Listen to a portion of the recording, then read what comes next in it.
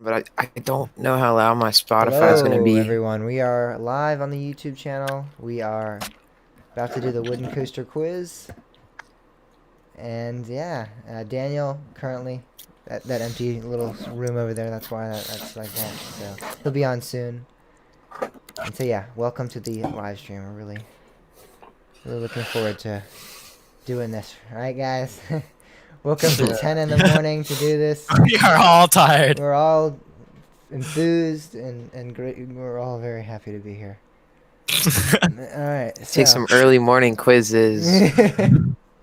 Oh man, I'm done with my semester, but here Yeah. I am taking quizzes at 10 in the morning still.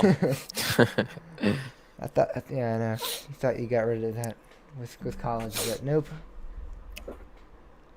Alright, so, without further ado, let's begin the quiz, I guess. We'll start that and see how we do. No, I think you said to start without him, so.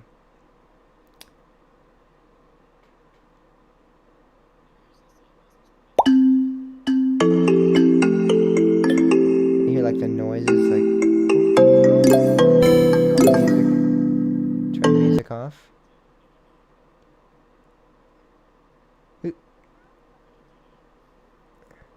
Alright, so I have the responses right here. So this is the leaderboard. I had the leaderboard up on the live stream so people can see how everyone's doing. And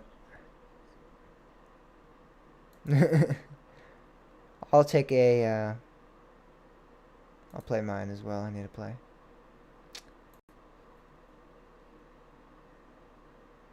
Yeah, I'm gonna move it over to another part of the thing here.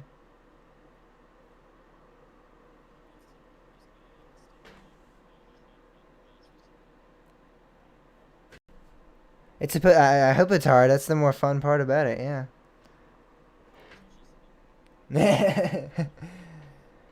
Alright. I'm gonna take my...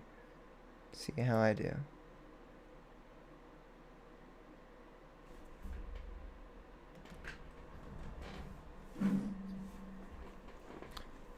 My results might not show up on there since I'm the mod, so I don't know how that's gonna work, but I'll just tell you guys what I get. I'm not gonna cheat, I promise.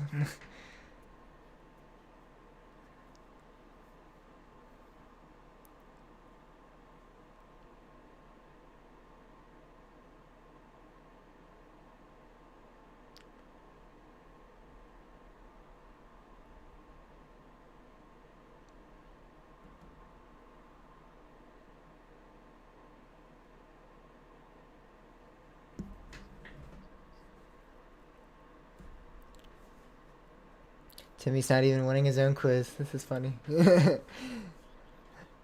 Sean BNM, or Sean BM, 1976, is winning. So. You're not even winning your own quiz. This is great. This is awesome.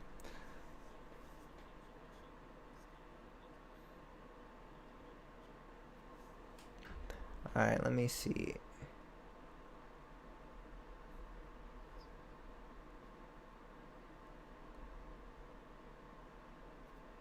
I guess I just won't be able to take it via... I'll take it on my phone. I'll just take it on my phone. I don't know why I didn't think about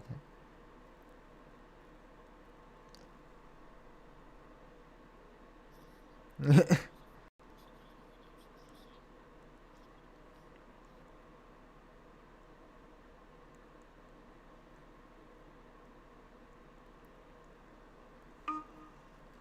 There we go. James is now in. Alright, let's see how well I do.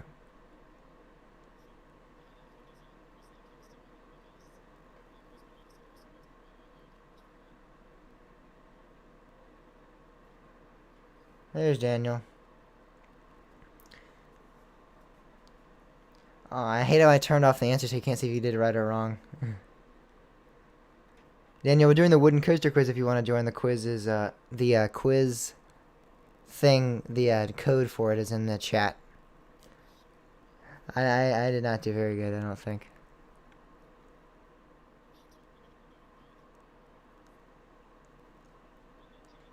Yep.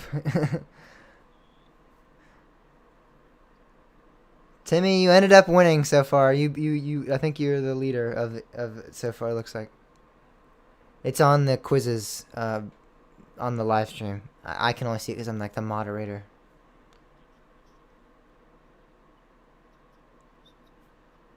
Yep.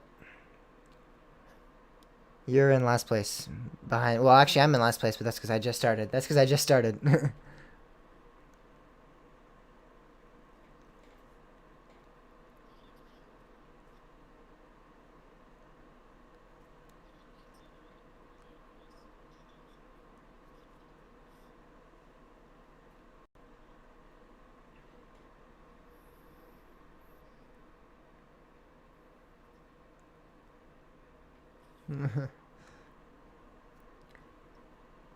It's all right. We'll just blame it on the early morning.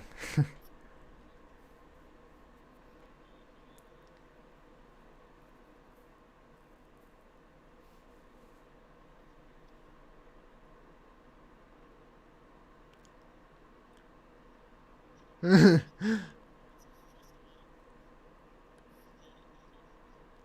actually know this because I looked up steel. I think I looked up steel coasters earlier this year. I had to look up for steel how many there were. Oh boy, Timmy.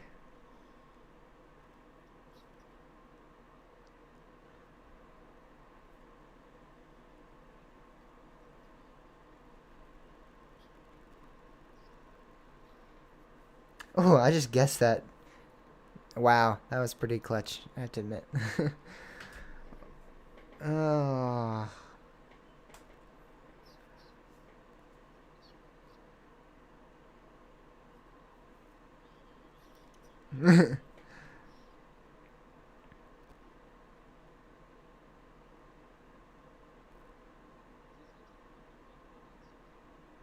Yeah, no, I guess I turned that off on accident, so you don't actually see if you got it right or wrong. It's kind of like when you take a test and you don't know the answer. If you got it right or wrong, you just gotta go with your gut. That's kind of like, it's kind of sucks.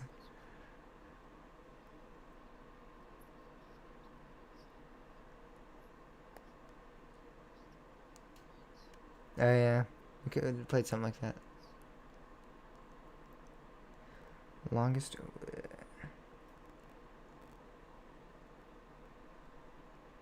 Oh, it said the second longest wooden, not the first. Ugh.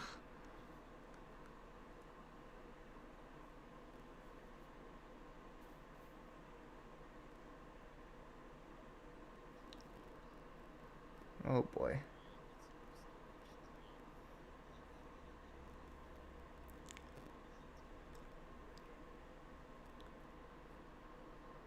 This is definitely a lot more challenging than than normal. I like it.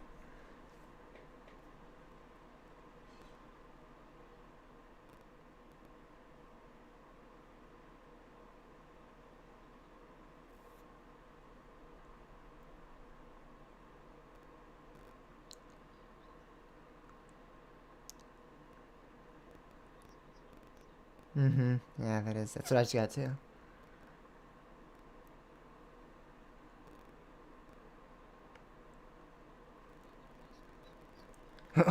Don't say yet. We still have people taking the quiz.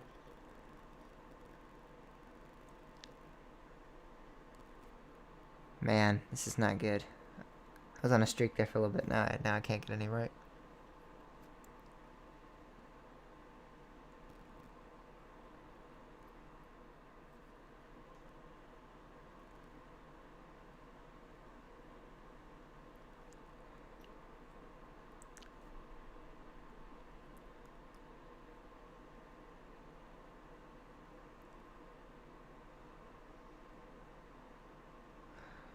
All right, and that is it. So just waiting for Daniel to finish up, and then we will figure out who is the leader, at least for us as far as we go. We also had Sean, who came in second place actually, so he surpassed me, and yeah.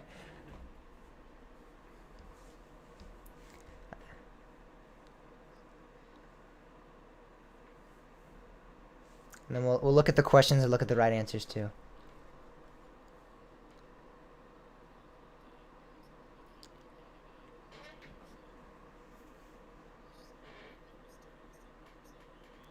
Oh yeah.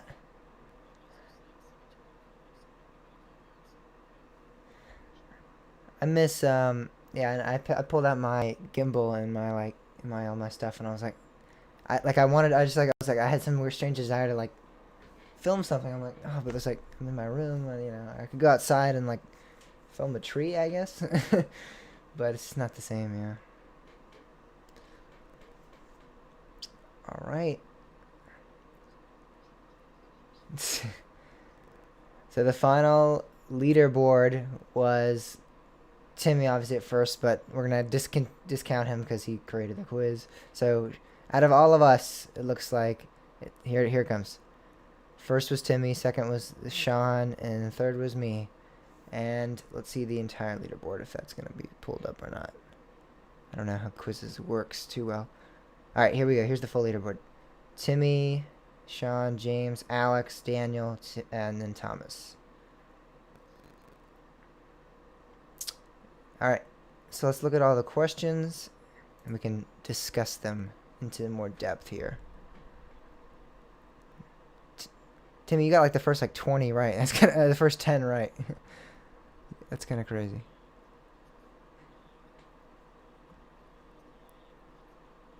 Alright,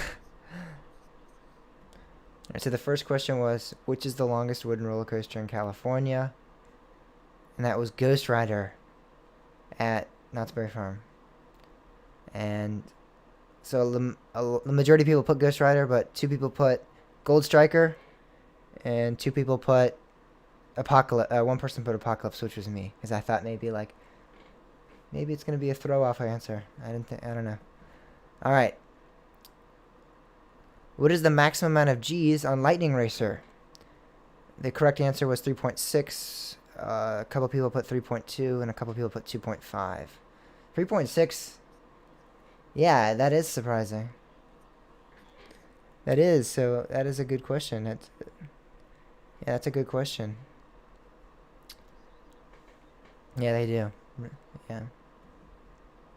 All right, next question was, what is the angle of the beast's drop? So we had 56.2, 61.3, 53.9, and the correct answer was 45.0. That is such a shallow drop. Like, it's not... the majority of people put 56.2. So I guess people were kind of thinking you would put it around, like the middle answer almost, and like, build it. Like sometimes people... Yeah, so... Yeah, but it's always like the middle one has to be the more correct one, so... 45.0, that's crazy. I never realized that. All right, who designed the Grizzly at King's Dominion? This was a difficult one, but I think all right, so it was either PTC, GCI, the National Amusement Device Company, or Taft Attractions Group. That's what the majority of people put, the Taft Attractions Group. 1 person put the Philadelphia Tobacco Company, and 1 person put the National Amusement Device Company. That's not it makes sense. It was an obscure... Taft is obscure, too. What year did... Yes, it was, yeah. What year did Racer at Kennywood open? A lot of people put 1924. No one put 1920 or 1931. And then a lot of people put 1927, which was the correct answer. So, yes. Just remember, it's really old. Alright. How many wooden coasters are there in North America? So a lot of people put 262. Some person put 243.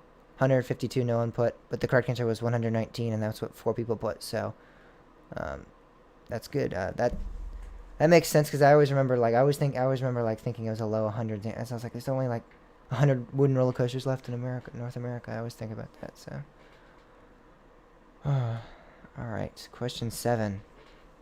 What is the second longest wooden roller coaster in the world? I swear I thought you put, what is like the longest wooden roller coaster in the world?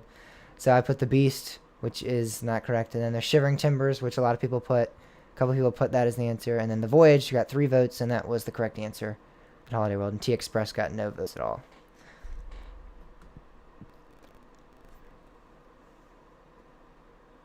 I'm sad I didn't, because I probably would have put that if I had read it correctly. What is the fastest coaster in Europe? A lot of people putting Wildfire, which is the correct answer because it makes a lot of sense. Colossus, Comp 30 Giants also got a couple votes. Coaster Express got one too, but Wooden Timber Coaster did not get any votes.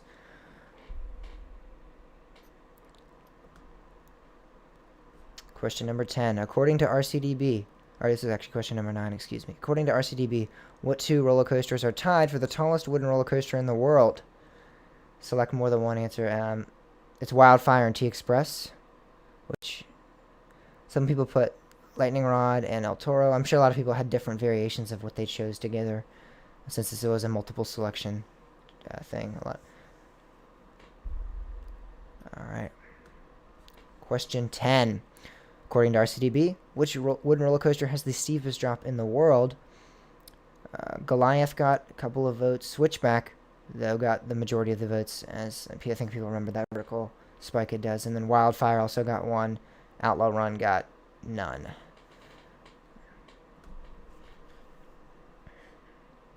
Question 11. What year did Hades 360 at Mount Olympus open? 2005 is the correct answer. 2005. 2010 got one vote. 2013 got one vote.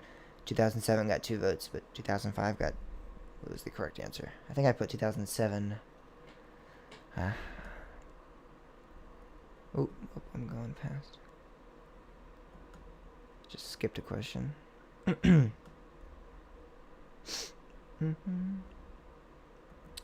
question number 12 now. What wooden roller coaster is faster by only 1 mile per hour?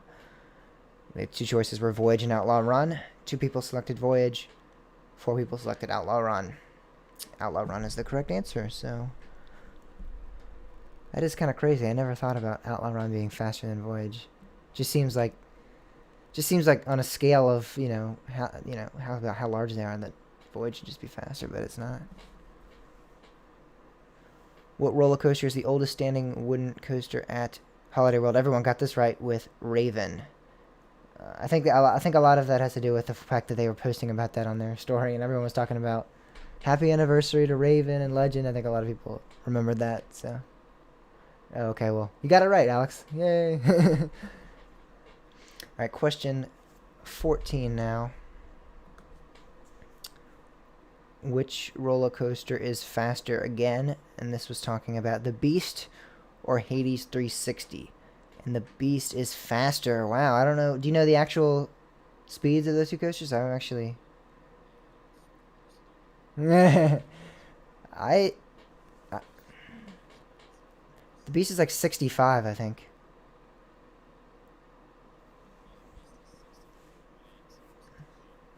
I don't know what Hades is. I thought Hades would be like 70, honestly. I thought it goes pretty fast. Especially because how aggressive people say it is. What would you say? How fast is it? Wow, that is surprising. Just think about that. Think about this. Apollo's chariot goes like 13 miles an hour faster than that. That's just crazy. Apollo just seems like such a kind of like, not obviously it's not like a speed machine when I think about it, but I guess. Oh, that's kind of weird. All right. Question number 15, talking about the steeper drops of the two attractions. And this is El Toro versus Outlaw Run. And 3 people voted for El Toro and 3 people voted for Outlaw Run, so split right down the middle. The correct answer was Outlaw Run is the steeper drop. Which, well, I don't know, that's not too surprising. I mean, looking at the POVs of both of those, I mean, it kind of makes sense, but that was close, because I feel like they're both pretty close in that aspect, so that was definitely a tough one. Question number 16. Which wooden roller coaster is taller, American Eagle or Shivering Timbers? That was a really good question. Because, I mean, a lot of people imagine Shivering Timbers. Exactly. It's not Shivering Timbers. It's American Eagle. And a lot of people imagine that, like, huge structure for Shivering Timbers. And they, I guess, automatically think, oh, that has to be taller. And American Eagle is just, another GCI. That's kind of crazy. Can we look at the stats for that as well? What is American Eagle at? That must be massive, actually. I feel like Shivering Timbers is at least 150. It's got to be. I always think of it like Voyage height. Yeah.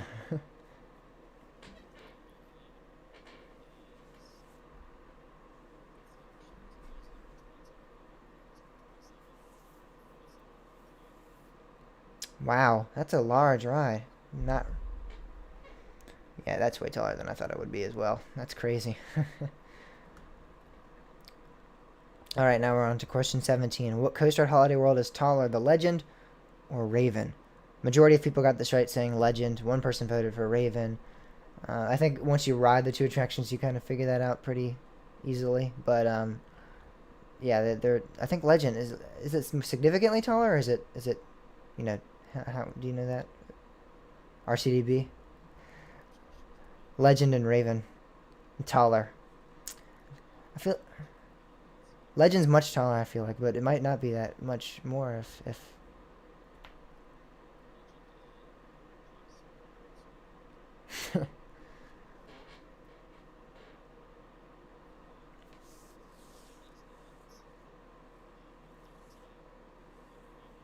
Wow, it must not be. It must not be that tall. But yeah, I thought it was a lot. I always felt like Legend was like taller than that. Legend just feels like a massive ride when you're on it. All right, now question number 18. Which racer is faster? This is probably the most fun question, I thought, because it was interesting. Racer 75 at Kings Dominion or Racer at Kings Island? The correct answer was Racer 75, but Racer at Kings Island got a couple of votes as well. Racer at 75 got 4 votes, so the majority of people voted for that. That was difficult because, yeah, I feel like they must be pretty similar because they're pretty much, other than Racer at Kings Island going out and then, Kings Dominion staying closer together. I feel like they're pretty much clones, so.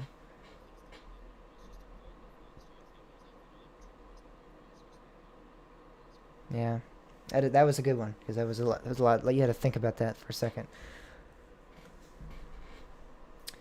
Including defunct coasters. So this was a selection. And it does show me everyone that selected it. All right.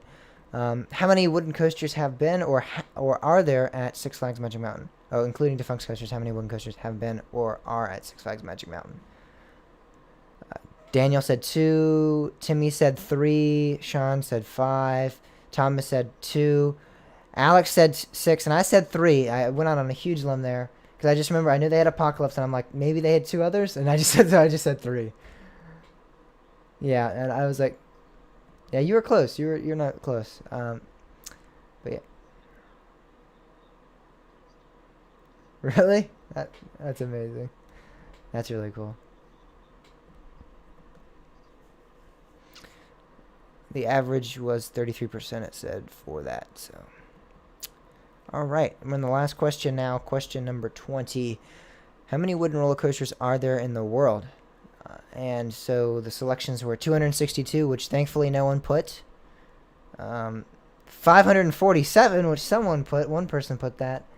183, which was the correct answer. That's what a lot of people put there. And then 356 is what another lot of people put. So we had 3 votes for that, and then we had 2 votes for the 183. So 356 got the majority of the answers. So I guess that really means that America does contain pretty much all of the wooden coasters in the world. It's kind of crazy. Because we said how many are there in like the U.S. and it was like 116 or something, and then there's only 183 in the world. So it's kind of crazy. All right. So that is the wooden coaster quiz. We're gonna go back to the main screen here. All right.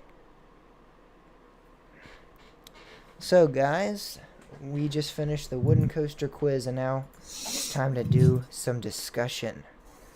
I'll let whoever wants to go with this first. What is the best coaster to introduce someone to in terms of roller coasters? So, a first-time coaster. What is a good first-time coaster for someone to ride? I'll start off with this one. My trusty, good friend Apollo's Chariot. It's 20 years old. It's never let me down. It's super smooth. It's an enjoyable ride overall. What's not to love about it? It's got comfortable restraints, open but not too unrestricted. Not feeling like you're going to fall out. So someone who might be nervous, they have good handholds, but they feel comfortable in the seat. Yeah. The setting is beautiful. It's great. Besides that, that one has a lot of hills. I know some people don't like hills and airtime. So in terms of something that might like go upside down, something like Copperhead Strike almost.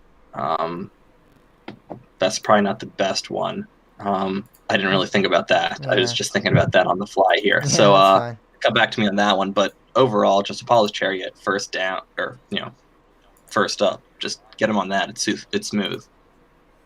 Yeah, that's a great one to choose from. I would say the same park, another good one to introduce someone to, and I have another answer as well. Actually, there's actually two rides there that I would choose as well. Apollo's is a good one, definitely for someone that like doesn't like inversions. You can be like, hey, this doesn't go upside down at all. It's just airtime hills. There's nothing too crazy here. But That too. another good one is Verbolten. I think at there.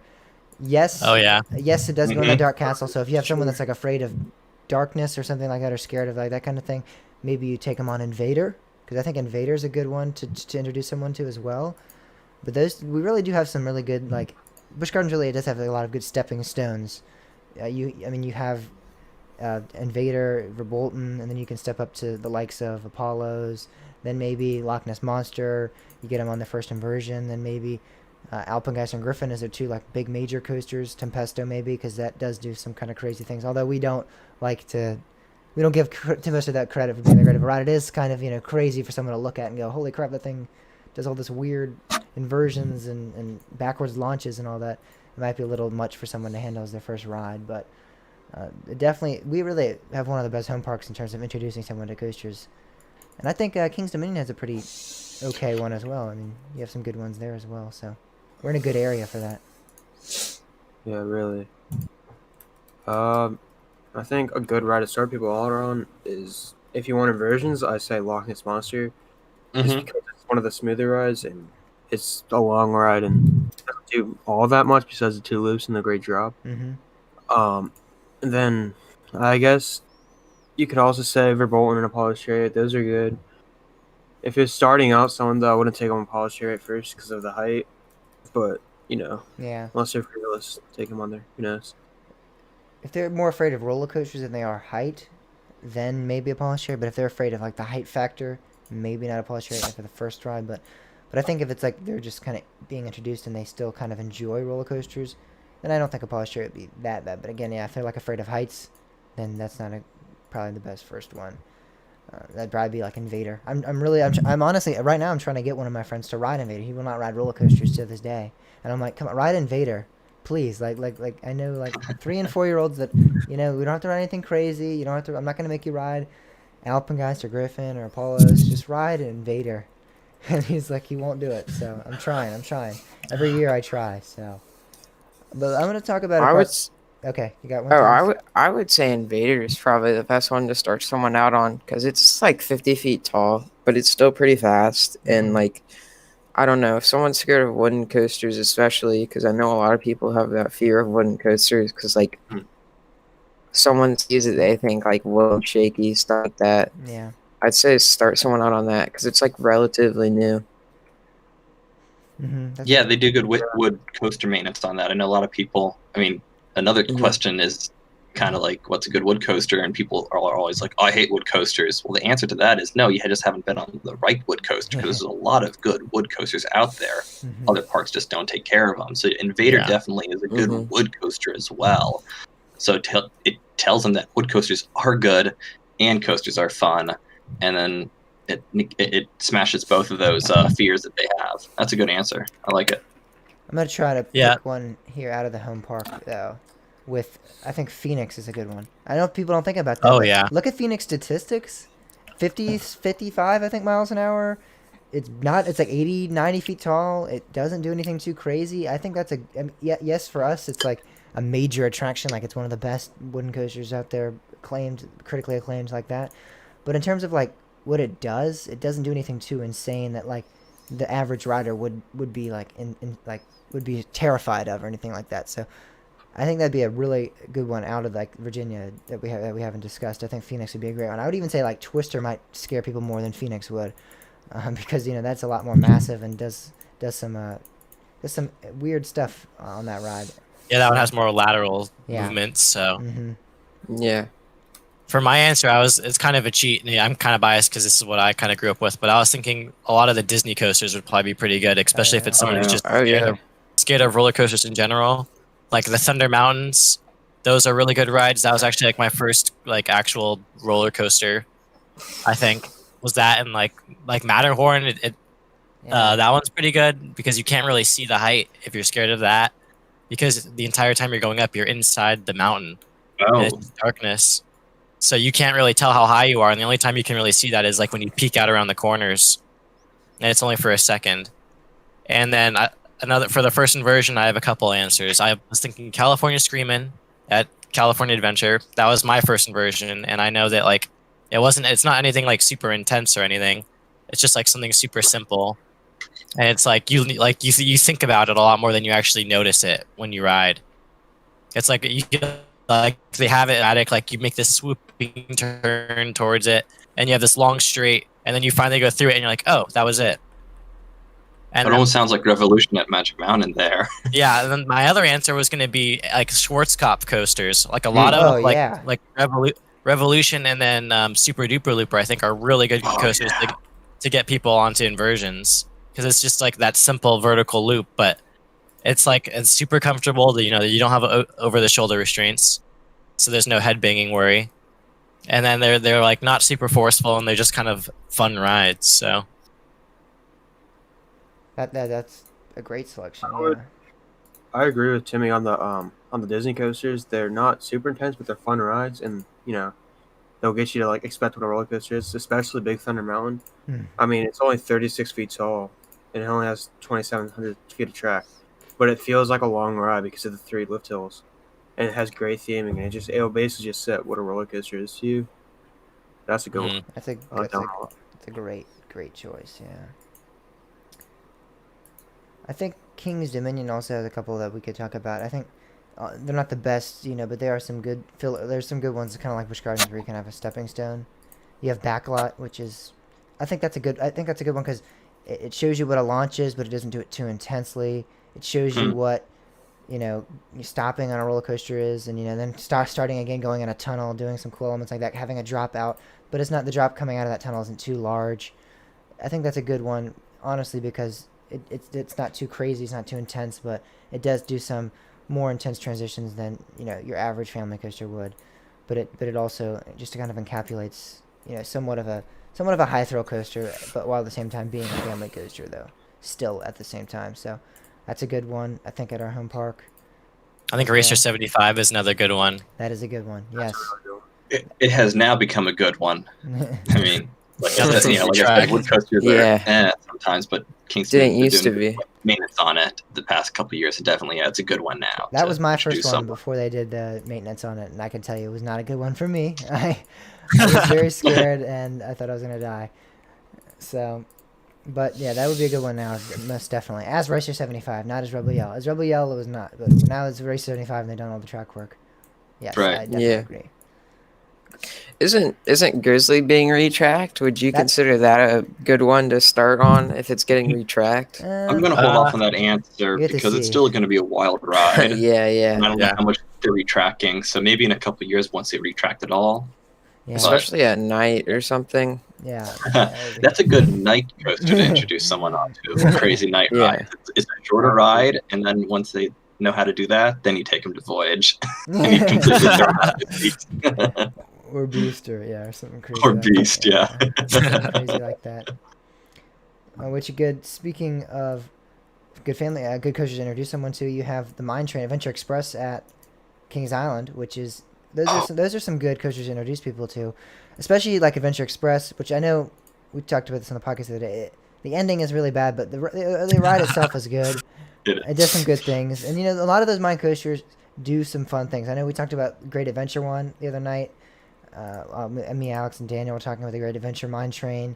That's a really good one. The one at Cedar Point is pretty good. You have some okay ones to introduce some people to. They do sometimes big drops. Some of them don't really, but they're pretty good.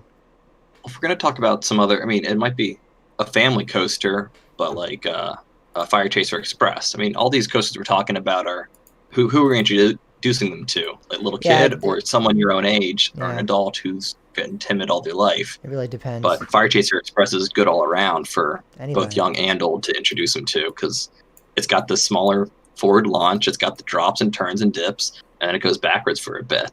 And it's super smooth, and I think it's super fun. So it's definitely a good one to also introduce people to. That's a great choice. Yeah. Cedar Creek Mine Ride would also be pretty good because Yeah. it's over water partially, and it'll just Mhm. like adjust to like different settings and terrains more.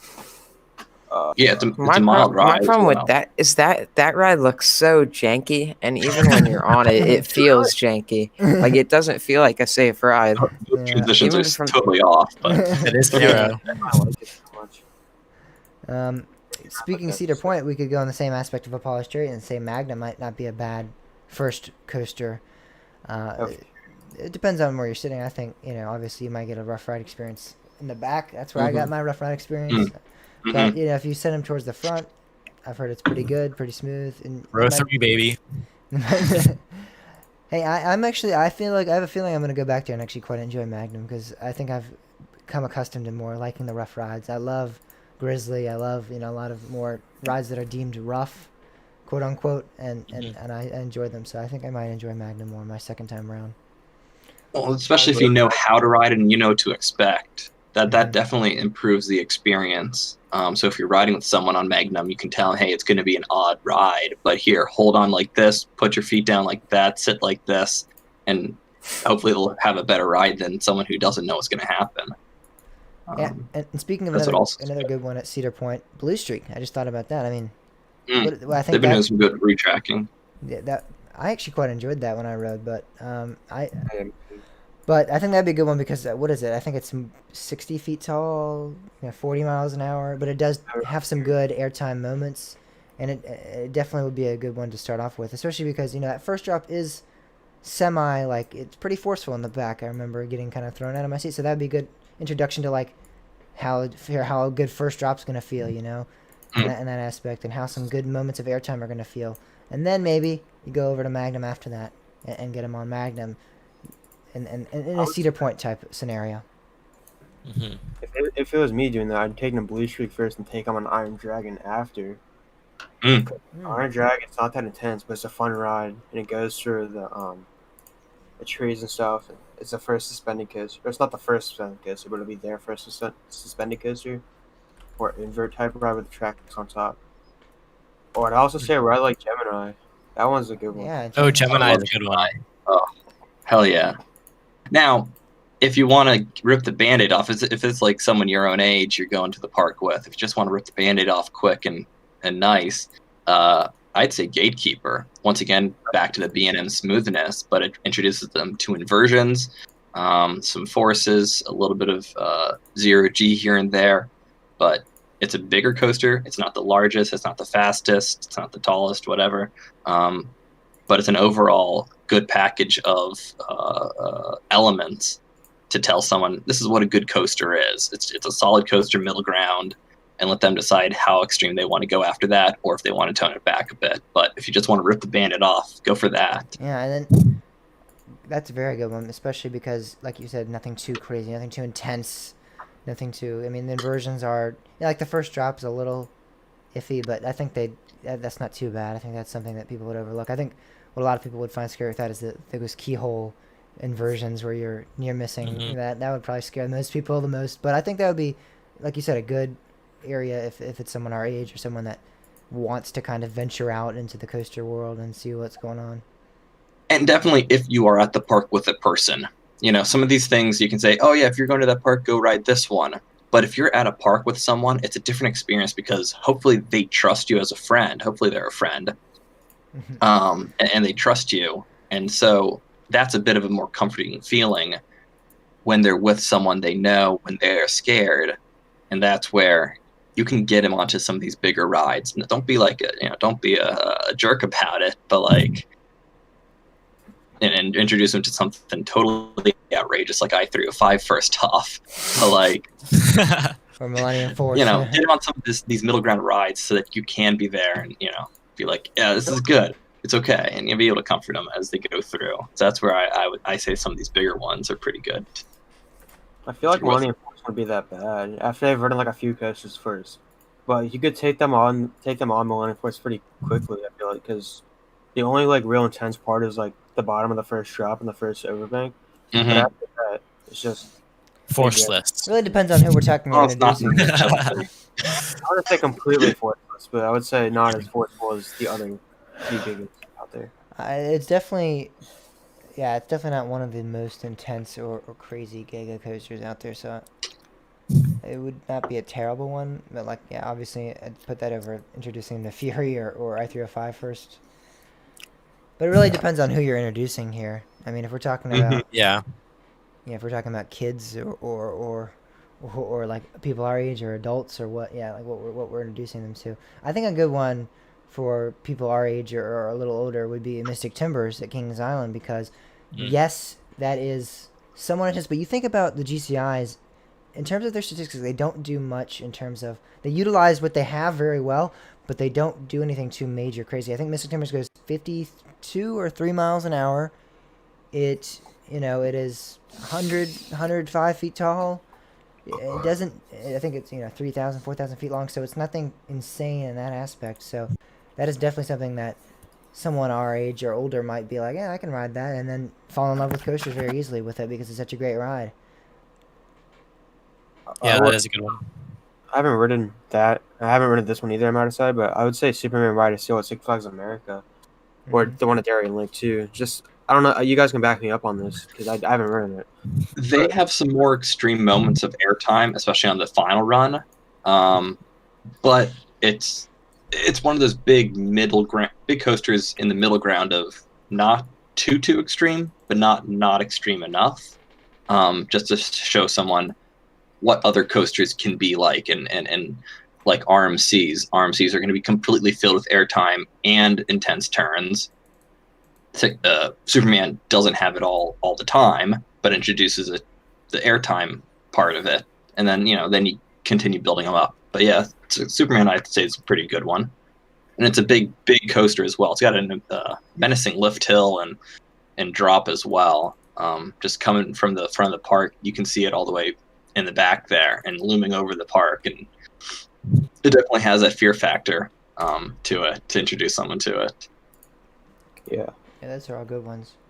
Another Raven would be a good one. I think we were talking about earlier. Raven. Oh yeah, That is, that'd be a good net ride too. yeah, good. To Yeah, introduce good someone first. to That, a good stepping coaster. there's nothing there. Stepping stone. Nothing there is too crazy. It's more of like an airtime coaster. There's nothing like. There's no laterals really in that ride too much.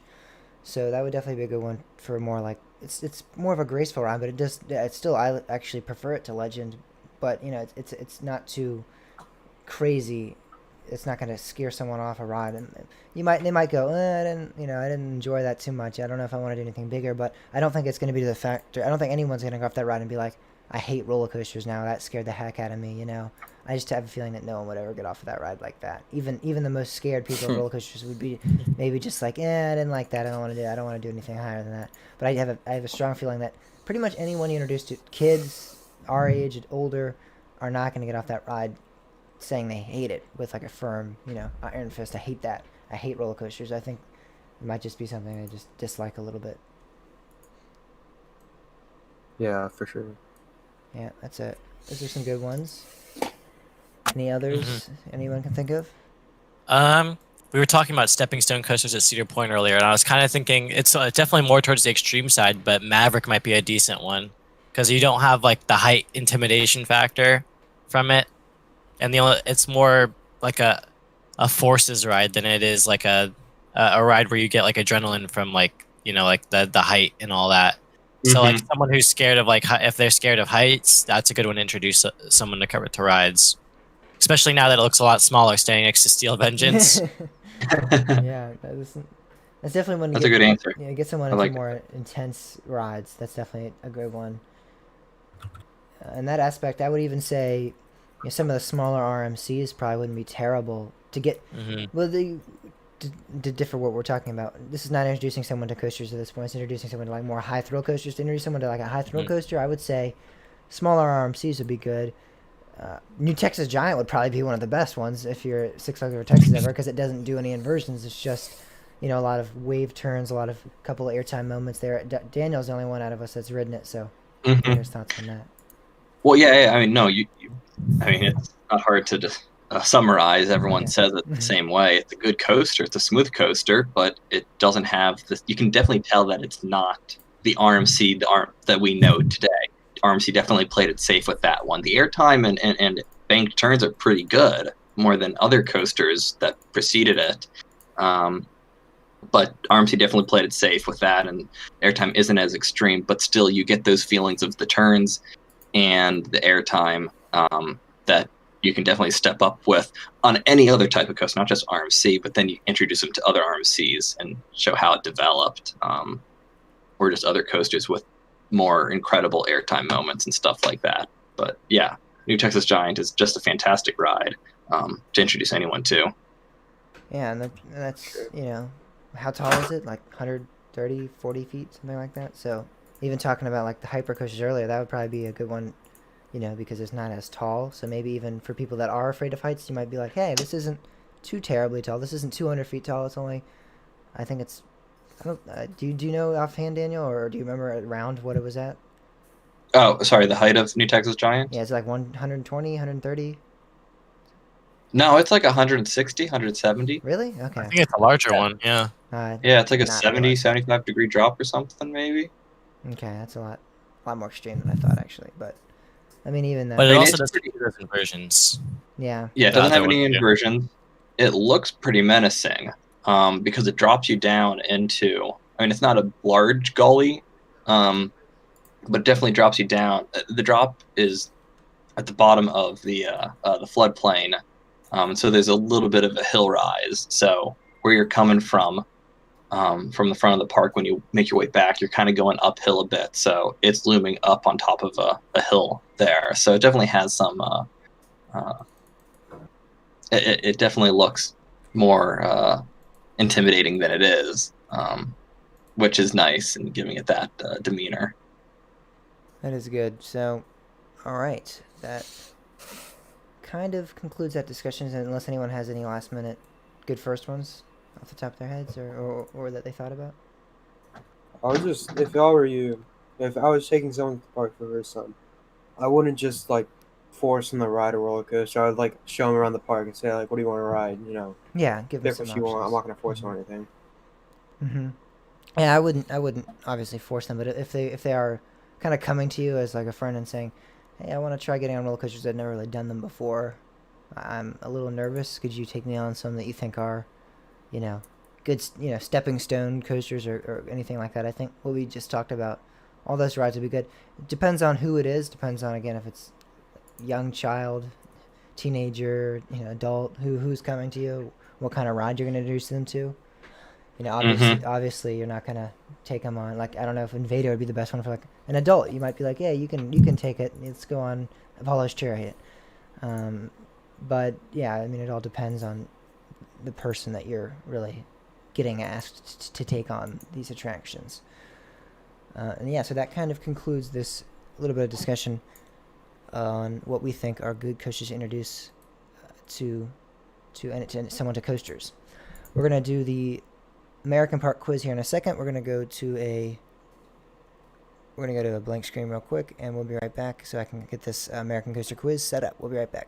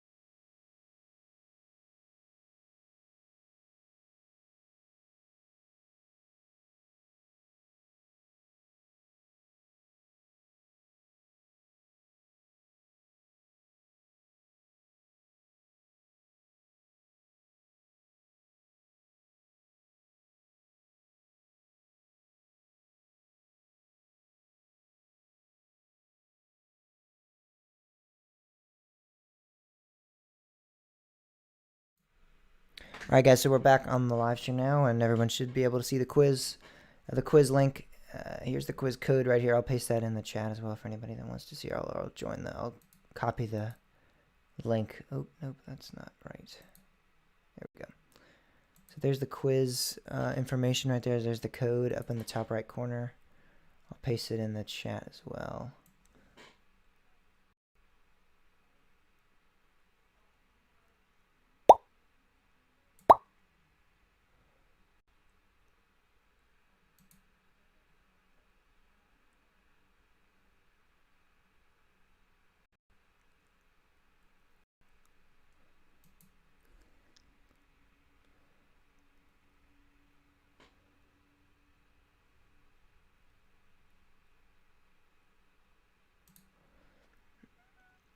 All right, here's the quiz thing right here.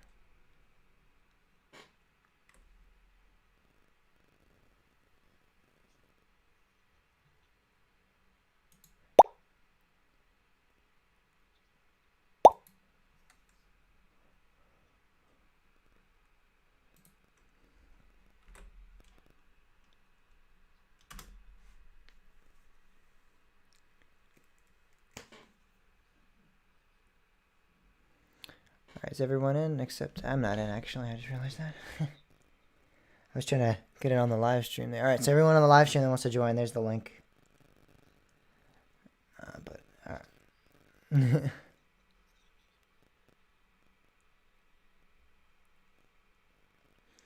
All right, James. All right, so we're all in, and we got Sean's back in as well. All right, so anybody that wants to play, I think you can use that link during the game as well, and it'll still allow you to play. So let's start the game. Here we go.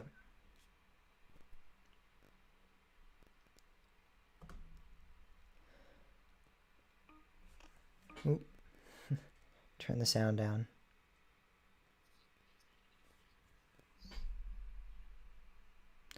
All right, and we have the leaderboard up on the screen here.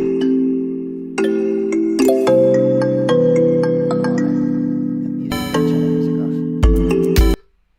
All right.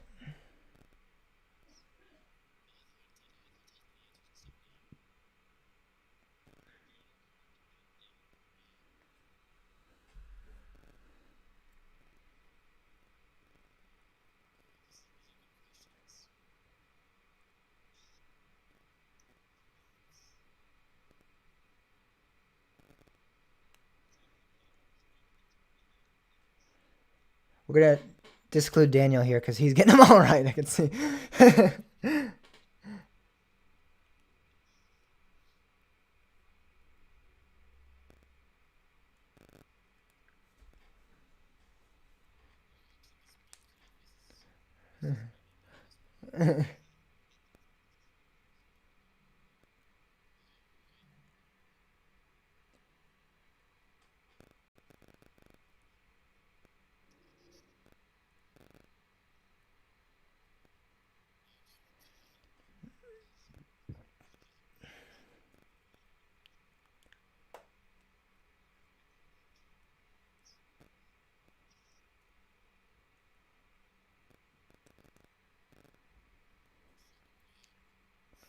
Oh boy. This is definitely difficult. But I'd rather be this hard than it be like so super easy. Yeah.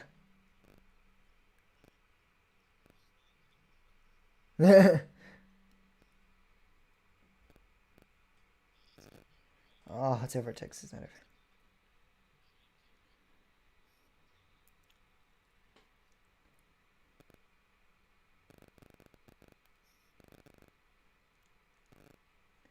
Six.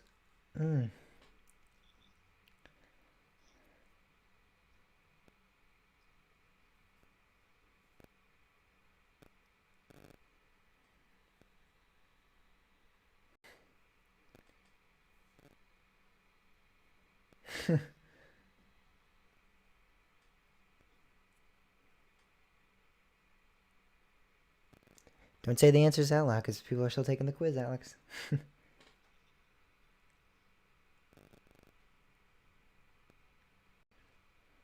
I didn't hear what you said, but I heard you say something like, "Of course it's this," and I was like, "Wait." What?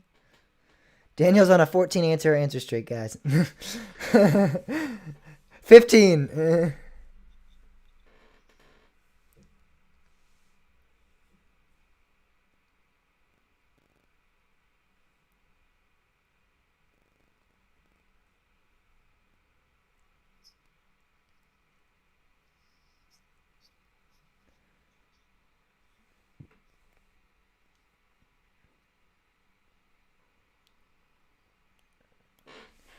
Do do do do.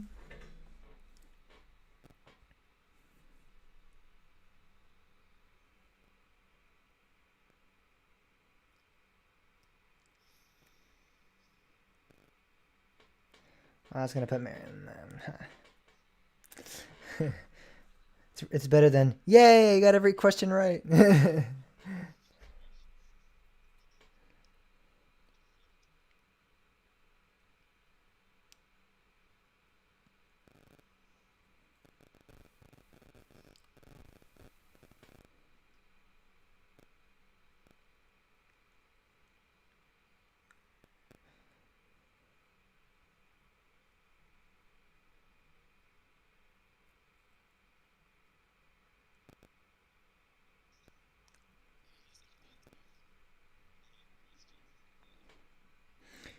Indeed.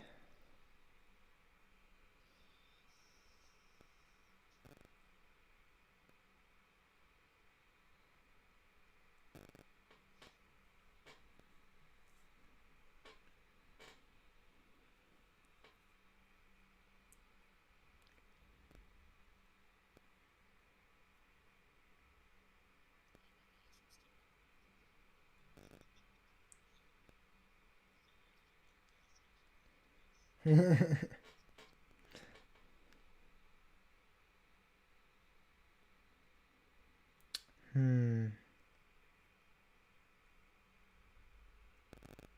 Yes. All right. Got one.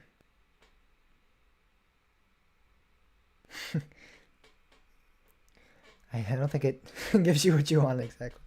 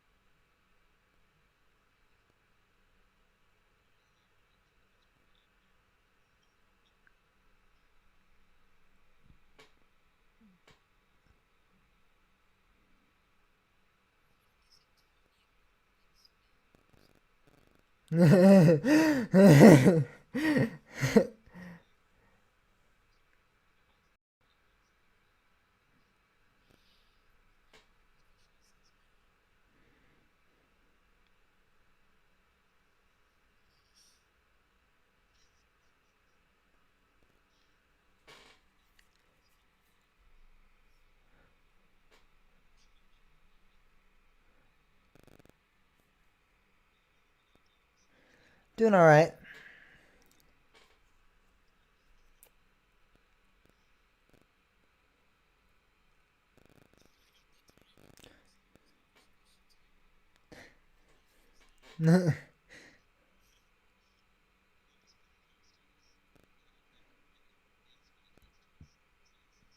Oh, it just told me to use my streak saver, and I don't even have a streak. Why would it do that? It said use your streak saver now, and then I didn't even have a streak.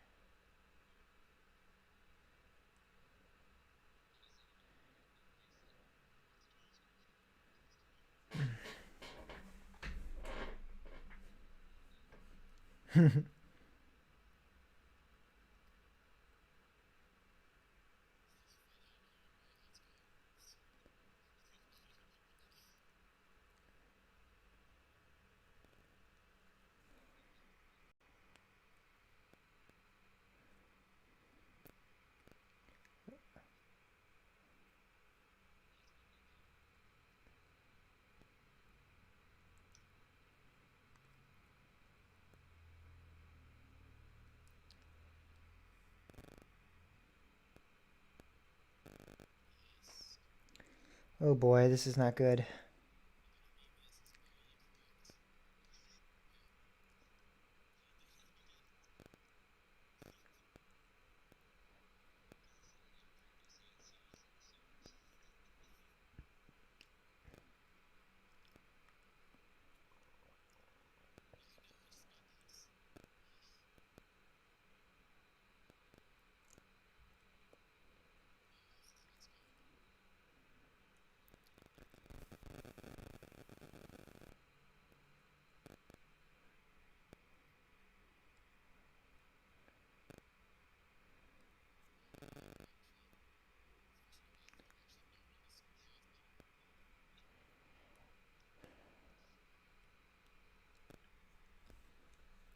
All right, we're coming to a close, it looks like.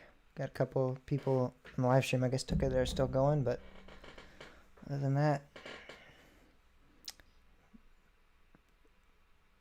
I'm in sixth. Oh, I'm on the mod board, so I have like the whole list of people. It's on the live stream. If you go to live stream, you can look at it. It's on the top right corner. Daniel, of course. Yep. We got the same amount of questions correct, but yeah.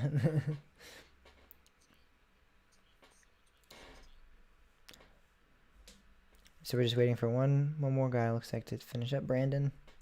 Then we'll be ready.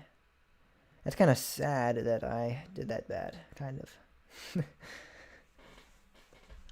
Looks like me, Thomas, and Timmy all got the same amount of questions correct. Alex got a little bit more right. Sean got a lot right, and then Daniel got all of them right. Yep.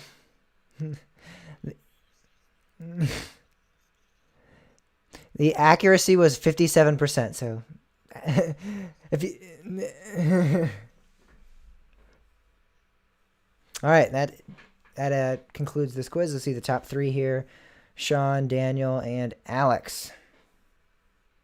The top 3. Sometimes guessing is better than actually trying to think about it logically.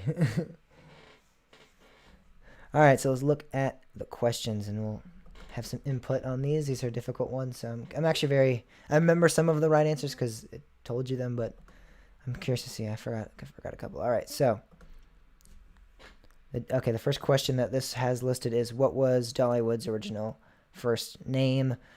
I knew this one because I just did a Dollywood park overview, but I would never have guessed this I would not have known this if it was not for that. There's Frontier City, Silver Dollar City, Rebel Railroad, Gold Rush Junction, and Gold Rush. Rebel Railroad was the correct answer. 3 people chose that. 2 people chose Gold Rush Junction. 1 person chose Silver Dollar City, and 1 person chose Frontier City. So it went from Rebel Railroad, then it went to Gold Rush Junction, then it went to Silver Dollar City, then it went to Dollywood. If I remember that, I think that's exactly how it went.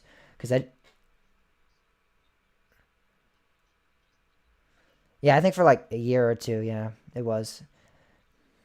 Mm-hmm.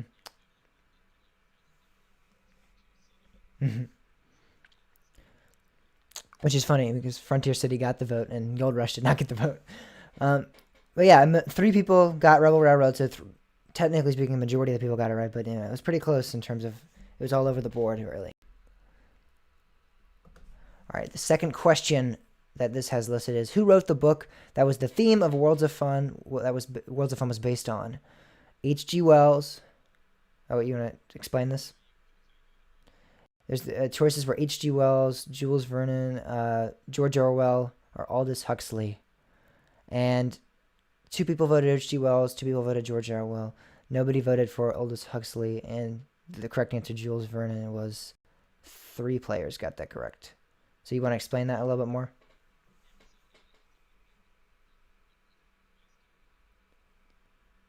Did not even know that was a thing. Oh.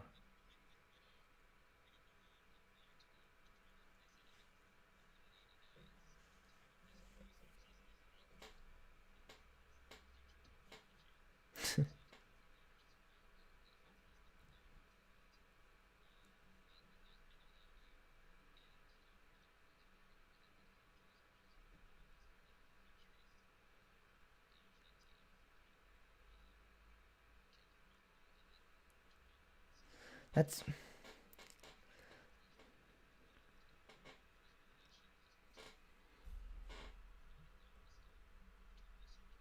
I'm a big H.G. Wells fan.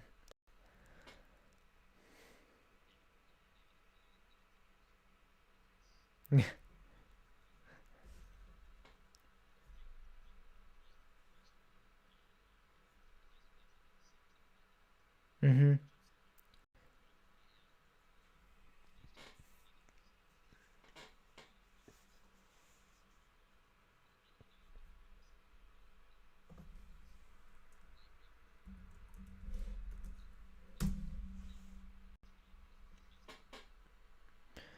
That is some trivia I think none of us expected to grasp in today's podcast. I'm glad we got some awesome trivia. That's a good one. Question 3. Six Flags built their first 3 parks. What was the first park that Six Flags acquired? The choices were Magic Mountain, Great America, Astro World, and Great Adventure. 2 people voted Great America. No people voted for Magic Mountain. 1 person voted for Great Adventure. 4 people voted for the correct answer, which was Astro World. All right.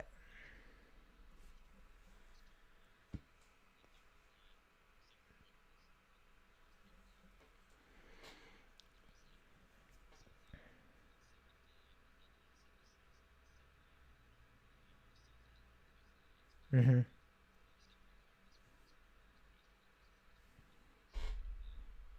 That's great. Some good trivia as well. Question 4.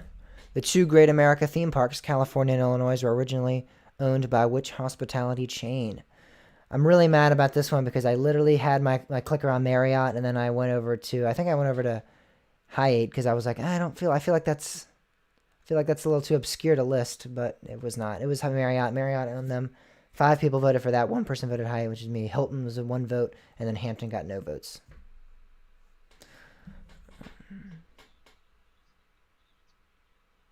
Mm-hmm. Third Great America Park was planned for which state? Pennsylvania, Texas, Florida, or Maryland? More people voted for Pennsylvania. 4 people voted for Pennsylvania, so that was a trick question there. It was actually Maryland. Maryland, I guess America maybe was going to be called Great America, or is that the story?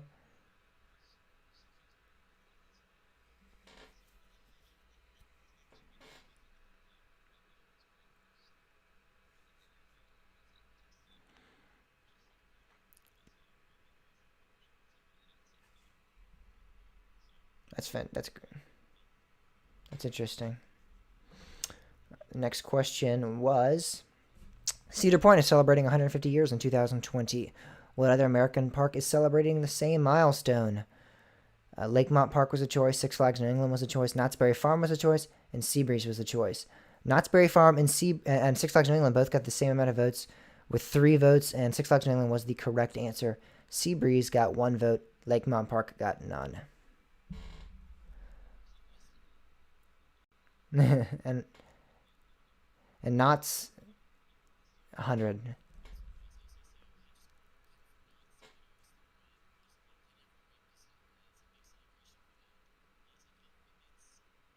All right. So question 7 was the Schwarzkopf Wildcat at Adventure Park USA in Monroe, Maryland was once located at which renowned park? Excuse me. Wow. Tired.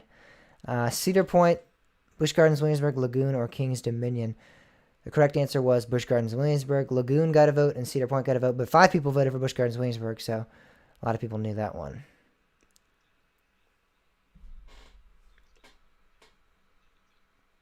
Mm-hmm.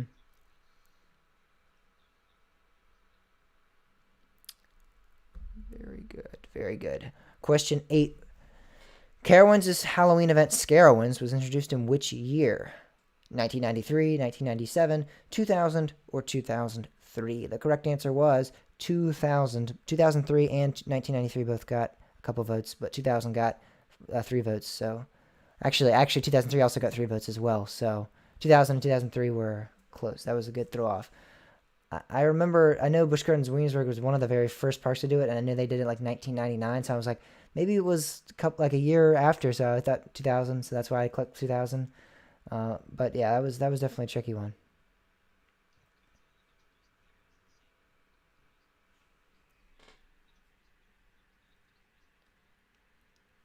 Yeah, that's interesting. It's crazy how old those haunt events are now.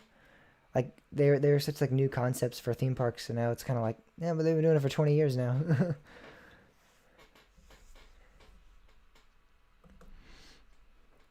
Question 9 now. Which of these parks closed their racing/dueling coaster last?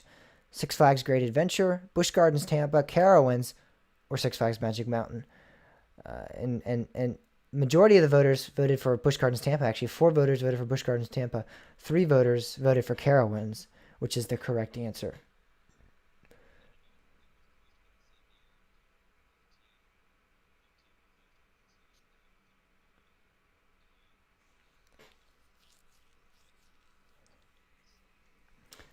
Yeah, I guess it seems like Gwazi was just.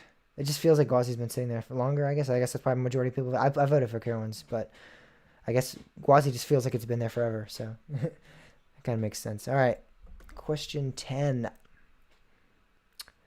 Which of these Six Flags parks did not have a Tony Hawk Big Spin coaster?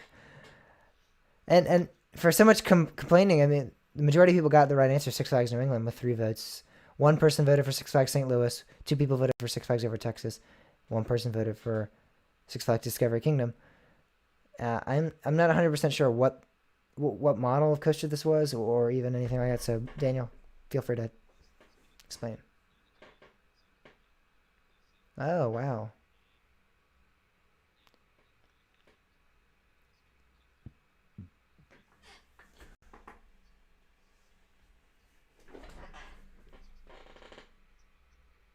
Mm-hmm.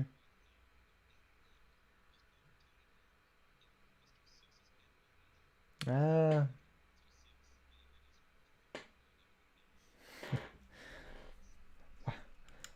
Wow. All right.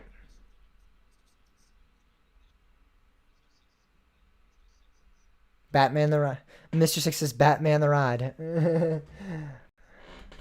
That was a 43% accuracy. I can actually read the accuracies off on these as well. Okay, so which of these parks has the shortest observation tower, including the top of any antenna? Six Flags Magic Mountain was a choice. Kings Island was a choice. Kings Dominion was a choice. And Six Flags Over Texas was a choice. Six Flags Over Texas was the correct answer, with that oil rig observation tower they have or whatever. Is that correct? Yeah. Yeah. Magic Mountain got a vote. Kings Dominion got a vote as well. A couple votes. 2 votes, actually. So the accuracy was 57% for that, though. So majority in terms of that got it correct. Question number 12. 14% accuracy. So let's this. Trolley parks are a staple attraction of any Americana amusement park history. Which of these trolley parks opened prior to the turn of the 20th century? Oaks in Oregon, Seabreeze in New York, Lakeside in Colorado, Waldameer in Pennsylvania, or Canopy in New Hampshire. 2 people put Oaks. This is one where you select multiple ones, so I don't know what the selections were. It doesn't show me what each and every individual selection was, but these are the ones that people put. So 2 people put Oaks, 4 people put Seabreeze, 1 person put Lakeside, 5 people put Waldameer, 4 people put Canopy. So I guess what happened was they just put them, like, they might have gotten one of the right ones correct, and they selected it, but then the other ones they didn't get correct. So that's why it was a 14% accuracy, because this only counts if you get all of them correct, not if you get some of them correct. Yeah.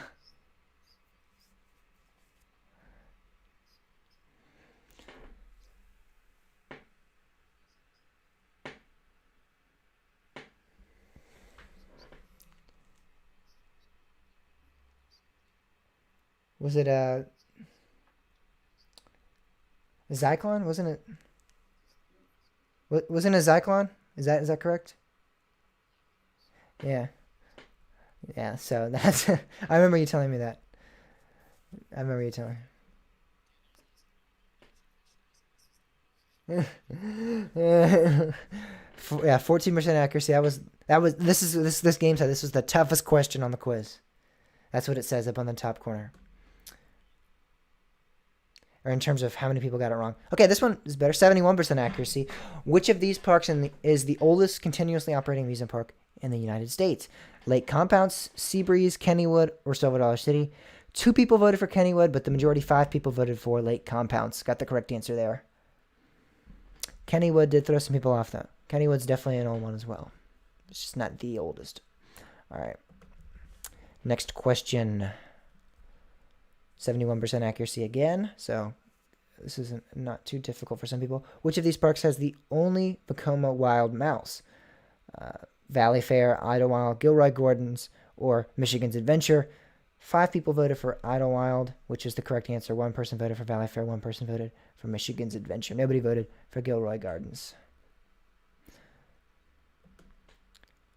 All right. Question 15. Which of these parks has never operated a shuttle coaster? This is 71% accuracy again, so good amount of people got it correct. King's Dominion, Six Flags Magic Mountain, Michigan's Adventure, or Six Flags Over Texas? Michigan's Adventure was the correct answer with 5 votes. Six Flags Magic Mountain got a vote, and Six Flags Over Texas got a vote. Question 16. Let's see. Oh, went to 17. Question 16 is, in 2007, Cedar Fair closed Geauga Lake.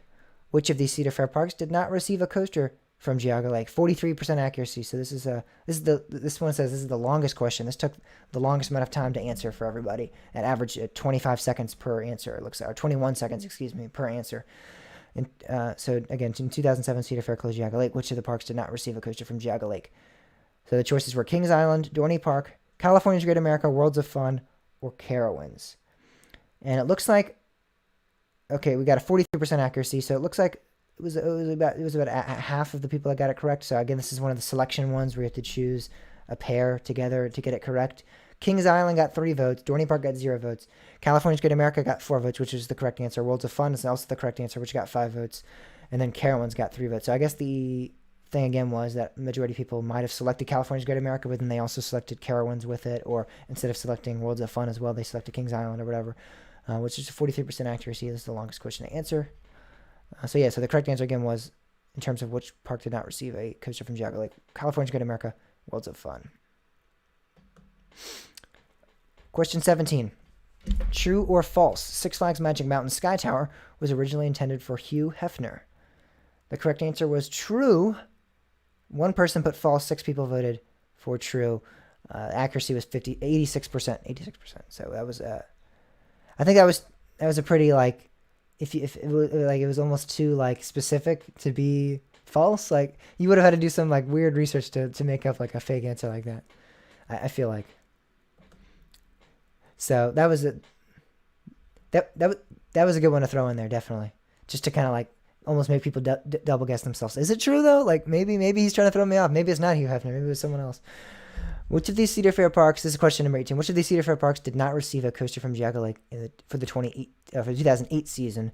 This is accuracy of 29%, and this is another one of the selection ones. So the selection ones seem to be the most difficult for everybody. Kings Island was a choice, Kings Dominion was a choice, Carowinds was a choice, Dorney Park was a choice, Michigan's Adventure was a choice. So the 2 votes, the 2 correct answers were Kings Island and Carowinds, which got both, Carowinds got 6 votes, Kings Island got 3 votes, but it looks like Dorney Park got 2 votes and Michigan's Adventure got 2 votes. So I guess, again, with these selection questions, maybe you chose Kings Island and Carowinds, but then you also chose Dorney Park as well, so that would be kind of wrong. Or maybe you chose Carowinds and Dorney Park instead of choosing Carowinds and Kings Island. I don't know. But only 29% of people got this correct in terms of the full question.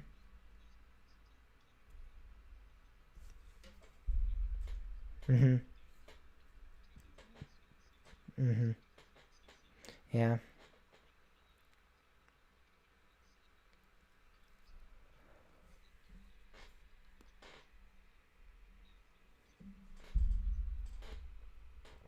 All right, that's very interesting. All right, so question 19: Silver Dollar City's caves contains a large quantity of what type of stone and mineral? Um, everyone got 71% accuracy here, so a lot of people got this right. I think a lot of people probably just kind of guessed. I'm assuming. I don't know. I don't know. You, I did not. I think I guessed limestone, which is the correct answer, but I think I just kind of guessed on that one. Marble was also chosen for one person, and then granite was also chosen for one person. Question 20. Silver Dollar City's first coaster was Fire in the Hole, opening in 1972. Thunderation, Silver Dollar City's second coaster, opened in what year? Accuracy was 43% for this. The choices were 1985, 1988, 1990, and 1993. 3 people chose 1985, 1 person chose 1988, 3 people chose 1999, which was 1993, excuse me, which was the correct answer. 1990 did not receive any votes, which was not correct, so 2021. Question 21. Wow. Guys, try waking up at 10 in the morning for a live stream, and you'll understand what I'm going through right now. And try reading like all these well-structured paragraphs. Kentucky Kingdom's previous B&M stand-up coaster Chang opened with a color scheme of purple and lime. What was the steel? What color was the steel when it arrived at the park prior to the construction? 43% accuracy here. And the choices were gray, white, blue and yellow, or purple and lime. Looks like 2 people chose blue and yellow, 1 person chose white, 1 person chose purple and lime, 3 people chose gray, which was the correct answer.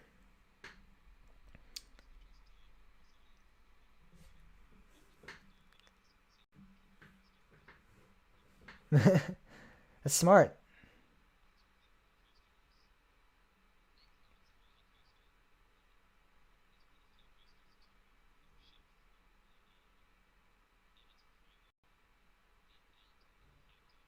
Wow.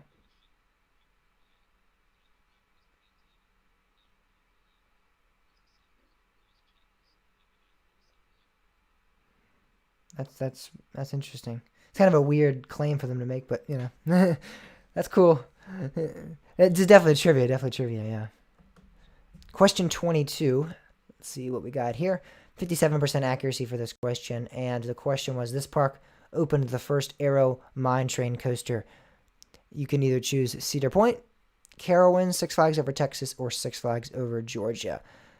Cedar Point got 1 vote. Carowinds got 1 vote. 4 people voted for Six Flags Over Texas, which was the correct answer, and then 1 person voted for Six Flags Over Georgia. I remember this. I remember learning about that a while ago, or hearing about that. So Six Flags Over Texas was the correct one. That was the first Aero mine train. Question 23 now. 86% accuracy. Here's a good one. And I'm assuming everyone... I can't imagine everyone knew this off the top of their heads, but what are the first names of Mr. and Mrs. Knotts, the original creators and owners of Knott's Berry Farm? I think a lot of people guessed on this one, or at least, kind of didn't know and just kind of went on a limb and was like, that sounds familiar. William and Marina were one option. Walker and Linnea were one option. Warner and Virginia were one answer, and then Walter and I don't even know how to pronounce it. Cordelia?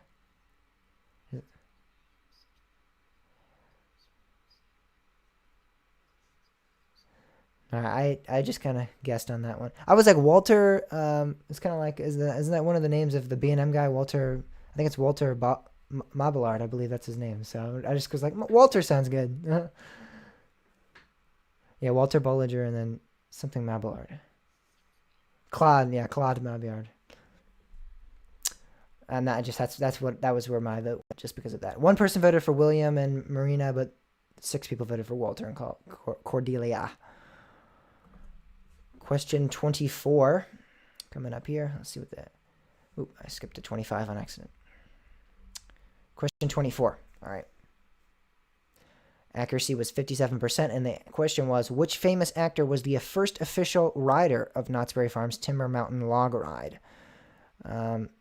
Looks like a lot of people kind of understood this. All right, at least everyone had a similar idea. John Wayne was the correct answer, and that's what majority of people voted for. Someone else put 3 people put Clint Eastwood. Nobody else voted for James Dean or Roy Rogers, but for some everyone kind of levitated towards the Western stars there with John Wayne and Clint Eastwood. I guess, yeah. I knew. I don't know why I knew that. I just knew John Wayne. I don't know why. I just went right to John Wayne. I'm like, that's correct. 57% accuracy.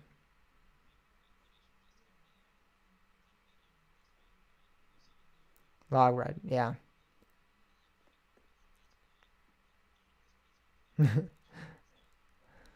Anybody wants to go watch that? That's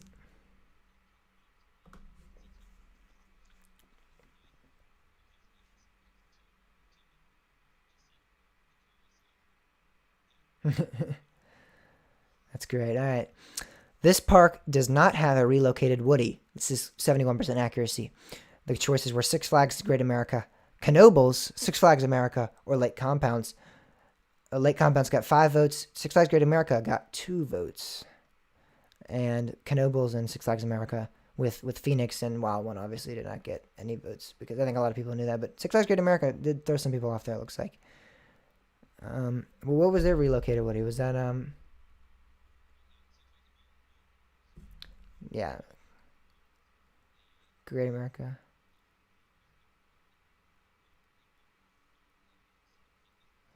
Oh, okay.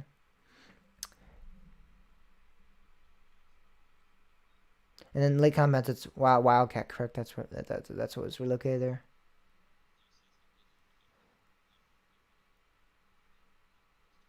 Oh, does not have a relocated Wild Woody. Yeah, all right. Again, 10 in the morning. Sorry. Did not, I got it right though. I'll remember that. What park was the first to close their Den and Summers Woody? Cedar Point, Dorney Park, Six Flags Magic Mountain, or Six Flags Over Texas. This is an accuracy of 29%. This threw some people off. This one was tricky. Cedar Point got 2 votes. Magic Mountain got 1 vote. Over Texas got 2 votes. Dorney Park got 2 votes, which is the correct answer. So that was Hercules. Yeah. I always remember Hercules just because Hydra's story is that it was got revenge on Hercules. I just remember that. So it's one of my favorite amusement park stories. I love how they theme that. Question 27, 86% accuracy. So good. We got a good amount of people here who got this correct. Which park opened their first coaster to what park opened the first coaster to utilize upstop wheels? Geauga Lake? No. Palace Playland got 1 vote, but that is incorrect. Dorney Park got 0 votes, which is incorrect as well. And Kennywood got 6 votes, which is correct. That is the correct answer. I think a lot of people remember that.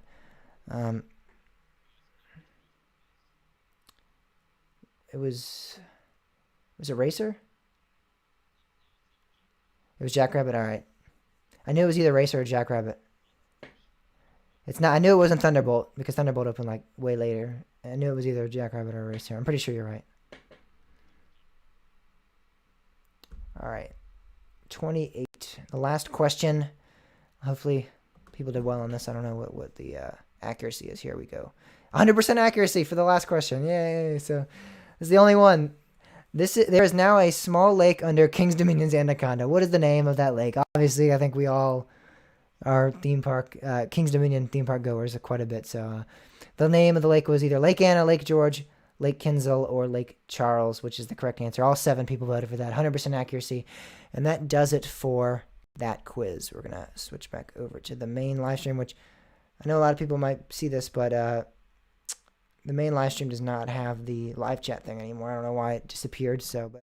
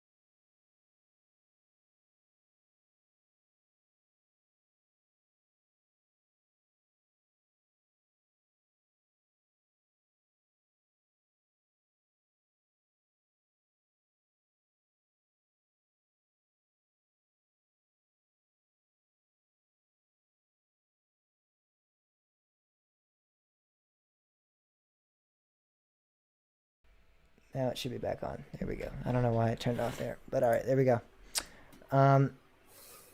Yeah, so Sorry. that was a big ad for Takis. Thank you for telling me that. And so I think a good one would be, I think a good one for, that I just thought of kind of off the top of my head, it would be if like King's Dominion was owned by a Busch, that the SeaWorld parks.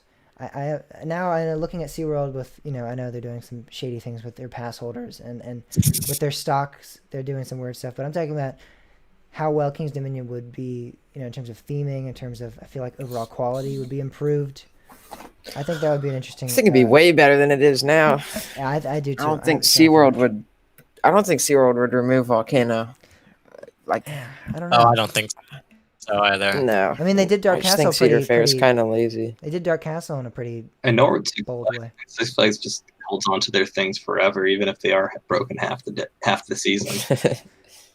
I don't know. SeaWorld was interesting because, I mean, they did do the Dark Castle. They did Big Bad Wolf.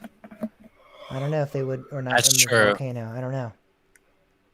No, yeah. That's definitely more Yeah. of a opinion. You'd have to take an opinion on that more than we can actually prove that they wouldn't remove it. But Yeah. I don't know. It'd be Yeah. interesting because it was such a big token of that park, and I really think Cedar Fair made a mistake doing that. So maybe SeaWorld would have considered that, and thought about that more. Because with Big Bad Wolf, a lot of people were disappointed with it, but I feel like a lot of people understood it, where they were coming from, and they did do like the big Last Rider event thing with Big Bad Wolf. I remember everyone was like at the park get their last rides on Big Bad Wolf. So maybe they at least would have done that for Volcano. I don't know, but I know they didn't do that with Dark Castle. But I feel like Dark Castle was a lot more sudden of an issue. So I don't know. That would be interesting to see how they would have handled that situation. Hopefully they would have handled it a little better. I don't know if they would have removed as many coasters as Cedar Fair currently has at King's Dominion. I mean, Shockwave, Volcano. We Probably got, could ask Hypersonic still. But yeah, Hypersonic. I don't know. It depends on how long we're talking. How long ago they would have owned them, and at what point they would have acquired them. If it's today, if it's the 70s when it first started, when the park first operated. Obviously SeaWorld wasn't owning parks then, but would they have acquired them when they acquired the Busch parks? What would they have done with that? I don't know. It's interesting. could have made like a whole resort and have that be the second park to Busch Gardens. Yeah, you could have done like a Virginia SeaWorld. theme park, some sort of Virginia theme park. SeaWorld, Virginia. Connect them. Yeah, that would have been interesting. I mean, you could have done. Yeah, that would have been definitely a cool thing to see plan out. Any other thoughts or responses there? I feel like one thing that everyone always thinks in the back of their head is like, what happens if any like Six Flags parks were owned by Cedar Fair? Like, Yeah. like you always think like, oh, they'd be so much better because they wouldn't have they wouldn't have all the advertising everywhere, and like the rides would probably be better maintained. And we also have to keep in mind that things like Six Flags kind of always, or it's interesting that Six Flags were the first people to go for RMC, considering that they're so used to just getting clones at this point. So it's also like the additions that would get added to the park. You have to keep that in mind as well. I know that a lot, like at least me, one of the things I always think about is Six Flags and Cedar Fair. It seems like Six Flags does take a few more risks than does occasionally. Mm-hmm. Like, imagine a whole new type of coaster is like produced, and it's like the best coaster in the world. Cedar Fair really wouldn't take that risk, even if it means getting the best coaster in the world for their park. Six Flags would be the best one to do it. Yeah, in terms of risk, Six Flags always seems to be pretty on board with doing that. RMC was their first. They've done some bold moves. So Also the first Raptor. Well, kind of, I guess. I completely forgot about Railblazer. Blazer, Yeah. like Six Flags and Wonder Woman, like in what 2 weeks or a month or something like that before. of time just that they could claim it. Yeah, it was. I think Petty. I mean- poker facing it until they announced it, basically. Cedar Fair did take a risk with the RMCs because they used the new trains, and those didn't work very well, at least for the first little Yeah. while, especially with some For love valleys. stories about those, but yeah, I feel like that's a little less risky than I mean, yeah, it's definitely not as risky as like Yeah. getting like King to Car or something. Like, something I don't know. Well, with kind of Top Thrill that's Dragster, Cedar Fair did do people Top Thrill Dragster, which was a I big don't risk. remember what Six Flags buys. Six Flags really with the RMC though, I feel like that was like insane technology that really no one had thought of before. Hey, we can take an old wooden coaster and completely transform it to a new steel coaster. Like, just almost now, even saying it like that kind of sounds almost like it wouldn't be possible or thinkable really. And it's great that they took that risk and now became. I mean, that's become one of the biggest chains now, or the biggest manufacturing firms. I mean, RMC's probably up there with B&M and Intamin in terms of how highly people praise them and stuff like that. So, and it's amazing that without Six Flags, they might not have been, who knows where they'd be now. Yeah, but that's that was the discussion. If park was owned by a chain, what would it look like? I think we had some good ones. I thought about bringing up Hershey Park because that's privately owned by Hershey, and I thought you could go two directions. You could go, what if they were owned by like SeaWorld? I think it would probably be pretty similar in terms of, because they do. I remember even Hershey Park. Tom, don't you remember we saw like some sort of seal show or like dolphin show when we were at Hershey Park? Yeah, they had like that was such a weird theater too, because it was like it was like near the lake, right? But it was almost overhanging over the lake. Yeah, it was. It was weird. It was a weird show, but it was pretty good. I didn't expect them to have dolphins there. Yeah. And so they did have some like stuff like that. So I feel like maybe they'd be kind of similar in that aspect with even and they have Zoo America too, which maybe they would be similar with SeaWorld. If SeaWorld owned them, I feel like it might be pretty similar in terms of they have the coasters, they have some of the animals as well. I don't know how they'd be with Six Flags. Yeah. Six Flags does zoos as well with Great Adventure, but I don't know if they would have. I don't know. It'd be interesting. And Discovery Kingdom, right? Flip the Hershey Park question around. What if Hershey bought another park? Which park and what would that look like? I'd hope King's Dominion. King's Dominion, that'd be so good. That would be good. King's Dominion. I think if they were trying to stay close to home, I think Dorney would be a good park for them to acquire and transform Dorney, because Dorney's already a good park, but I think it could be better. It definitely could be better, and it's in a prime location right near Philadelphia. So I feel like if they were trying to stay close to home, I think Dorney would be a good one to like acquire. Pretty. It's close. I think that's like an hour and a half, 2 hours from Hershey. So. What if they bought Kennywood? Because Hershey Park is very much about Hershey and the company and also the town. And Kennywood has a lot of history with Pittsburgh, and with them being part of Pennsylvania, I'm sure they'd appreciate that. Hershey would appreciate that and try to continue on that legacy of what Kennywood is, but also develop it into something cleaner, but also keeping the classic look and classic feel in many of the cases. That's very. I'm sure park operations could be a lot better there as well. Yeah, that's definitely a good one as well. But keeping in theme with being in close with the community, I don't think Cedar Point would be too. I think that'd be good. I mean, obviously, logically they wouldn't do that, but I think Cedar Point under Hershey Park would look really good. Again, they're close. Cedar Point and Sandusky are really closely tied together. I mean, Sandusky literally filed a complaint and was like, they are essential because they literally provide all the business for us in Sandusky. So Cedar Point's pretty vital in that aspect as well. So I think they could do that. And I think Hershey would do a better job at being in touch with the community, because Cedar Point really doesn't interact with the community that much. I know Hershey does. Hershey, the whole town is named after them, and they do a lot of stuff with the community, and they have events and stuff like that. I feel like Cedar Point doesn't do that as much with Sandusky. I think they just kind of, they have people come to the park, and then those people might go out into the community, and that's where the tie between Cedar Point and Sandusky are. But I think they could do a better job with being involved in their community. So maybe if Hershey bought them, they would be more involved in their community. Definitely. That's interesting. All right, so it's 12 o'clock.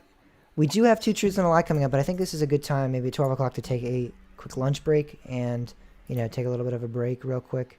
That way when we get back, we can do Two Truths, because Two Truths and a Lie I reserved an hour for. I don't know if we're going to need an hour for that. So maybe we take a quick lunch break real quick, and then when we return, we will do the Steel Coaster. We'll do Two Truths and a Lie, then we'll do the Steel Coaster quiz, and then we'll continue on with the other things we have to do. All right, so we will be transitioning out here. I'll be back in about 10 or 15 minutes. I don't know who else will be returning, but we'll be right back. Yep.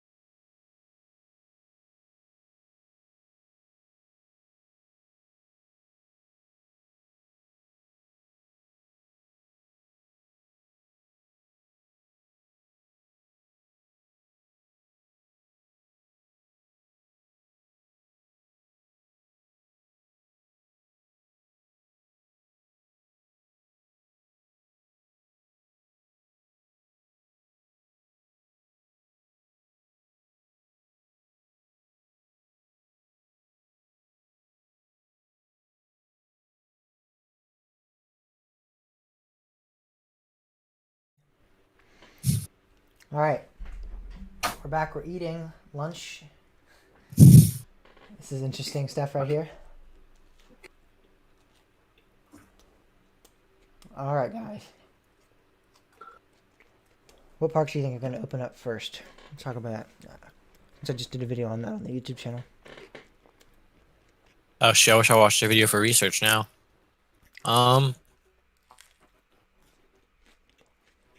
Six Flags Over Texas or something like that is opening pretty soon, right? Or is it Fiesta Texas? Both of them had opening dates for May 18th, but it looks like they changed those.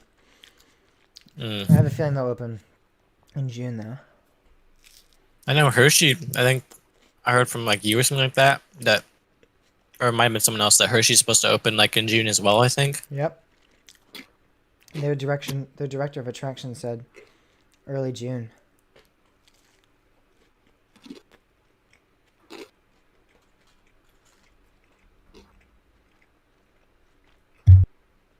Yeah, definitely. I know here in Virginia we're doing like this, I mean, I guess they're doing it everywhere, the phase thing, where it's like different phases, phase 1, phase 2, and like phase 3.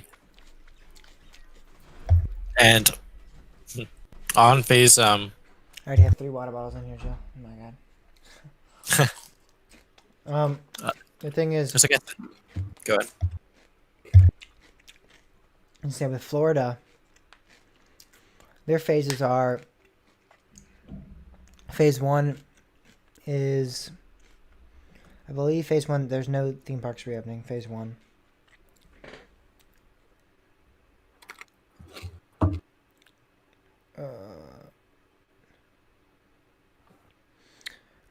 Yeah, with Florida, it's the phase 1 opening is not no theme parks, but phase 2 is, I think, 25 to 50% capacity of theme parks.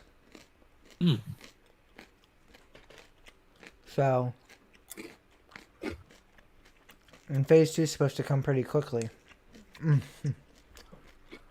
to 3 weeks after phase 1, I think, depending on how many cases of the virus are. Yeah, so we could be looking at a couple of weeks, Florida parks being able to open. Like what I was trying to say was that, like, on the slides that the governor here has been putting out, there's literally a thing for, like, I think it says like amusement attractions or something like that. Yeah. But it was just phase 1, so it can't. There's no way that we're opening anything in phase 1, but possibly phase 2, Yeah, maybe. I don't see Northam doing that. I kind of doubt it as well, but I know that like he has like this whole advising board, and King's Dominion's on that advising board, so it'd be interesting to see like if they're able to like sway him to open. Doubt it. Yeah, we'll probably. I mean, even if it's another like 2 or 3 weeks until phase 2, then it's another 2 and 3 weeks until phase 3. That will probably go by a lot faster than we probably think. Because I know time's been like flying for me now lately. It'll probably be July before parks open here, I think. Probably. But I'll be flying to Texas and Tennessee and Florida.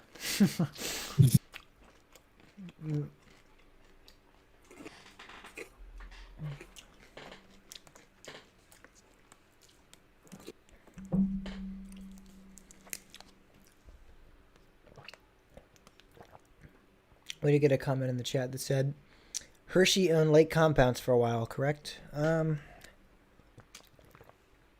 not sure about that. When we were talking about Hershey Park and all that, I don't know if Hershey ever owned lake compounds or not.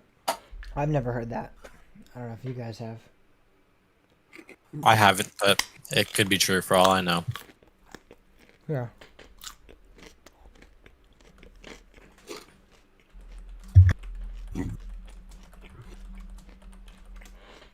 Power of the internet.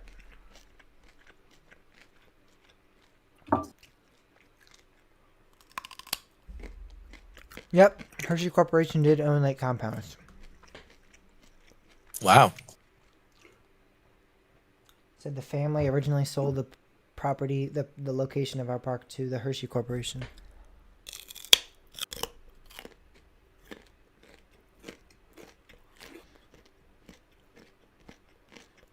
Let's see how many years.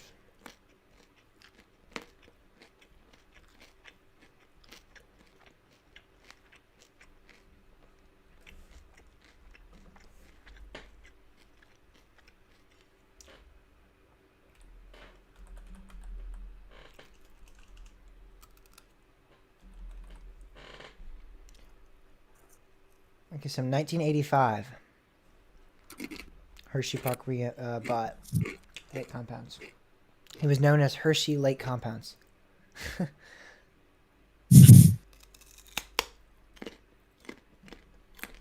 Terrible name.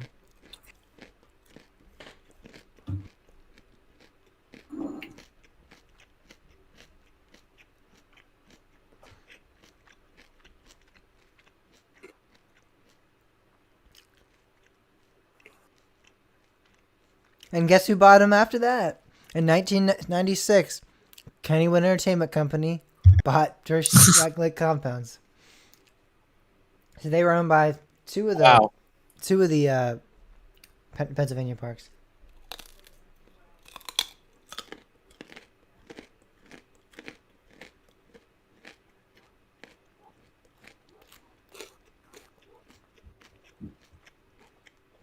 That's crazy.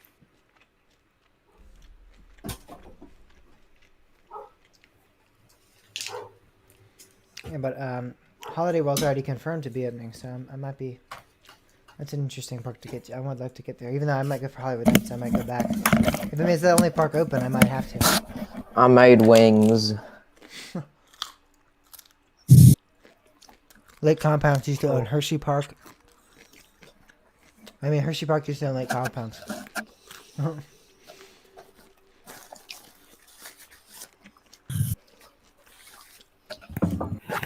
Wait, so do the two truths and a lie? Do they have to be related to coasters? Yes, kind of.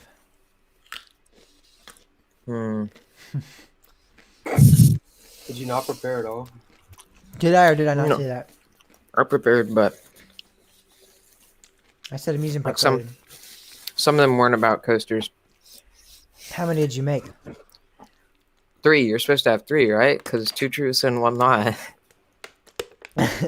Yeah, but we're playing multiple rounds of it. You're so dumb. His face just lit up. I'll do it Oh, on the boy. spot, bro. I'll do I'll it be on right the back. spot. He's done. James is just so He gave up.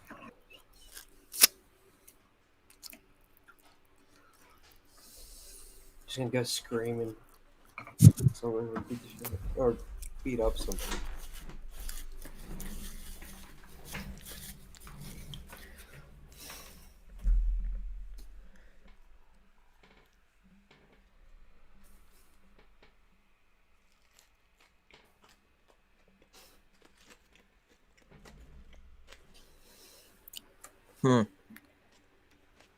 All right, almost 1 wing done. I'm gonna get my mic. I'm sorry. I'm really sorry. I'm gonna turn my webcam off. We can see the rest of, or another one of Daniel's rooms there. It's probably his sister's. We're slowly figuring out the insides of Daniel's house. Get some more lore of Daniel. The Pax. The Paxton. Paxton lore.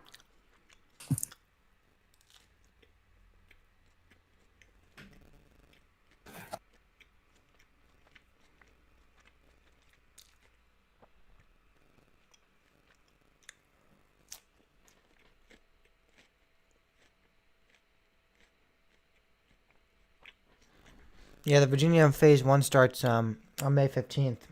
Yeah, Friday. But I don't know how long it's going to be till Phase 2.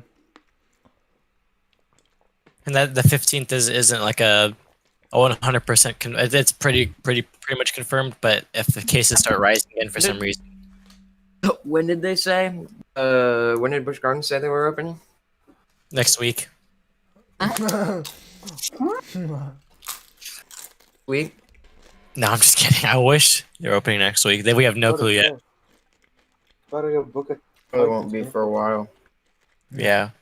It'll probably be like July before Virginia parks open. That's why I feel like every park's gonna open like July or August. No, a lot of parks are going to open. In states where the restrictions are not as strict, they're going to be opening like in the next month. If it opens in August, it's gonna suck because I'm already busy in August. I'm not gonna be Yeah, I working. go back to at school in Kingston. August. I'm gonna be working at Kingston in August. It won't be August. I mean, If the parks don't open. Virginia might be, but other parks around the country aren't going to. It'll be. A lot of parks are going I to haven't be even done training yet. I just filled out a bunch of applications. Hey, aren't y'all doing online for the first semester? We did it. I don't think they said they want next semester to be in person, but we just did online. We just finished our semester online. We have no clue about next semester. It's kind of up in the air, but they said they really want it to be in person. So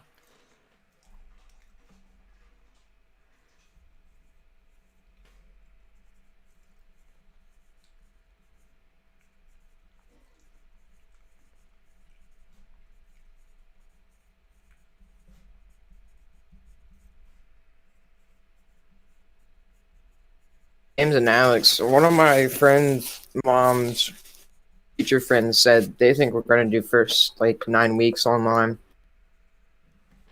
I hope not. I do too. That would suck. Imagine trying to I like hate beat your online teacher school. online. I hate online school. I can't stand it.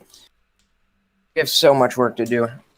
It's not even that. It's just it feels like the normal work. It's just that I can't focus. I have so many distractions at my house. Yeah. So I can't work on it as efficiently as I would. I don't think it's that difficult because it's completion. It's not graded. So like I mean, yeah, I'm glad about that. I'm just like literally not trying that hard and just turning it in. Yeah. yeah. Well, mine's completion, yeah, but it's just annoying.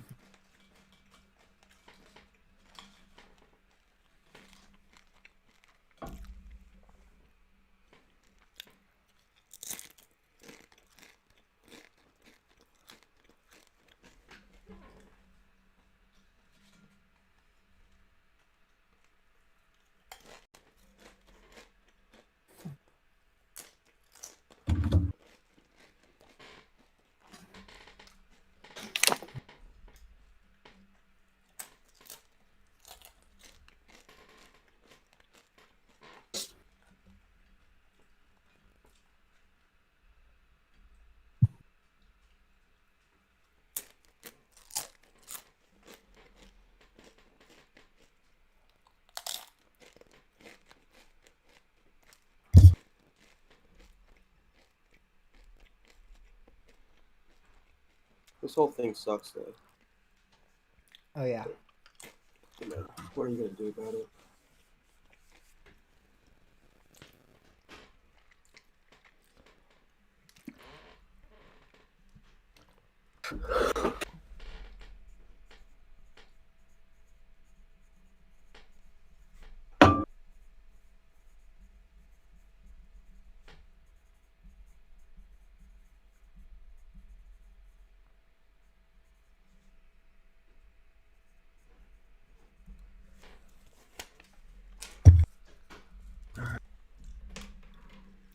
Um,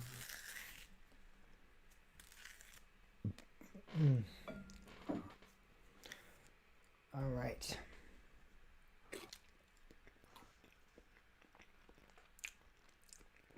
I think we'll start the two truths and a lie at about 12:30. Hopefully he'll be back. Daniel will be back by then. hopefully. Just never shows back up.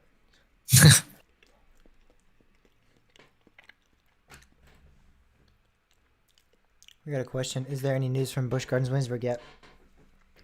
No. They have news on there like how they're compensating for their passes.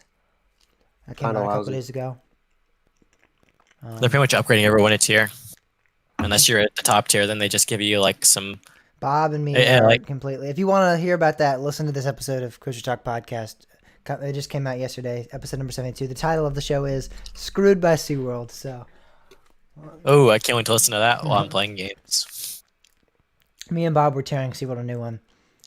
But in terms of when they're reopening, I don't. There's no news from Busch Gardens Amusement Park that I know of.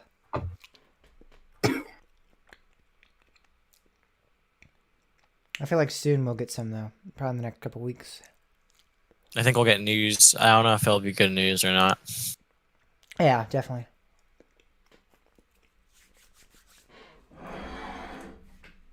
All right. Yeah, but their way to confiscate their platinum pass holders, who are their most paying members, is to give them 10% extra discount in the park. Everybody else gets a tier upgrade. They get, everyone, like everybody above Premier now gets like the VIP parking and all that. We get 10% extra discount in the park. And 50 bush bucks. Yeah, but 50 bush bucks. So does everybody else. Everybody else gets. So that's not even an added bonus for us. Oh, really? Yeah. If I were getting like 100 bush bucks, I'd be like, okay, sure, yeah, whatever. I wouldn't even. I'd say give Banana. me 8,000 bush bucks. But I'm paying so much money. I mean, platinum pass holders I pay like canceled. $300. It's funny too because Kings Dominion like canceled all pass payments like recently. SeaWorld did Before that Busch too. They Gardens suspended did. the Easy Pay. But that doesn't. I mean, Yeah, they but should have like, just done what Cedar Fair did. They tried to make it complicated. They tried to make it like, like this big thing. They should have just said, "Hey, we're extending your pass till next year," instead of going, "We're getting all these dumb upgrades." And oh yeah, platinum pass holders, the guys that pay the most, the guys that probably we need to try the hardest to keep you guys, at that platinum level because it's so expensive. We're not going to do anything for you. That's hilarious. I'm probably not gonna get a platinum pass this year, It's amazing. or Premier pass, whatever the price is. And on top of it, Pantheon's probably not going to open in 2021. I mean, in 2020, it's probably going to open in 2021. So that free rider thing that we get for being platinum pass holders on Pantheon, we're going to be the first riders on Pantheon. That's not probably going to happen until next year now. So one of our biggest benefits is being taken away too. We're talking about this, right? No, that's different. That's a quick queue. Oh, we gotta. But it's only for 2020, so it doesn't even matter. If it doesn't open, Yeah, they'll probably screwed. extend that for 2021. But we're supposed to be like platinum pass holders. I don't know, they're probably gonna lie and then probably gonna be like, "You're the first riders on Pantheon," and you're actually, not. You're not. They'll have the media Like, and all that on it before. First 1,000. Yeah, or something like Or that. first But the platinum pass 2,000. holders were supposed to be like the first riders on Pantheon. So quote All right, unquote. boys. I got until like 12:30, I think. What? I'm pretty sure I have until like 12:30 or 1. Okay. Well, if Daniel doesn't get back in time and you have to leave, you can just leave. That way you don't have to play too long because it would. That way you don't have to leave in the middle of the game. Yeah. Yeah, I don't want to leave in the middle again. I'll see when he gets back. If he gets back soon, then yeah. How long does he usually take? I'm planning on taking like 30 minutes. We only need to do 3 since we're shortening the time, I guess. I know I told Alex to make 5, but now that we shortened the time, we might as well just do 3. These were hard to make too. You get me? I kind of struggled. I kept like blanking out and then putting like 3 truths accidentally. Oh yeah, I was gonna put 2 lies, and I was like, wait, I can't do that. I just feel so stupid making it. It took so long. No, I don't even know if one of them is right. What? You don't know if one's right about yourself?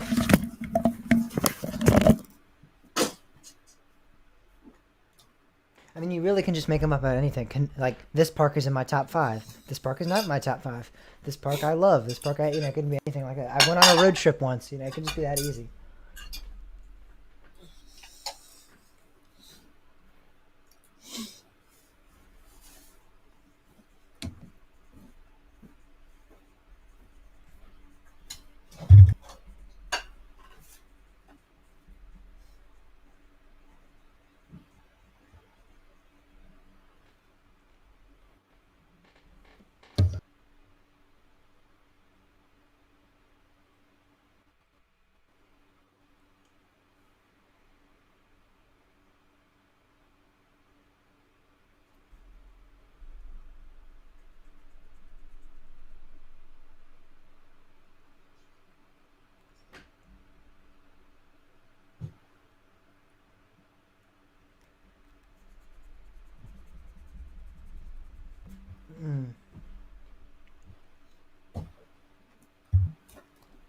Yeah, we live in Virginia. Yes, we're all Virginia residents, I believe. Unfortunately. Unfortunately, yeah. Daniel still isn't back. Nope.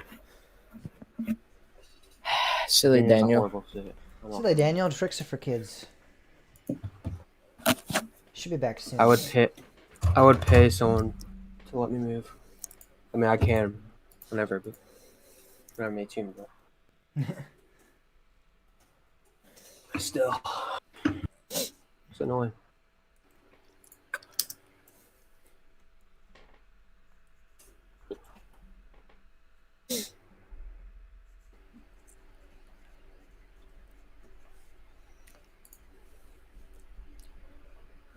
Wow, Alex. Cool, bro. Cool, bro. This is, I mean, he sent me one stuff. I don't even know.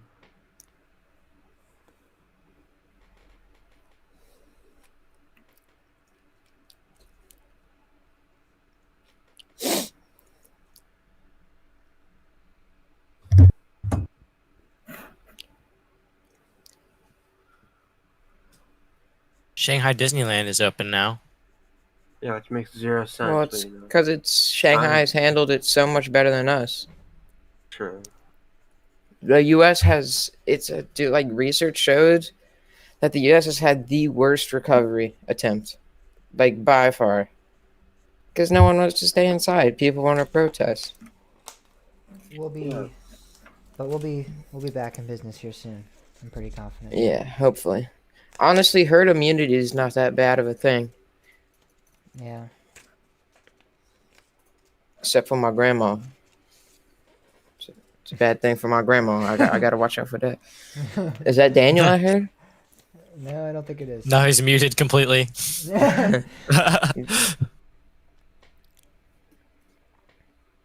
All right, so just a quick bit. I'll give you guys a little bit of run of the itinerary that we're going to be doing. 12 right now, 12:30 actually. We're going to be doing 2 truths and a lie, related to theme parks. We're all going to share. We have 2 truths and 1 lie, and we're all going to share our list. We'll go in order. I don't know. I guess in this order, I have Timmy, and then it'll be me, then it'll be Daniel, then it'll be Thomas, then it'll be Alex. Because that's the order I have on my thing.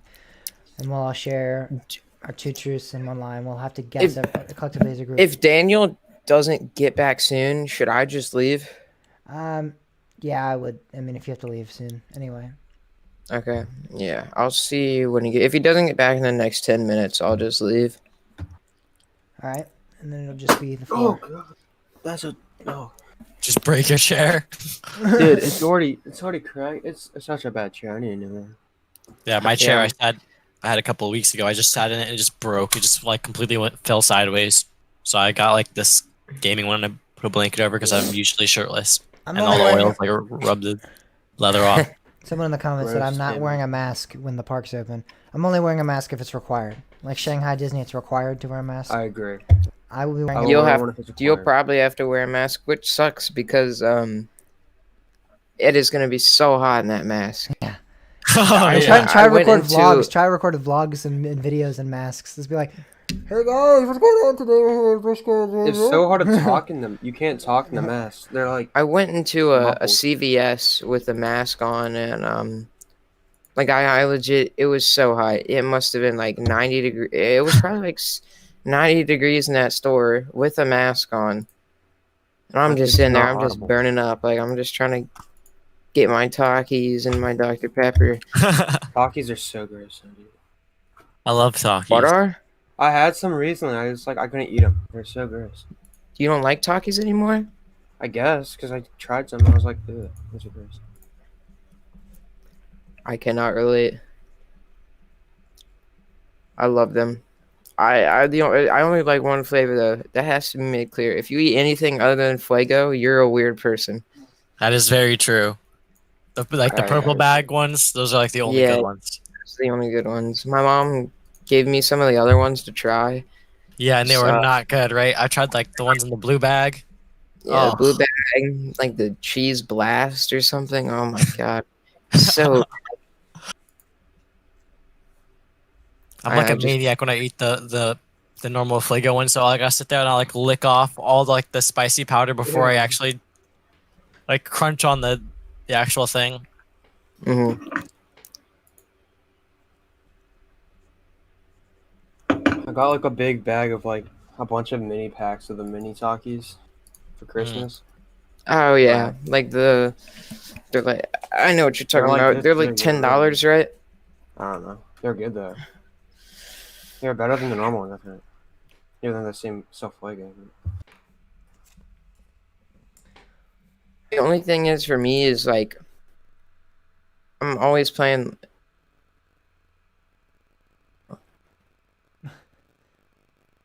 Hey. Okay, what was I gonna say?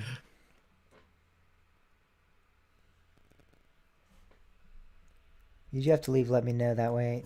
When you do have to leave, Thomas, just let me know so I can quickly transition out and edit the screen so it just shows the four of us. Oh, now he changed the order. Now the order's all flipped around, so it's gonna be showing me. All right, we'll be right back, guys.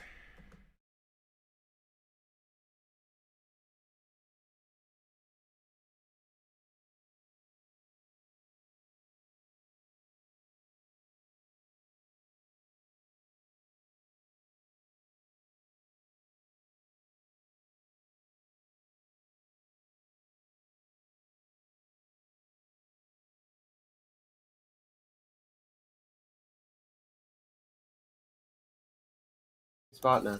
All Okay. right, now he's back. Yeah. My problem with Takis is I'm gaming a lot, right? And you get the dust on your And there's fingers. dust on your fingers. So what's my solution? I go grab a paper towel and I just dip it in there, and I'll bring like a bunch of them out, roll them out on the towel when I need one, roll it up into like a little ball. It's like a toilet paper roll of Takis. Just bite the tops off, you know. All right, calm down, calm down. You can calm down, With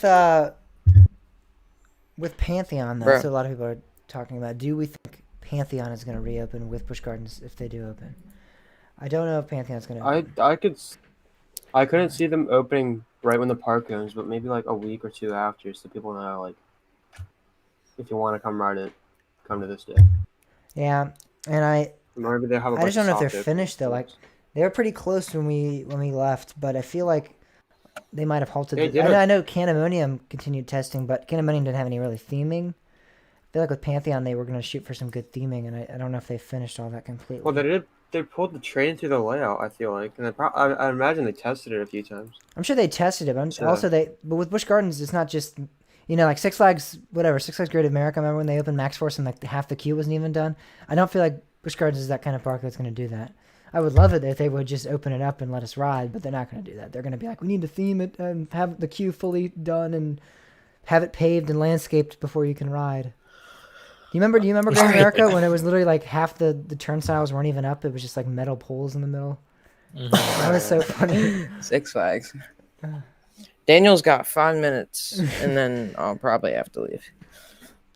Someone other than me text him, because if I text him, it'll be just ask him ETA. Can't find it. Oh, I just text him. Watch him not have his phone on.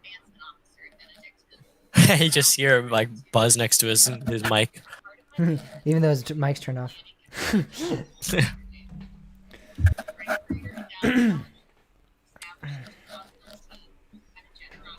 I want that too. That thing looks so sick. I broke my wheel, Timmy. You broke your wheel? Yeah, I was driving to Singapore, and you know like the bridge section, how like after the bridge is like that tight hairpin. Mm-hmm. I like went too far, turning into the hairpin. I like snapped it. So now this doesn't work. So I have to get a new one if I decide to. I don't know if I will. I have a Logitech G29, and that works pretty good. I have a whole like setup now with like a mount for the pedals and the shifter and all that. My grandpa has one too. I was thinking about getting that one, but I don't know yet. It's expensive. I got mine on eBay for like 200. Nice. What do you play? F1, Forza, like both Forza Horizon and the series. Yeah. I don't know. That's pretty much it. I do like a couple sims like occasionally on my computer, but my computer isn't very good enough to run them. So Yeah. Can you connect it to an Xbox? Like, could you do Forza on the Xbox with a driving thing like that? Or yeah, Yeah. that's the main point. So it's like you just uh, connect it and you get like force feedback and stuff where like it fights yeah. against you. I have a friend who does all that stuff because his dad raced.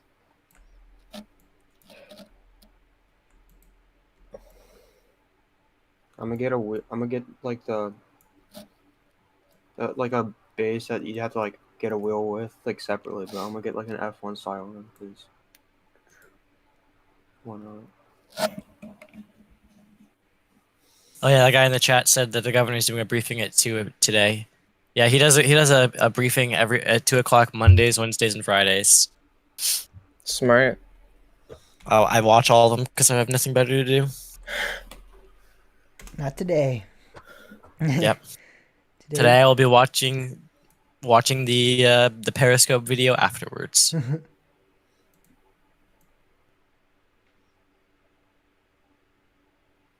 Mr. Peterson, I have a feeling I know how this answer is going to be.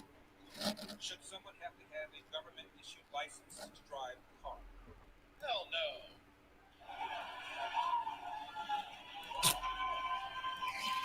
Fuck, bro. All right, Timmy has not Timmy. Daniel Pac-Man has 2 minutes. Yeah, I think it's pretty safe to say he will not be here. So, Yeah. you want me to transition back? Yeah. All right. Well, All right, I enjoyed it. We can do it again. we'll do it again sometime. I'm always down. All right. Let's All set right, it for Be right back, next time. guys. We'll Not be as right back early, with but- just me, Alex, and Timmy and Daniel. All right, we'll be right back.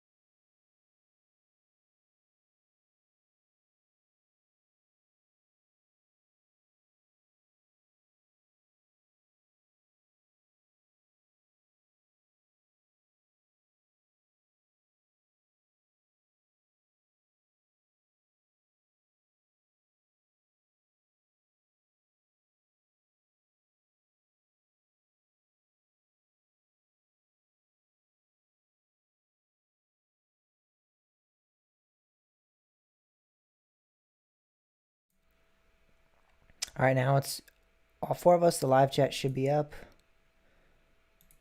Oh, good. Oh, but it's showing that little weird message there. I didn't want that. All right, now we should be good.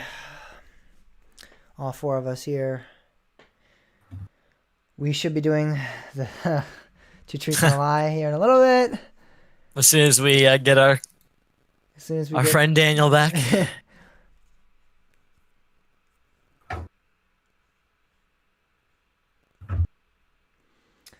Yeah. All right. So let's continue the theme park discussion.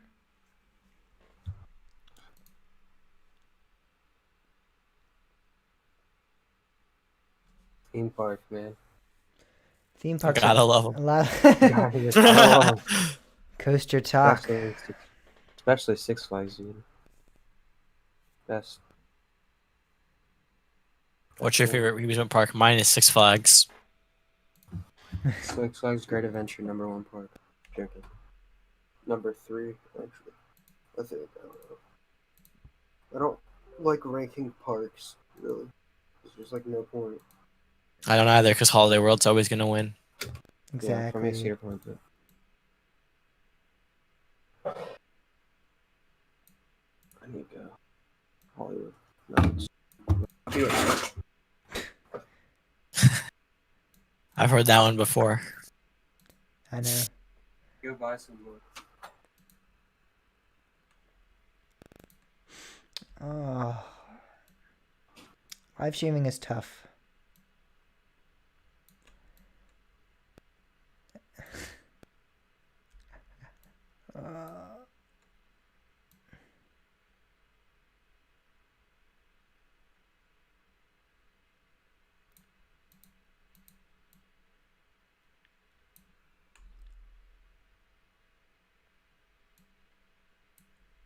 Daniel's been gone for like 45 minutes almost. That's pretty amazing. I said, "Are you gonna be good to come back soon?" And he's like, "Yeah, you'll be good." I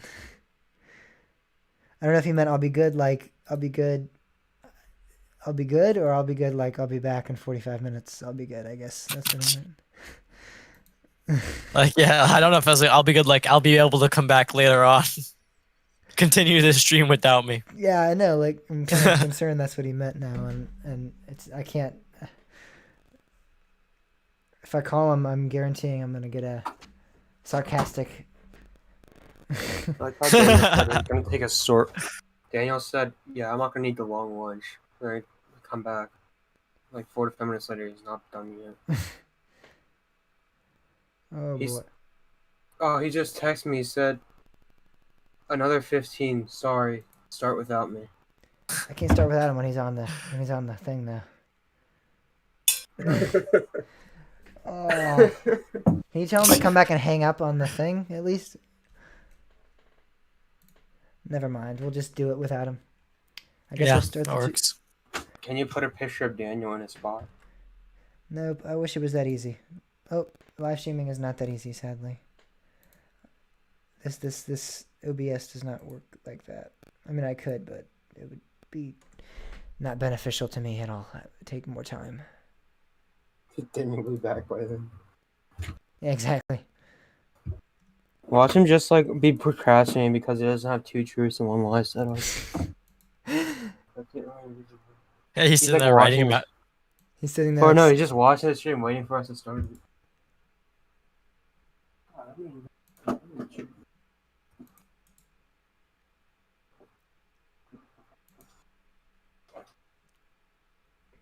Well, we don't need to worry about running out of time for or having extra time for our 2 truths and a lie at least. Yeah, we're pretty much set. Oh my god, he just said scratch that. I need to go to the grocery store. What? Is he? Please tell him to come back and hang up. Please tell him. James needs you to come back and hang up on the chat. Wait, can I just kick him? Is that something I can do? Let's see. I can disable his video. Oh, that doesn't. That just does that. Yeah. Just ban him from. I don't have an admin, so I can't do anything. He said he's doing it. He said he's coming. He said he's coming. Okay. To do what? To disable his thing. All right. And then I'm gonna have to redo all of this again. With just the 3 of us. All right, guys. For everyone out there that ever wants to do a live stream, planning. Hey, Daniel. He switched shirts. Bye, Daniel. That was pretty great. All right, you didn't give me any warning at all. That was great. We'll be right back, guys. Oh my god.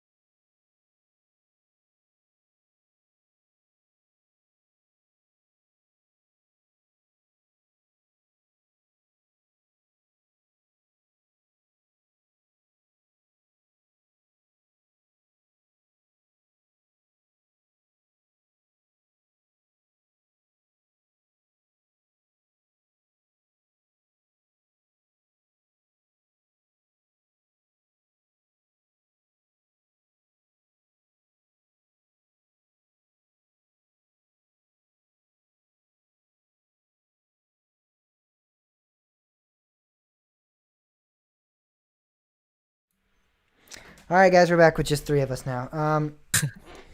Yeah, this is, planning does not even function for this. We're gonna do the 2 truths and a lie. So we all have 2 truths and 1 lie on our things, and yeah, we're gonna do that. So I guess I'll go first. The rules are pretty simple.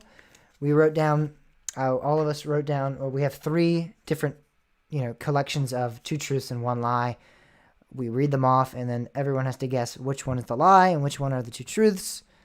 So I'll start off with my first one, I guess, here with, and this is, you guys in the chat can also guess if you want to have something to do, because it's all about, just being correct. It doesn't really matter, and I'll tell everybody in about, 5 minutes, once everyone's thought about it, what the correct answer is. All right, so I'm going to read off my 2 truths and 1 lie here. So the first one I have is, I have ridden 38 wooden roller coasters. I have done a road trip consisting of 4 theme parks. So I went to 4 different parks during a road trip. Or I have more wooden roller coasters in my top 5 than steel roller coasters. Those are my, I'll read them again, and those are my 2 truths and 1 lie. So I have ridden 38 wooden roller coasters. I have done a road trip that consisted of more than 4 parks or more. And I have more wooden coasters in my top 5 than steel. I'll give everybody some time to think here. And yeah, so you guys can all think in the chat. You guys can all think out here. You guys, Timmy and Alex, can think, and then the guys in the chat can think real quick. I'll read it one more time. Just we'll read it 3 times, because there's 3 things, whatever. 3 truths, 1 lie, whatever. I have ridden 38 wooden roller coasters. I've done a road trip consisting of 4 or more parks. I have more wooden roller coasters in my top 5 than I have steel.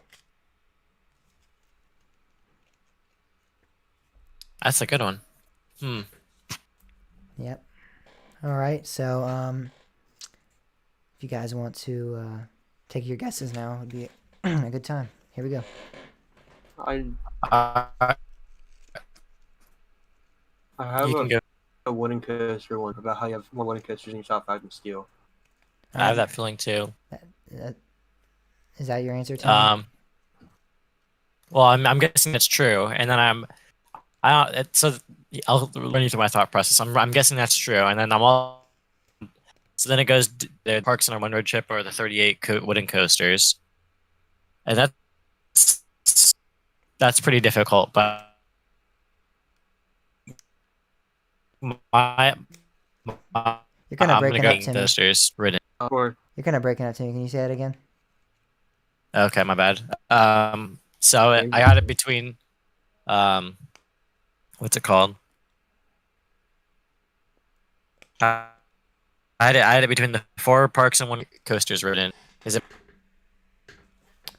You're breaking up again. You're breaking up. I've ridden coasters. A roller coaster by Disney. Wait, what? What was that question? Never mind. Fuck, screw that. Okay. Isn't in my top 5. My top 10 has more than 1 wooden coaster. I think I-3 5 is very overrated. Can you reread them again one more time? Steel Vengeance is not in my top 5. My top 10 has more than 1 wooden coaster in it. And I-3 5 is very overrated, in my opinion. Well, I know the last one is true. All right, we're trying to find the lie. So, Steel Vengeance is not in your top 5. Wooden coasters, you only have 1 in your top 10, or I-3 5 is overrated. Yeah, I know the last one's true. I know. I'm trying to think thought process here. Sean in the chat agrees with you. He said I-3 5 is very overrated. So. Yeah, then he retracted his message. I'm gonna let Timmy go and his thought process. Oh yeah, okay. My thought process. So I know that you have El Toro as your number 1 overall. I'm pretty sure. That's true. And I can't think of. I'm trying to think of other coasters you'd have in your top 10 that would be wooden. I don't know if I can think of anything. Because I know that you aren't the biggest super fan of Steel Vengeance. Like I know you like it, but it's not like I know you have timbers over that. So I'm trying. I think that's for the. That's not true. I don't have timbers over it, but. Oh, you don't? You don't? I know Bob does. You did for a while, I thought, but I did, but Okay. I'm glad you came to your senses there on that one. You want to pick the lie, James, or do you want me to do it? You can pick yours, and I'll pick mine then right after, and whether or not I Okay. agree with you. And then we'll have them review. Okay. I think I'm gonna go for the lies, the vengeance, the steel vengeance one. James, what's yours? I think you might have more than one wooden coaster in your top 10. What is the correct answer there? The lie is my top 10 has more than one wooden coaster. Yes, good. The only Woody What is it? Altora. The only wooden coaster in my top 10 is Altora. Yeah. Did I do that right? Dang. No. Yeah. Yeah, you did, but it's Cool. all right. That's what I thought it was. So that's good. All right. So Timmy, you want to do your? Am I still lagging out, or am I good now? You're good now, it seems. So. All right. Here, I'll try to pick it. A lot of these are pretty obvious now that I look at them. James will already know this one, but I have slept in the Coaster Talk podcast's bed. Ooh. My favorite overall flat ride is Drop Towers, and I have over 200 credits. All right. Well, I know the 200 credits is not true. You're at 199. That's the lie. That's the lie. Yeah, got it you got me there. pretty quickly. Yeah. Sorry, He I has didn't mean slept to in my spoil bed. everything. I have Whoa. slept in James's bed. He was not there. Okay, I was not. it's a no homo. It was a no homo moment. All right, so maybe when Daniel gets back, we'll even maybe do a version. We'll do like this. We'll figure out his because he probably has some good ones as well. Yeah. I'll go do mine real quick. I have ridden over 200 steel roller coasters. My favorite theme park is Cedar Point, and I have ridden a roller coaster on the West Coast. Those are my two truths and one lie there. So again, I have ridden 200 steel coasters. My favorite theme park is Cedar Point, and I've ridden a coaster on the West Coast. I know the answer. All right, we'll give some time for the people in the chat to think maybe, and I for will, Timmy to think here. I'll be well. nice this time. Say it one more time. Favorite park is Cedar Point. Favorite park is Cedar Point. Ridden 200 steel coasters, over 200 steel coasters, and I've ridden a coaster on the West Coast. I know the lie as well, I think. All right, so guys in the chat, if you guys want to answer, I'll give you guys a couple minutes there. A couple seconds, a couple extra seconds there. I'll relist them off one more time. Ridden 200 steel coasters. Favorite park is Cedar Point, and ridden a coaster on the West Coast. Okay, Alex, you can give your thought on what the lie is here. I think Or the tell me lie the is truth that first. Tell me Cedar- the truth first, and then tell me the lies. So the truth is, you've ridden over 200 steel coasters, and what was it again? Say them again one more time. Sorry. Favorite park, Cedar Point, and I have ridden a coaster on the West Coast. I know the West Coast is true as well, because remember we were talking about it all night. Mm-hmm. So that means Cedar Point is not your favorite park. All right, and Timmy? Well, my entire thing got completely flipped around there. I was thinking, and I didn't know that you guys talked about this one night that he's ridden a West Coaster. I think we have. I feel like we have. I was thinking that, Well, you guys, I haven't said the right answer yet, so. yeah. I was thinking that the West Coast thing was a lie, and that he's ridden over 200 steel coasters, and that his favorite park was Cedar Point. But then I'm also thinking that his favorite park is also Holiday World, and it depends on how you classify theme parks and amusement parks, or Well, I'll just say park. if there's a difference between those. Park. Okay, park. I only Well, rank then- parks. I don't rank them in Cedar, like different categories. Yeah, I think I'm gonna call the lie on the Cedar Point one then. So you're going to go with Cedar Point being my favorite park? Yep.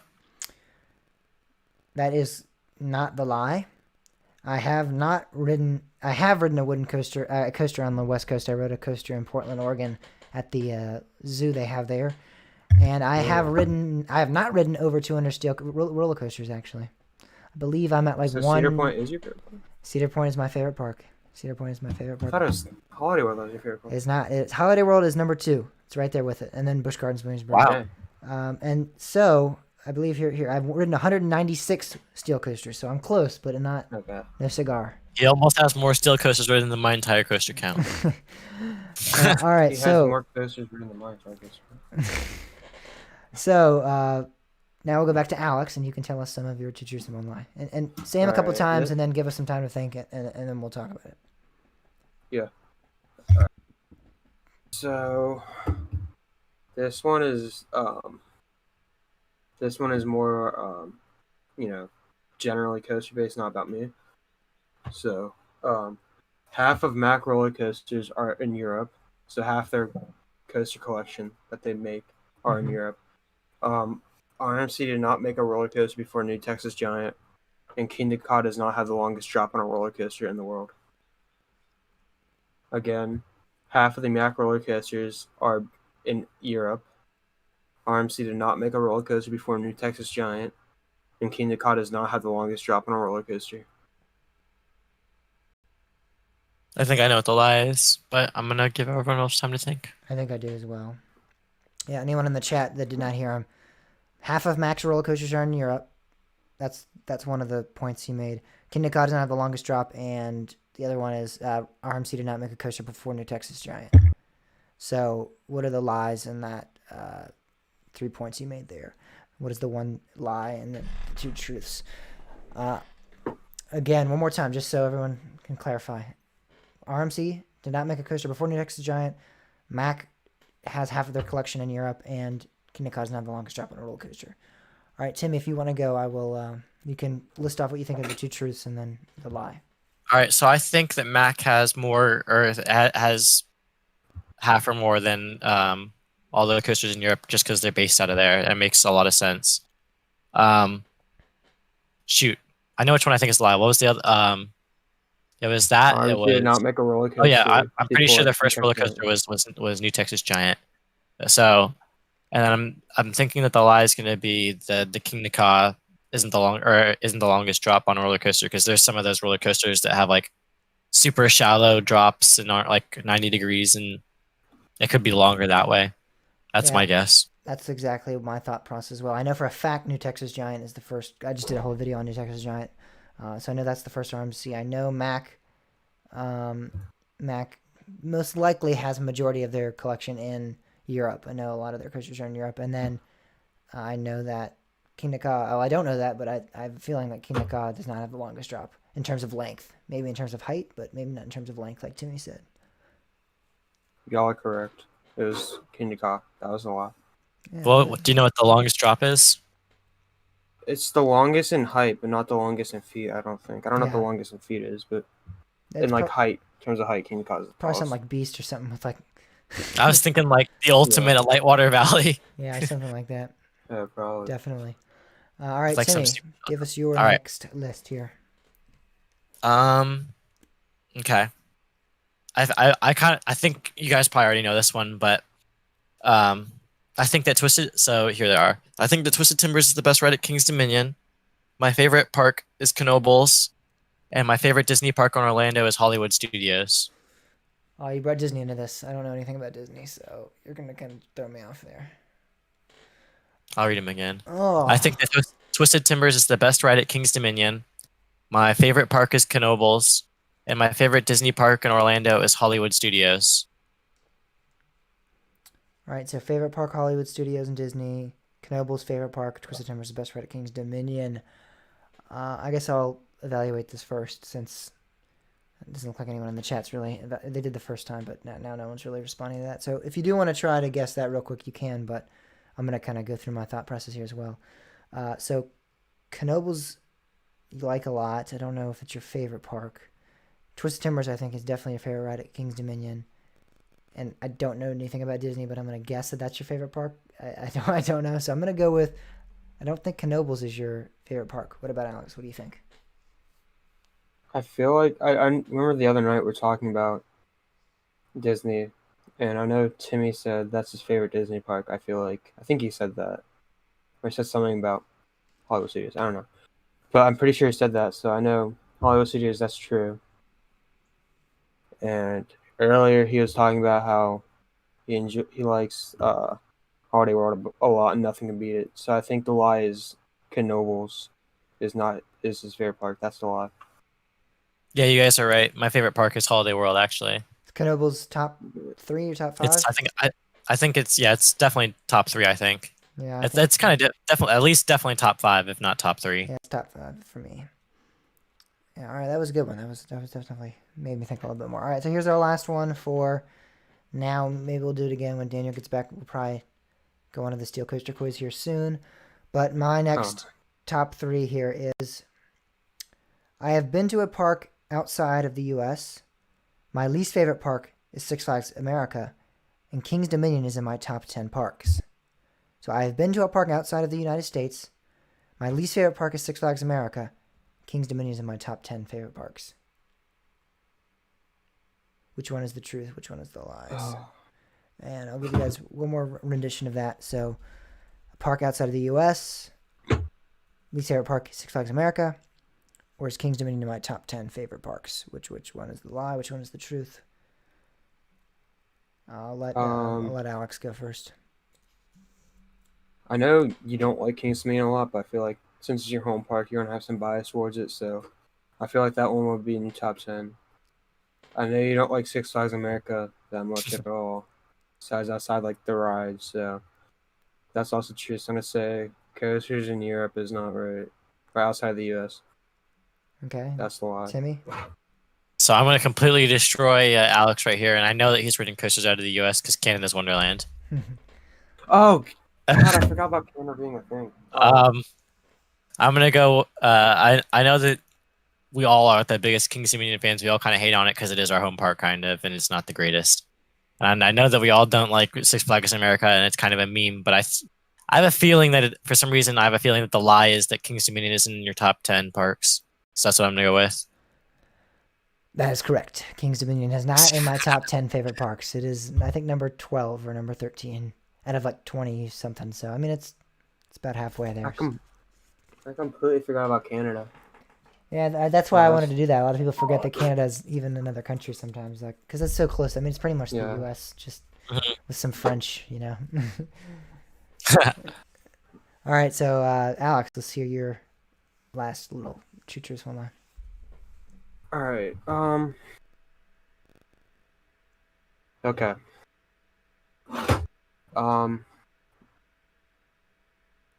I've ridden a Vekoma SLC. I've been on more than 2 behind-the-scenes tours at a park, and Cedar Point is my number 1 park. This is an obvious one, but Say it one more time for me.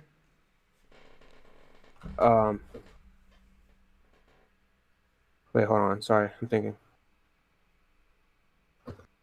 I've ridden a Vekoma SLC. I've been on more than 2 behind-the-scenes tours at parks, and Cedar Point is my number 1 park. That's actually tough. I don't remember if you've ridden any SLCs. So 2 SLCs. All right, you've ridden SLCs, 2 behind-the-scenes tours. Where's Cedar Point your favorite park? All right, So I was gonna say I'm thinking that the lie is the SLC thing. 'Cause I don't know if you've been to Six Flags America, and they have Mind Eraser, which is god awful. I know that you really like Cedar Point, and well deserved, obviously. And I'm pretty sure I've been on 2 behind the scenes tours with you, probably. I think. I don't know. I've been on a lot of tours. Yeah, I know. Yeah, I can't remember now. Like it's like We did Coasting for Kids. Coasting for Kids, but we didn't do behind the scenes tour on that. Oh yeah, we did. We did do the mini coaster tour thing. No, did we? Yeah. We went on one. Yeah, we did. I think I have a video of it. We just did Verbolten, right? I think we just did Verbolten. No, I think we did Griffin and then Loch Ness. All right, that's the whole tour. I know we did Verbolten, Yeah, but Verbolten was in the dark that time. Yeah, so that's one, but I don't remember. I guess if you consider behind the scenes of that haunted house, but on the bayou, that's the behind the scenes tour there. So that counts. So that's 2 definitely. So that's definitely true. Cedar Point, but he likes Cedar Point, but he also gives it grief sometimes. And then SLC, I feel like he might have ridden one somewhere. Like was that little park in Portland have one, or not Portland, Washington have an SLC? I can't remember now. Wild Okay. Waves. I think they have an Arrow or a Vekoma or something. They have an Arrow loop ring coaster, and they have a like a SNS Woody. I think I can't remember if they have an SLC too. I hope not. I don't think you've ridden an SLC. I'm gonna say that. I don't think you've That's ridden that's what I'm saying. I don't think you've ridden an SLC either. That is correct. Cedar Point is my number one park, and I've been on 3 or 4 behind the scenes tours, I think. But I have not been on an LCC yet. Lucky. Very lucky, yeah. Yeah. I've had my mind erased. I can't say. And I've had my riddle revenged and my teeth read. Yes. And my mind, what is it? No, and my flight decked. Bended. My flight decked. And my Oh. completely decked out of this world. Yeah. All right. So is it my turn now? It's your turn. Yes. All right. So I have my favorite hyper is Mako. My favorite dark ride of all time is Tower of Terror. And my favorite manufacturer is RMC. So it's favorite hyper is Mako. Favorite dark ride of all time is Tower of Terror. Favorite manufacturer is RMC. Oh, That's that's a hard difficult. one. Yeah, this is hard. 'cause That's actually hard. when you say all Oh, your favorites, it's Yeah. Favorite hyper is Mako. Favorite I feel like park that's is not favorite. Favorite dark ride is Tower of Terror. Favorite. What was your other manufacturer? RMC. RMC. I think. If I can do my thought process here, I think RMC is definitely one of your favorite manufacturer, because I think pretty much all of us can universally agree they're the best. Oh, so Unless you're like Bob or something. Yeah, unless you're Bob, or I think I guess I'm like Bob. You like it's how you. Yeah, a lot. What was I? Mako, I feel like has to be your favorite B&M hyper. I don't think you've been on. You haven't been to Six Flags Over Georgia and Goliath. You haven't been to Kansas Run Behemoth.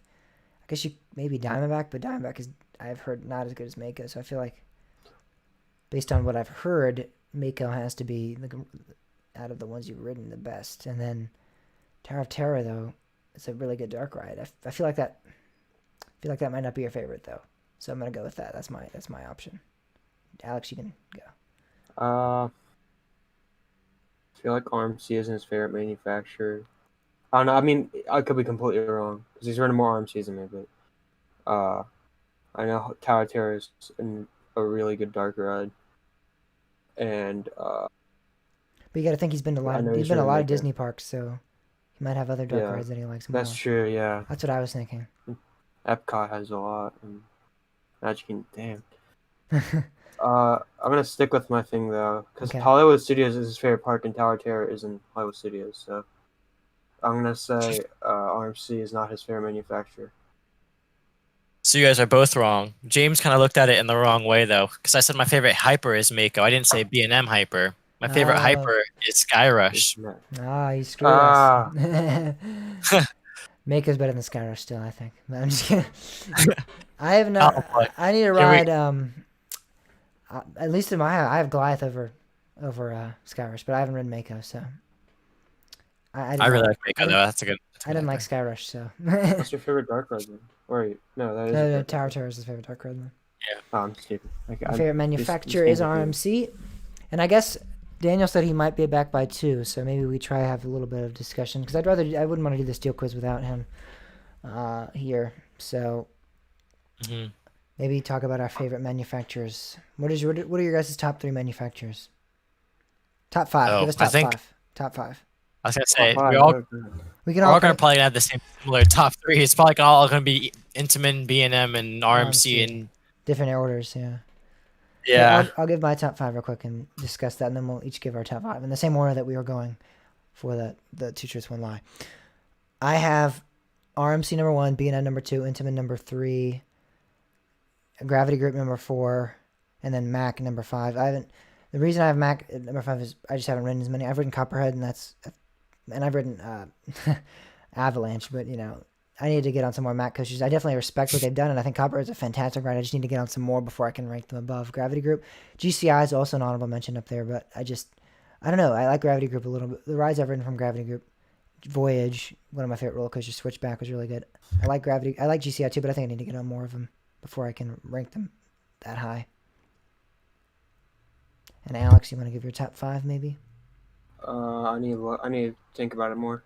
All I right, don't know about. Timmy, do you have a top 5? I'm kind of thinking about it too, but I think what I'm going to go for is probably going to be RMC at number 1, and it's a 2 and 3 are pretty close between Intamin and B&M, but I think I'm going to rank B&M just a little bit above Intamin, just because they're a more comfortable experience usually, more reliable, obviously. And then Intamin at 3. Number 4, it's kind of difficult, but I think I'm going to go for GCI at 4. And then 5, I'm also going to go for Mac.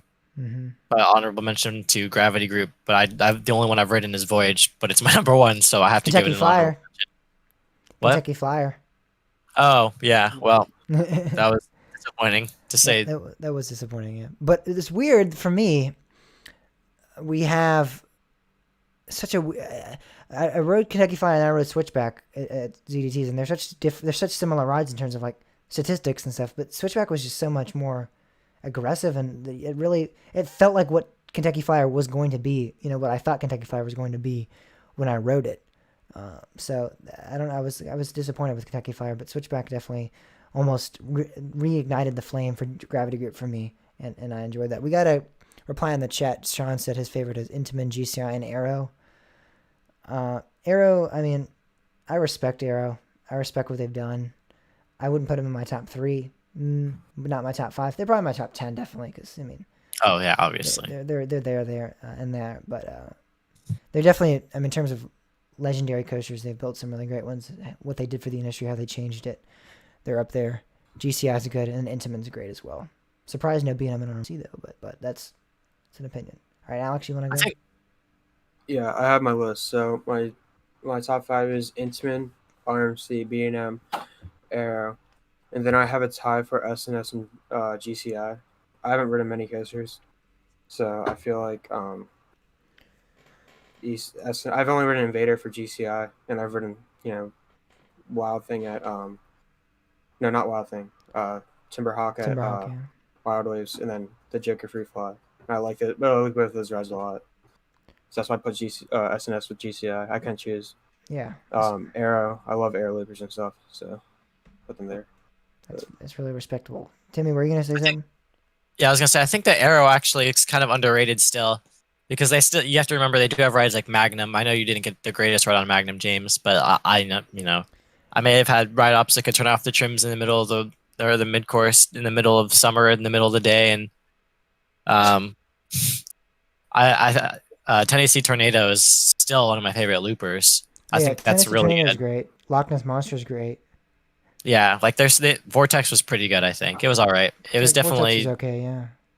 it was. I think it was. There was people that loved it and then people that hated it. So it was kind of in the middle. But I think that Arrow is one of those companies people think of, and you think of all the bad things before you think of the good. But you have to remember that they do have their like gems as well. Yeah, for sure. I mean, like Loch Ness Monster, I love a lot. It's a special ride to me. I like it. I mean, Anaconda, the first drop's good. That's about it. But I mean, whatever. And just their whole collection. Space Mountain, that's a fun ride. Oh, I forgot about. It Yeah. can be intense. I mean, it can be more intense than you think sometimes. Oh, the Space Mountain at Disneyland is really good. I like it a lot more than one at Disney World. They have like music that plays like on the train with you. That's super good. Yeah. And I think it's smoother too than the Disney World one. But anyways, keep going. And their mine trains are especially good, especially Big Thunder Mountain, just because of the theming. There's a ton of theming, and you feel Is that really an Arrow? nice on it. Yeah, it's an Arrow, I think. Yeah, it is an Arrow. Another one in the one in Paris is a Vekoma. I know that. Okay, I was gonna say I remember one of them was a Vekoma. I think the other one. I think they might all be Vekomas actually. Then I knew it was either Vekoma or Arrow. I think the one in Paris is an Vekoma. I think the one in Florida. Dynamic attractions. That can't. Designer Walter Elias Disney.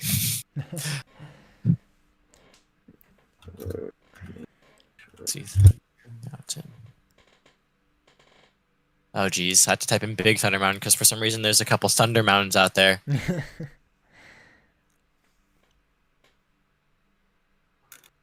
I don't want the Disneyland one. Oh. Oh, I actually can't find this. I know. So. I can't find anything. Dynamic structures. What the heck? Maybe aerodynamics. I I don't know. I'm gonna say Arrow because it has the same Arrow trains. Oh, Aero Development in Florida. Vekoma, Paris. Yeah. Oh, so Aero did Florida, and then Vekoma is Paris, Okay. Wow. and then California was Dynamic Structures, whoever that is. They just completely were like, let's just choose 3 random guys to design this. Let's not coherently build these together as clones. Let's just No.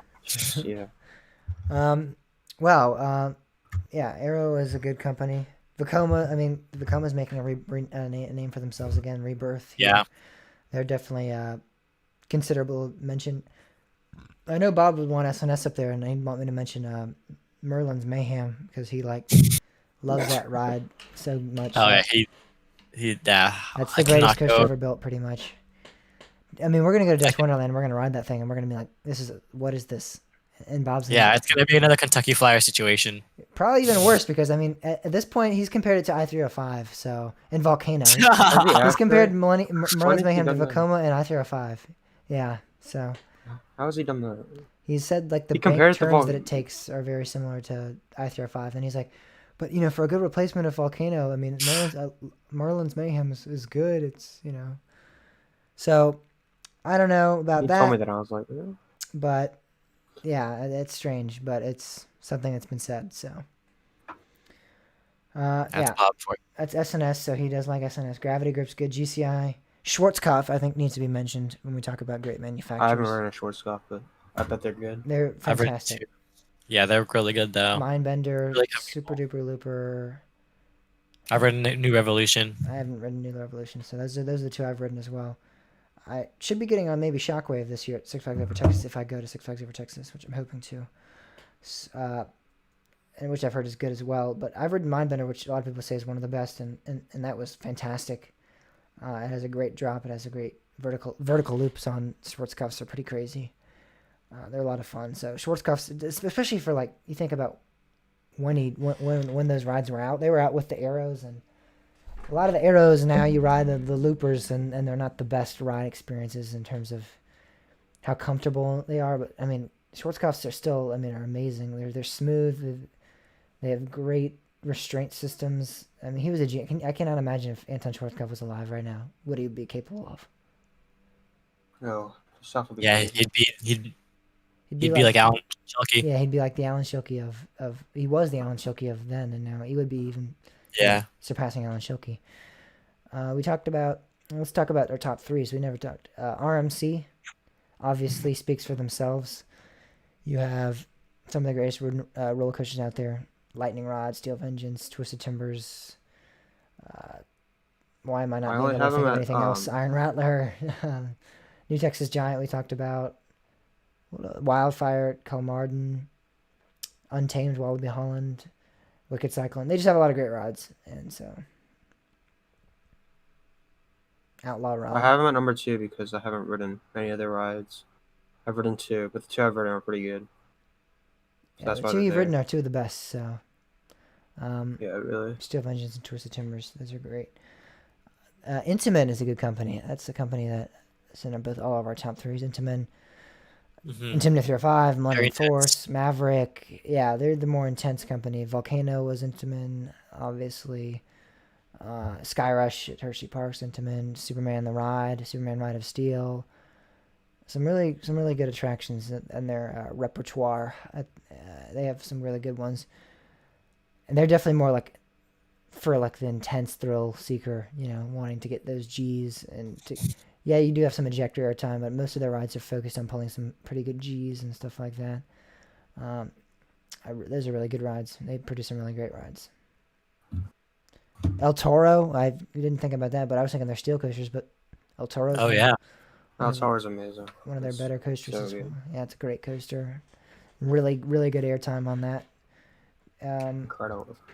Colossus Comfort to Giant looks really great. It looks like I watched I finally watched a POV of it with like the new theming and stuff. Oh, is that out?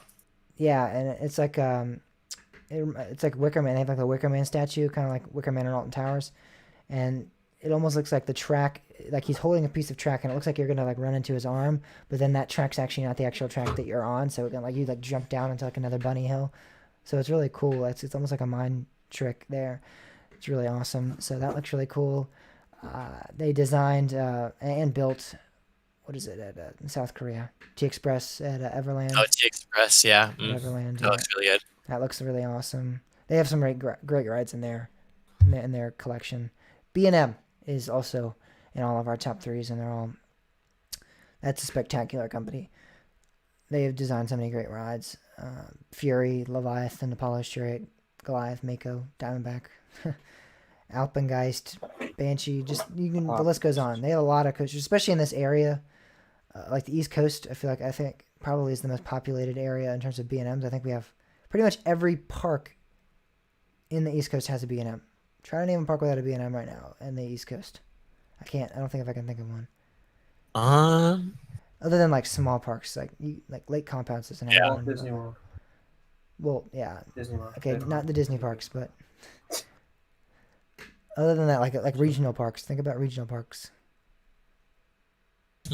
Unless you consider like, oh, never mind. I was gonna say Dollywood, but they have Wild Eagle. Yeah. Unfortunately.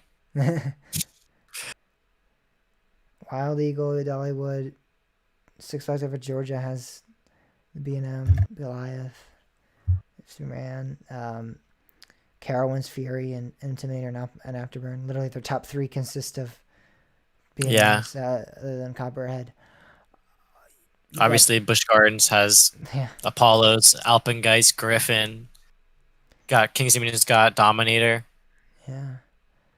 Go up the list of Six Flags Six Flags America. Do they have? Oh yeah, a Firebird. Oh yeah. Great Adventure. Yeah, they have a couple there. New England has a the most B&M. B&Ms. I feel like every park on the East Coast pretty much. And then you even go to like Ohio, you got a B&M everywhere. You got Pennsylvania. Kennywood doesn't have a B&M, but they're kind of more towards the western. The wooden. And they're more towards the western part of the state anyway. So I don't know if I'd consider them truly East Coast. But Hershey, Dorney, Dutch Wonderland doesn't, but that's a small park. What is Dorney, Hershey, Great Adventure in that area? They all have B&Ms. I mean, it's kind of crazy how much B&Ms are everywhere. And yeah, GCI we talked about. GCI, I've ridden two of what I consider to be two of their better coasters, but I just need to ride more of their other coasters. Like I've ridden Texas Stingray and Mystic Timbers, which I consider highly, and I love. And people are talking about how Texas Stingray is one of the better GCIs now, and I thought it was great. I thought it was better than Mystic Timbers, barely, but it was better. But other than that, I've ridden like Invader, Lightning Racer, Wildcat at Hershey Park.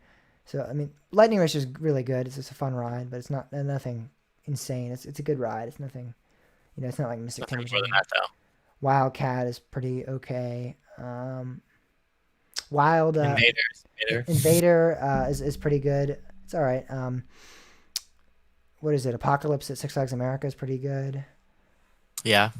And I just need to get on I would like to get on Prowler and Renegade and Gold Striker and all that, and really have a feel for GCI. Thunderhead is a great GCI. Thunderhead's a good GCI, yeah, and I've been on that actually. So, but other than those rides, I need to get on some more. They have a lot more out when you go in the middle of the country, and in the western parts of the country, you have a lot of GCIs that I need to get on and ride. I would also like to get on the ones in Europe, like Wicker Man's supposed to be amazing. Which you just look at the stats of Wicker Man, and it doesn't look like it'd be that amazing, but it is. And so yeah, it would be great to get on some of those. So I think we're going to just jump onto possibly the Steel Coaster quiz. Oh, never mind. Danny just said he'll be back in 5 minutes. So let's talk a little bit longer. But 5 minutes in Daniel time might be 20 minutes. So we'll see. That is true. He was going to be back quickly. Should I say 5 minutes in Daniel and DP Coaster Photos standard time, or in DPC time? What's another manufacturer? Get 5 more shots. 5 minutes times like 10, so back an hour basically. Premier rides. Premier Ride, that's a good one. Yeah. That's You yeah. got the Skyrocket and the Skyrocket 2 clones. You have the Spaghetti Bowl, Flight of Fear clones. Those are great. Those are fun. I've ridden all four of those now. Poltergeist. I've ridden Flight of Fears, and I've ridden Joker's Jinx, which they're all good rides. They're all fun. Definitely prefer the outdoor models, but the indoor ones are pretty good as well. See, the indoor ones definitely like the theming obviously adds something to it, but that mid course really just kills the ride. If it didn't do that mid course, at 100%, I'd say the Flight of Fears that would be the better, but the mid course really just kills the momentum. Yeah, I still think it's a good ride. I wish that I heard actually. I think that they were doing stuff to the Flight of Fear at least at King's Dominion. Over the off season, I remember seeing like Bob tweet something about it. I think or something like that. It might have possibly been make it darker in there if I remember right. I Because I would, know that like yeah, they had those sometimes, lights on in there.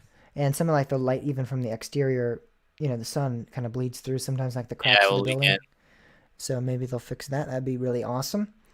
Premiere also had West Coast Racers, which I don't think any of us have had the chance of riding, but Nope. that looks good. They also have what do they have at Magic Mountain? They have Full Throttle. You've ridden Yep. that, correct? I've ridden that. That's pretty. It's pretty good. It's obviously really short. I mean, the brake run is on the main drop on obviously, Yeah. but it's pretty good. You get really good hang time on that first loop. It's one of my favorite vertical loops. So, um, it's a really fun ride. Yeah. Just short. I can't think of anything else they've done. I guess the backlot stunt coaster models are Premiere, and those are again pretty fun family coasters. The Mhm. first Helix is actually intense. Yeah, it Yeah. is. Like And the first almost launch is valid. actually pretty, somewhat forceful, especially for like a kiddie coaster. Family coaster. We did talk about the Skyrocket twos, but Tempesto, Yeah. Phobia Fear coaster, Superman at where's that at? That's at the one in Texas Discovery Kingdom, right? Yeah, Six Flags Discovery Kingdom. Electric Eel. Electric Eel, yeah. So Forget about that one. yeah, that's at SeaWorld San Antonio. Or not, no, SeaWorld San Oh, Diego. so San Diego. San Diego, yeah. I was about to say, I was just at San Antonio and I did not ride that, so. Yeah, they do have some good ones there. Talk about Morgan, maybe. Morgan's kind of goes under the radar a lot with their coasters. You have Steel Force. You have Steel Eel. You have Mamba. You have Phantom's Revenge. Some really All good rides from all- what I've only been on Steel Force and Phantom's Revenge, but those are both really good rides in my opinion. I have not gotten on Mamba, but I have gotten on Steel Eel, so I've been on 3 of their rides, and they're all fantastic. Steel Eel is actually my favorite out of those 3. Not Phantom's Revenge, actually, but out of the Steel Force, I actually prefer. Even Steel Eel is shorter. The last like 4 moments of airtime on Steel Eel are tremendous. They're really good. Another manufacturer we definitely need to mention is Chance. Yes, we do. Chance Hyper GTX. We need more of those in the US. We just But- need another one anywhere, please. Yeah, that I don't understand. I feel like they're reasonably cheap. I mean, I can't imagine that those things are more than 10 or 12 million. I heard it's even cheaper, I think. Yeah, and that's like the maximum I would expect. Yeah. That's like what RMC's charge. I can't imagine it being higher than that.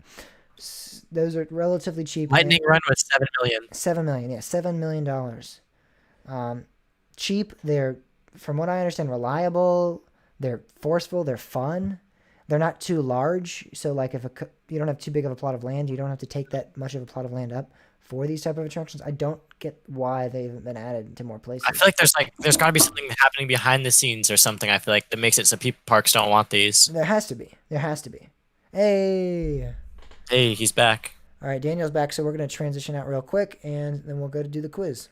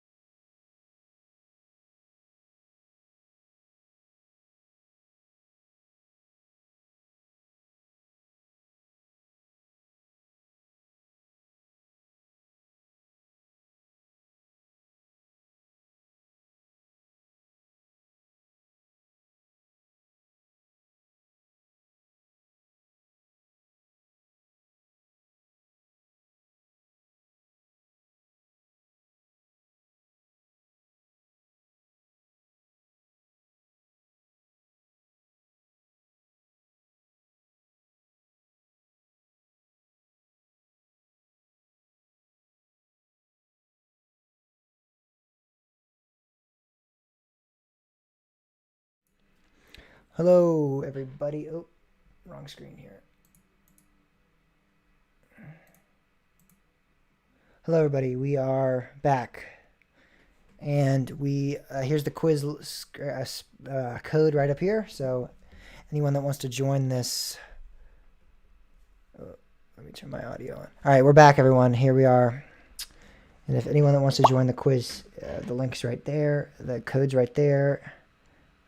So it's 707-206. It's Steel Coaster Quizzes. This is Moi's quiz, so I'll play, but of course my answers will not count. I'll probably get a few wrong, because a couple of these are more like difficult than I.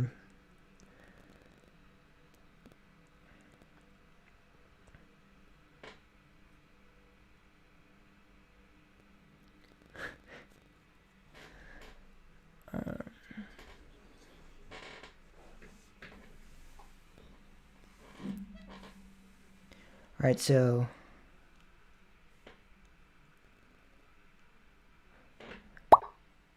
anybody else that wants to play, there's the code. I'll send the link in the chat as well.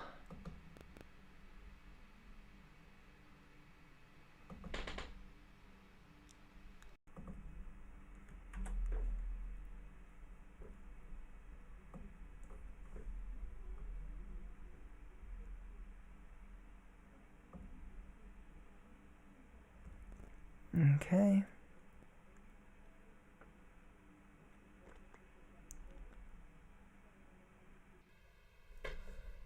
All right, so get that up.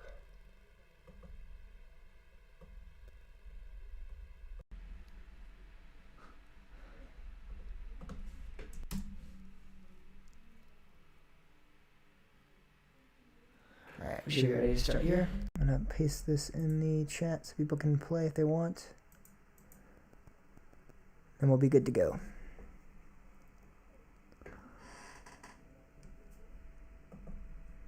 Or not. I'm just gonna play because it's taking forever. All right, here we go.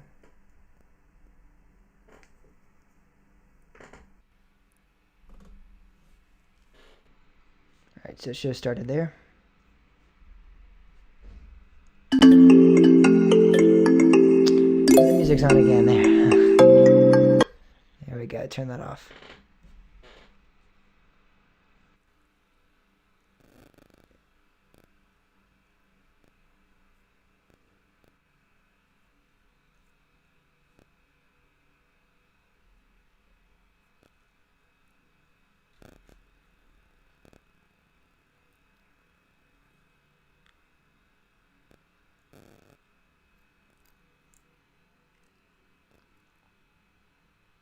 All right, so show started there.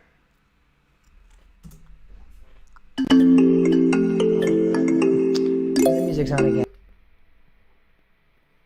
There. No, turn off. Okay, turn that off.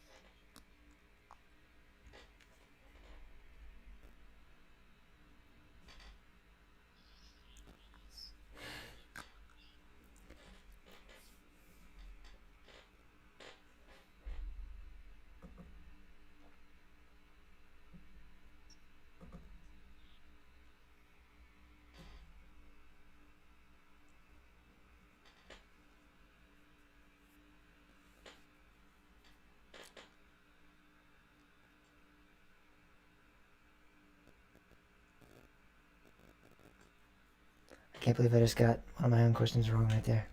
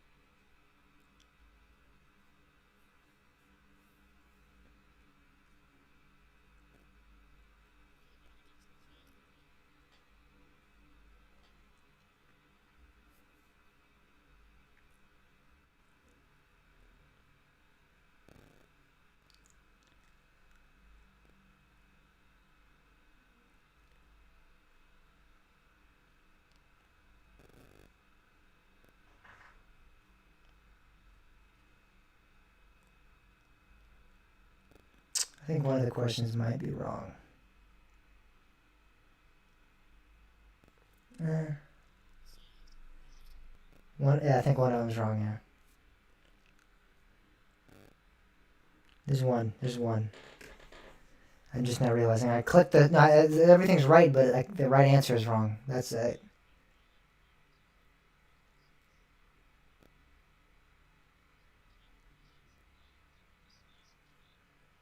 Alright, well... For one of those, we'll just count that as right.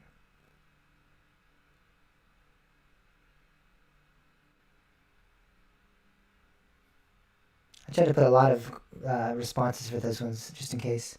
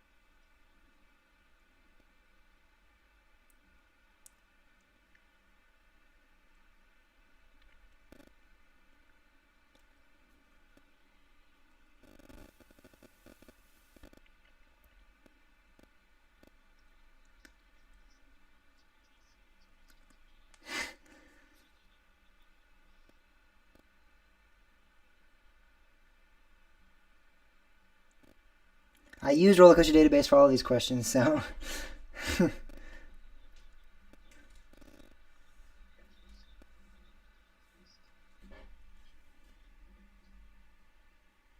Which one in particular?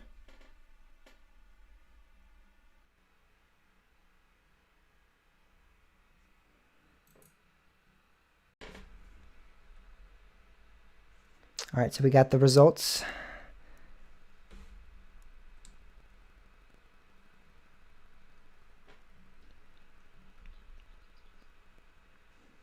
You're not, or you are? Alright. James, alright, so it looks like in terms of who placed where, it was me, obviously doesn't count, Alex, then Daniel, then Timmy.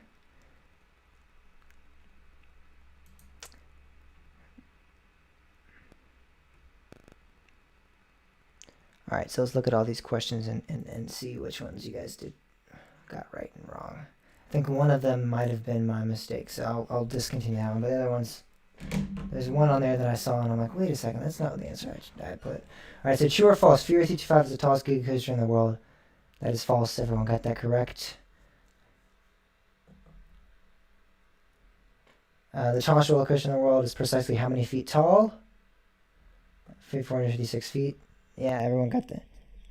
Yeah, you didn't put. Yeah, you didn't put the space.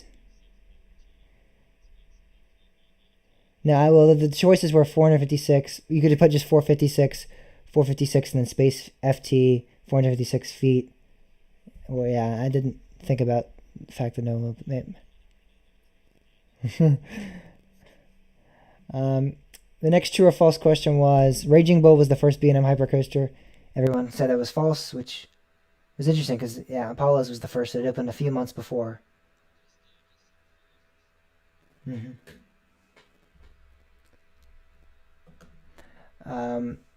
Select all that apply Pantheon statistics. How tall it was, how long it is. All right, so it looks like it's got a 50% accuracy. So no one selected the length was 3,856 feet long. 3 people selected the correct answer of it being 178 feet tall, which is correct. That is how tall it is. Nobody selected the length of 3,151 feet long, which is incorrect. A couple people selected the 183 foot tall drop or height, and then that was correct. Incorrect. That was 2 people said that, and then 4 people selected the correct length. Everyone selected the correct length of it being 3,328 feet long. Question 5. What was the first manufacturer utilized tubular steel track? Everyone said Arrow for that. Everyone got that correct. That was Matterhorn bobsleds. Which manufacturers produced the most amount of steel coasters? Everyone, a couple people selected Intamin. 2 people selected Intamin. B&M was selected. Schwarzkopf was not selected. Mack was selected though. All right, it is Intamin. Yeah, Intamin. I believe they're all in the hundreds. Schwarzkopf, B&M, Mack, and Intamin are all in the hundreds, but Intamin is like 168. B&M's like 120. Schwarzkopf's like 120, and then Mack's like around same areas of that. So they're pretty close. But Intamin had a significant amount. I was surprised. I thought it would be B&M honestly because B&M's just like as we were talking about earlier, B&M's just everywhere, but it was Intamin. Steel Dragon 2000 is known for being the longest coaster in the world. Which coaster holds the second place spot for that? And everyone got that correct. It was Ultimate at Lightwater Valley. No one selected Fury, Fujiyama, or Millennium Force. Phantom's Revenge is a unique ride. It has a second drop longer than the initial first drop. How long is that second drop? So it is 228 feet long. And someone else put 200. Nobody else put 202 feet. Someone put 213 feet. Nobody put 257. But the correct answer was 228. True or false? Orion is the longest roller coaster at Kings Island. That is false. Everyone got that correct. I thought maybe some people wouldn't think about the beast. Yeah, and a lot of people I thought would go, oh, it's a Giga coaster. It has to be the longest. Come on.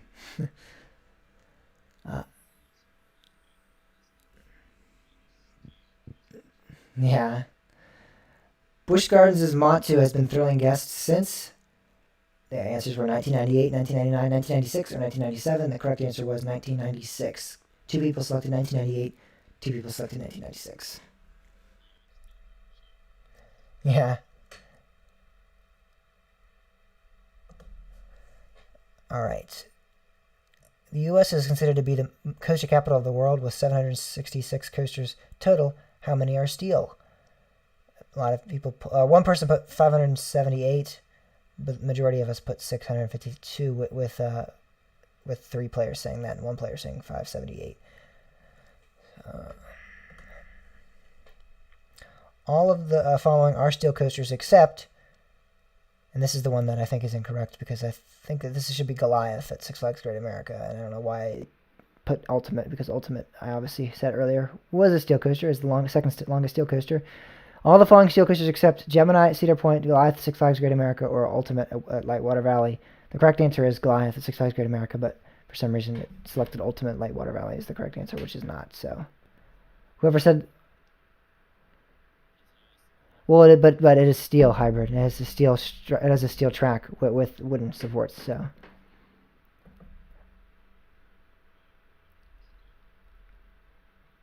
well, yeah, the majority of them are. Well, but it's classified as a wooden coaster by pretty much everybody. I would say that's a steel hybrid. That's what I would call it. Just like I would call Invader. Yeah, it is, but I would say Ultimate's a steel. So, yeah, okay, but you're also, yeah, alright. Timmy 5 debated as, yeah, I get it. Timmy 5 debuted as the fastest roller coaster on the East Coast, going how fast? We got 95 miles an hour. 95. 2 people said 95, and Daniel and me both said 90, which is the correct answer. You said, oh. Yeah, all right. Going off of, it did, but all right. All the website, RCDB, Kings Dominion's website, everything I could find agreed upon 90. I was kind of I was like a little concerned on saying that as well, because I was like, sometimes I hear like 91, 92, but yeah. All right. Which park currently has the most steel coasters in operation? Someone put Cedar Point, which is not correct. Nobody put Canada's Wonderland. So one person put Wonderland Eurasia, which was in there just to throw people off. It does have a lot of steel coasters. I think it has 17, but Six Flags Magic Mountain does have the most in operation right now. I believe it has 18 or 19, and the others have 17. I believe all of the others have 17. Or Canada's Wonderland might have like 15 or 16, but all right. Select all that apply. Steel coasters with a drop over 200 feet tall. Magnum XL 200 does not have a drop over 200 feet tall. Steel Eel obviously is 150 feet. Superman Rider Steel does have a 208-foot drop. Apollo's Chariot has a drop of 210, so that does have a 200-foot drop. Goliath at Six Flags Over Georgia is 200 feet tall, but it only has a 170-foot drop. So the correct answer was Superman Rider Steel and Apollo's Chariot. And that was the one where you select also, if you selected the, couple that were wrong, or you selected one wrong answer, it would count it all as wrong. But it looks like the majority of people did get Ride of Steel and Polished Cherry, but they just selected something else as well. The fastest launch acceleration in the U.S. is Accelerator at Knott's Berry Farm, Max Force at Six Flags Great America, King Nakai at Six Flags Magic Mountain, or Storm Runner Hershey Park. Someone put Accelerator, somebody put King Nakai, but 2 people voted for Max Force, which is the correct answer. Oh, I gotcha.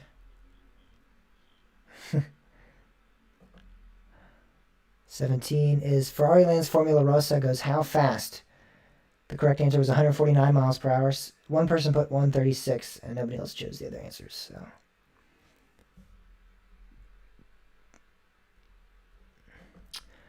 next question is Batman the Ride opened at the first B&M inverted coaster at which park?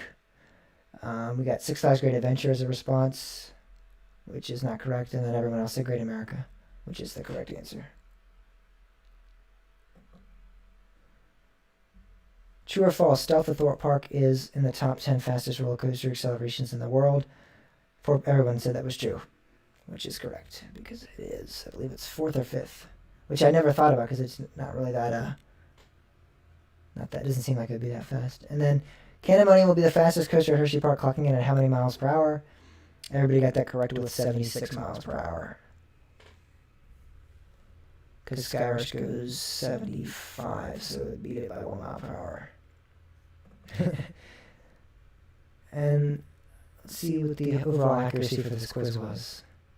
I think Daniel's was like a 50, and Timmy's yours was like a similar to that. I think it was close to that. What? What'd you say? 55. I think Daniel's was around 65. Okay.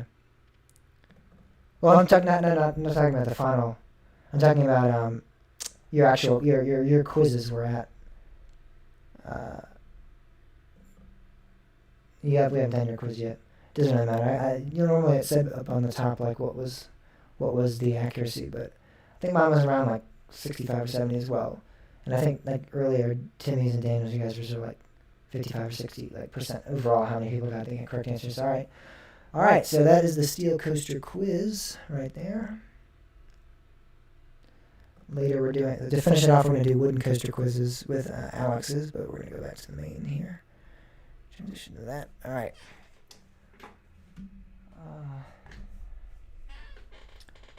All right, so that was the quizzes. That was good. Now it's time for Q&A. Q&A time.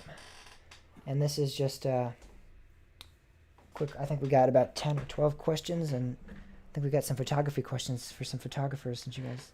Yay. I made sure to boy. list that as a photography because I know you guys would want to answer those. Let me see if I can find some of the questions we got.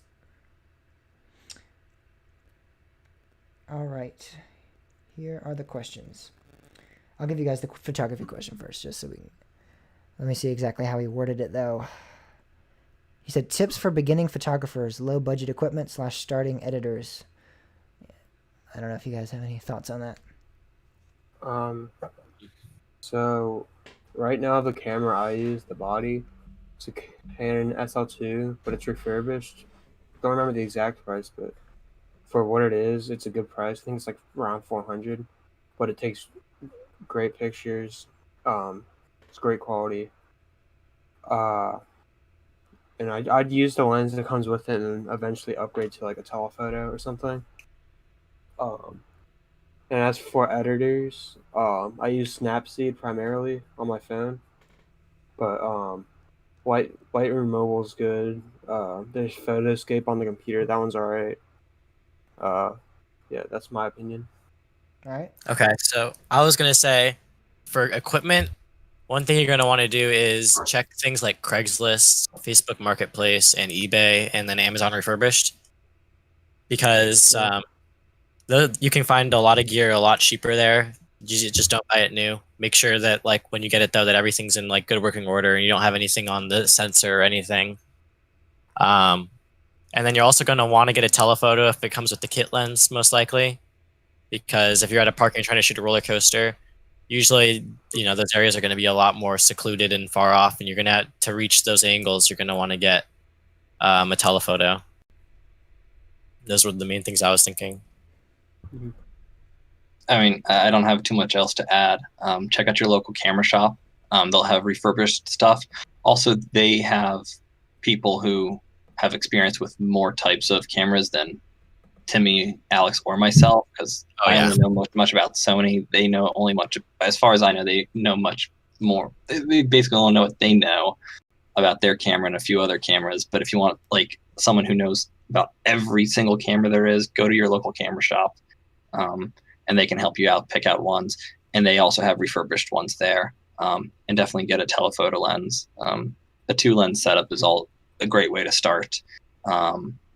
But if you can only have one lens, I mean, just start with that. Always learn with manual mode. Don't go automatic. Yes. Watch YouTube videos. Ask people over Instagram. Ask me. Ask Timmy. Ask Alex in the messages. Will help you. YouTube is your friend. The exposure triangle is super important. That's where I'd start, is learning about the exposure triangle. Mm-hmm. But yeah, I mean, just start taking pictures. Your first pictures are gonna suck. That's just how it is. Then you get better after that. Learn from it. See what you can do. Change the settings a bit differently next time around. All right. Some good advice there. Then someone also, and I figured I should get this out of the way, because then these are the questions that were directed mainly at us, what we do, and then there's more questions about discussing different cool things that we'll all discuss as a group. But someone asked about how to start a podcast, which software and hosting sites should I use. So if you're trying to go like a free route, I would recommend like SoundCloud. You can do SoundCloud for a while. I think you can do like a certain amount of hours on there, I believe. That's when I first started. I uploaded like 10 episodes to SoundCloud, and then you figure out really what your podcast is going to be about, how it's going to sound, how it's going to look. And then I would go, if you're really committed, and that's really a big thing with podcasts, is you have to be committed, because I mean, it's a continually running thing.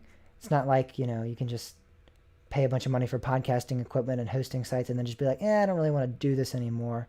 If you're going to commit to it, you have to try to do it on a weekly, monthly, daily basis, however you want to do it. You can do daily little like 15-minute podcasts. You can do weekly hour-long podcasts. You can do monthly 2 or 3 hour podcasts. Figure that out. Figure out what you're going to discuss. Think about certain segments, maybe not even segments, because I did segments for a while and I wasn't a big fan of like having like a segment dictated towards one certain thing, but try to think about like different things that you'll discuss every week. Like maybe 1 week you'll have this, you'll have a news, what's going on in your field of expertise. Most likely, if you're listening to this, roller coasters is your thing, so you're probably gonna do a roller coaster podcast. But definitely think about that kind of stuff. hosting sites, I use Libsyn, and again, I said SoundCloud. I know there's a lot of others out there. I haven't really paid attention to those because I don't need to use them because I'm using Libsyn. Libsyn is really good. You can see all your statistics. They give you an RSS feed. They're really good with that. Software Audacity is really going to be your best friend. I mean, there are more professional audio editors out there, but you don't really need them at this stage. This is more if you're doing a podcast for fun. You don't need a professional audio editor really. It's not really worth it because you're just probably going to put a couple music sounds, every once in a while, or maybe even you might put a sound effect, but you can just go on YouTube and figure that and download that real quick or something. You don't need to pay a bunch of money for a sound editor. And yeah, that's how I would go about starting a podcast. But again, you have to be committed. That's a big thing with podcasting because it's not something you can just do every time you're at a theme park or something. You got to do it, pretty regularly. You got to do it, pretty organized so that people will actually want to come back and listen and check in. All right, so let's do some more fun questions now, some ones that we can all answer. Or like fun questions. The more fun roller coaster related, and there are even some off-topic ones, but these are ones that we can all discuss because we can't all discuss. I can't discuss photography, and you guys can't discuss podcasting. So here's some that we can all discuss. Really. Someone said, do your top favorite haunt mazes. I guess that's haunt King's Dominion, or is it Halloween in general? I don't know. Let's just do haunt. He said haunt, so let's just do King's Dominion. That's a hard one. I think I can do mine. I know Cornstalkers is probably my all-time favorite. That's a good one. I love the feel, almost like you guys know that like that smell of like walking through the corn. You get like you can like smell it almost, and I feel like every time I'm around corn, even when it's not like Halloween related, I almost get teleported back to like going through Cornstalkers or going through some sort of maze like that. I love that, like the hay smell. It's really cool. The smoke is really cool that they have like surrounding surrounding the house. The characters that come out of like the haystacks and like are dressed as haystacks almost. They're really awesome. I remember, and we have a lot of memories of doing that house as well. So I really like that house. That's one of my favorites. I know. I really like. I think my number one is I can't remember the name of it right now, but it was Condemned. No Vacancy Condemned. Yeah. Oh, No Vacancy Condemned. Yes. That's when we walk through with the flashlight. Yep. That one's really good. I really like that one. That was a good Just one. the whole aspect of it being black, except for the one person in your group that has the flashlight. I think it would That's be. such a good idea. I think on another level, it would be better if they did what Clint Novak said he does at his park, where he actually can turn the flashlights off when he wants to. Yeah. I think if they did that, it would be even better. Because can you imagine people, my flashlight's not working. Where am I going? Oh my god! That would be crazy. And they'd be like, oh, where's the person? And then like, wow, someone jumps out. I mean, that would be crazy. Yeah, that's a good one. Yeah, I think I like Condemned and Cornstalkers a lot. Blackout's Yeah. pretty fun. Blackout's the only one that scared Daniel, and I remember that, and that was one. That's the only reason I like that one. Daniel, When it's good, it's good. Yeah, I know. I've gone through it before, and people have pulled out their phones and turned on the lights. Like, you idiot! That's not how this one works. That's not the point. Yeah. Yeah, that defeats the whole purpose of. I mean, why would you go through a haunted house and then do that? Like that, if you're gonna go through a haunted house, you want to be scared, right? I mean, logically speaking, if you're gonna wait in line for a haunted house and do it, why would you ruin the surprises and the fun? I mean, that's Exactly. Like I don't get it. I think Lockdown's also pretty good. Yeah. That's a pretty Not decent really one. good. I like the It's theming to alright. Lockdown a lot more than the actual house itself. Like the theming of being in a jail agree. and like all the flashing lights and the prisoners and stuff. It's really cool. I think I we like have the to scare pay. zone out front more than I do the actual haunted Yeah, house. yeah. That scare zone they have out there is really good. I think one we have to pay tribute to is mention Zombie High. Yeah, that's That's what I no was longer thinking. there, but With the principal. that was I yeah. love the principal. The principal's the best part. Yeah. He made it the best part. Yeah. Yeah. I think we can all agree that the worst one is Tollway Terror. With the Yeah, I've animatronics. never done it. It's just animatronics. It's all fake. There's no actual people. It used to be good. It always has the longest line, and I never hear good I things don't about understand it. that. I don't get that. That doesn't make any sense to me. Because you get to go drive through and like ignore It's it. just the capacity, I think, of the There ride. used to be, they used to have actual actors there, and I believe probably Mhm. liability issues. They probably had to undo. I remember walking past there like a long time ago, and there's like a chainsaw guy, and I was like, "Oh, that looks scary as I heck." did it with the actors before and I thought it was great. But then they changed it out to have no actors, and I was like, oh, it's not really a point in it. I know the one at Knoebels uses actors. They're That was great. anti-cross ride. Yeah, That was that scared great. me.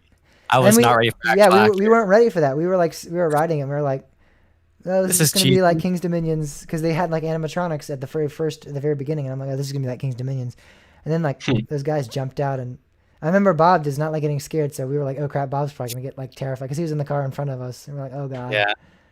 he's not gonna be having fun.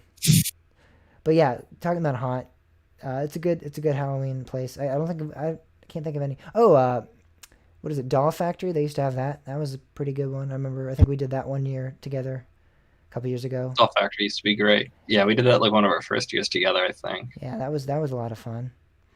Club Blood used to be one as well. That was like a vampire one. Blood on the Bayou. Wow, I can't believe I just now Yeah, remembered Blood that. Bayou is really good. That's a really good one. Yeah, that Yeah. was also pretty. And we've gotten behind the scenes tours on that one a couple times.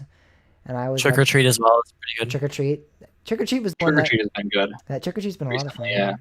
We took Alex in there for his first one. I remember, or it was either Alex or it was Alex, and It was my first time in a while doing one of those. and you liked it, and that was a lot of fun. You got some good scares, so that's a good one for real. Yeah. So I think we listed about every haunted house that I can think of. Trying to think. I think that's about it. So yeah, they have some really good houses at Haunt though. Okay, here's an off-topic one. This is just I'm reading these in order now. What is your favorite band and why? It says. I'll let everyone else go, and then I think everyone knows mine. So I know what James is. My favorite band right now is definitely the Beatles. They made great music, hmm and I enjoy listening to their stuff a lot. Timmy. So I don't particularly listen to bands. I listen to a lot more rap. So that's artists. Right now, I don't know. It always changes. My favorite artist has always been Logic, which is the guy who made that album right there, that back there, and also that back there. But band, I can't think of their name all of a sudden. The guys that made Maneater and Hall & Oates. Holland. Yeah, yeah, I love Hall & Oates. that's a good choice. Some really good pop So- tunes. My favorite is 21 Pilots. I used to love Coldplay, but their last few albums just haven't been my favorite. Anberlin was great. They disbanded. I still love their work, but currently going on, 21 Pilots. They've just been a great. They've been great for me. They're Yeah, and love I their am music, love their what they want, what they speak of and whatnot, what they sing about.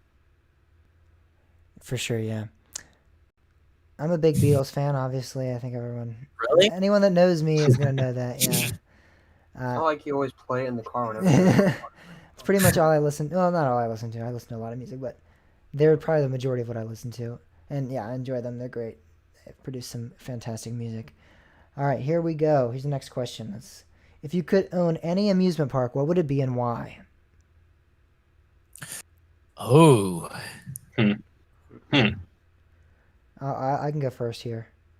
I'm biased, but Busch Gardens Williamsburg has really always been a favorite of mine.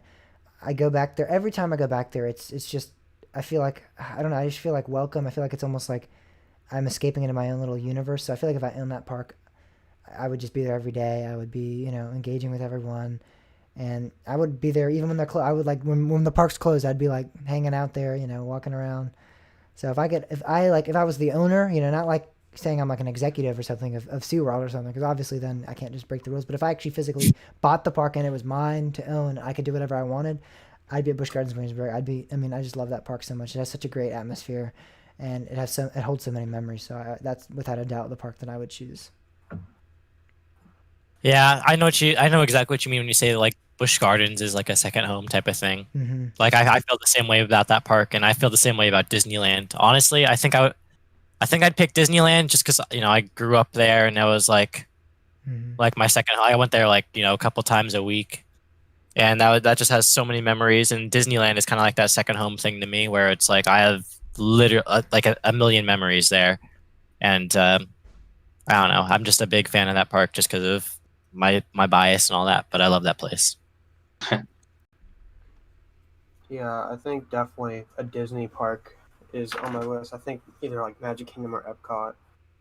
or even like James said, Busch Gardens, and many memories are there, and I just want to walk around there all the time.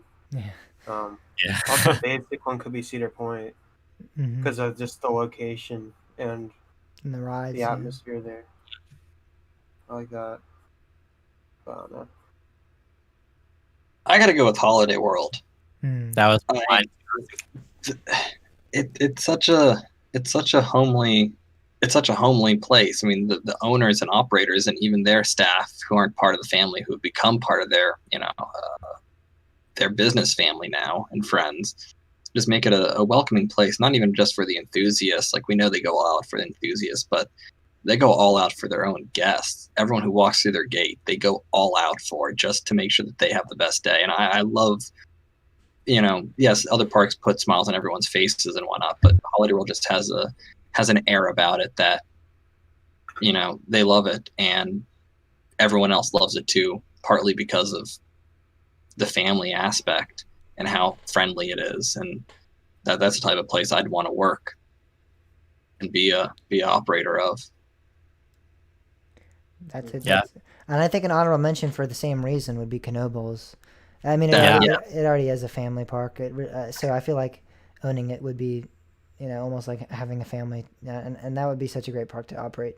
It's such a great That's place. right. Not saying that any other park that we might operate we couldn't change into it, and not saying I don't want those parks not to do that. I want all parks to be family friendly and happy and whatnot, but it's already has that reputation, and Yeah. being able to keep that alive and grow it, that would be the best part about it. Mm-hmm. All right. So, okay, here's one. Is COVID-19 going to keep parks shut down until 2021? That's the question. Only time will tell. That's my answer. I agree. I don't have those answers. I agree with that, but I'm going to say no, just because that it's not going to close them until 2021. I mean, Yeah. like you said, we can't really tell, but I mean, we have all these parks like Six Flags, and the Six Flags is in Texas, already had dates, even if they got postponed a couple of weeks or whatever. If the fact that they already had dates, Shanghai Disneyland opened today. Yesterday, actually, I Mhm. believe. Yes, well, I think it's today. Oh, I don't know how Japan or what time is in Japan right now, but I believe it was yesterday. I don't know. They had the media at least there because I saw a video of like reporters, and it was funny because they were all like, they're reporting and they're like, social distancing is very important here, and it's just reporters crowding around like the front entrance trying to get photos of people coming in. It was hilarious, and it was like, okay, I guess we're already back to this, I guess. I But saw a video of like them going through the line, and there's like so the whole markings on the floor about where not to stand and stuff. yeah, I saw that as well. That it's definitely. I don't think 2020. I mean, obviously 2021 hasn't kept the parks shut down, theoretically speaking. If you're talking about the U.S., I think we'll definitely be open. But I even think talking about the world, I mean, they're already back open in China. I just 2021. I don't think parks are going to be closed that long. It might be like maybe like Disney or Universal might consider that because I think they're a lot larger and they rely on a lot of out of state visitors to come into their park, so they might be more on the side of and they have a lot of money, a lot of revenue already from other things like movies and stuff like that. So they might not be as concerned with reopening. But I don't think regional parks are going to reopen. I think we're already starting to see that. I don't know. We'll see though. Oh, here's a good one. Talk your favorite drop towers. Drops in Kingston. That's a good one. That's a very good one. That's one of my favorites as well. That's I probably love the Larson one that he's find at like Knoebels Oh, and God. Waldemeer and Kentucky Yes. Kingdom. Yeah. Yep, The that's short what I was ones. to say. Oh my gosh, they're short, but dang, they drop you like none other. And I love how they have like those coverings over the top, so when you try to look up and see where Yes, you are, you can't. you can't see where you You are. can't see how tall you are. Yeah, Subtly smart. Yeah, and then there's no holding at the top. There's no holding at the top. You just hit the top, and it just releases you, and you just drop. So And that- you have no clue when you're about to drop. And that's why I liked Dropline at Dollywood because I felt like SNS kind of tried to copy that a little bit because they did do the same thing with the awning. You can't really see where you are that much, and it's just a little bit larger. So I like Dropline a lot at Dollywood. That was one of my Dropline was good too. Yeah, I really I like that. Dropline a lot. One that I will say is disappointing, and I think everyone that's ridden it can agree is Zumanjaro. Yep. I don't know. Mhm. I think we talked about this the other night, but this is not during a live stream. So Zumanjaro, just me and Daniel both were there, and it was for riding of the bull, and we both were like, we weren't both like trying to Alex just left, so now he's kind of messed up the stream here. I gotta go in a second, but I'm still here. Can you turn your camera back on? All right, there we go. Yeah, Zumanjaro. Me and Daniel were getting on it. I think it was Riding of the Bull, I believe. That was the event we were Mhm. And I was like so nervous. I mean, I was like considering not riding. I'm like, Daniel, I'm really nervous. And he's like, trust me, you'll like it. You'll get on. It'll be fine. And I believe I think you ended up riding in the, I think we got like, we went in the single rider queue because it was such a long line, I think. I think I remember that correctly. Because you ended up on the other side of, like, you ended up on like other a car on Zumanjaro. You were on like this, and I'm like, oh my god, I have to do this by myself. So you were like a few seats over on the other car, and I'm like, oh, am I gonna die? I'm gonna die. And we did it, and I'm like, Yes. and then we dropped it. I'm like, that was not at all bad, like whatsoever. I was like, what? Like that can't be it. Like this whole thing's been anticipated my entire life. I've been watching like the videos of it, and it's like this crazy 400-foot drop tower, and it was like the most forceless thing. I did not think it was at all like intense. Like the dropping was fun and the view was great, but it's definitely a better view that you get on Cobb because on Cobb you're flying around at 100 miles an hour. You can't really look around. But with Zumanjaro, when you go up, it's a great view. But the drop itself was really like just so anticlimactic, and that was kind of Forces is a very good way of putting it, as you said. yeah, it really is. A good one, well, not a good one, but one that gets a lot of discussion is Mock Tower Busch Gardens because of a lot of people. I don't understand. I don't think it's a good drop tower, but I don't understand necessarily why people like hate it. Like I've seen people come off and be like, "That was awful. That was terrible." The restraints aren't great. I'll give it that, but I think the drop itself is pretty fun, and it is a good view.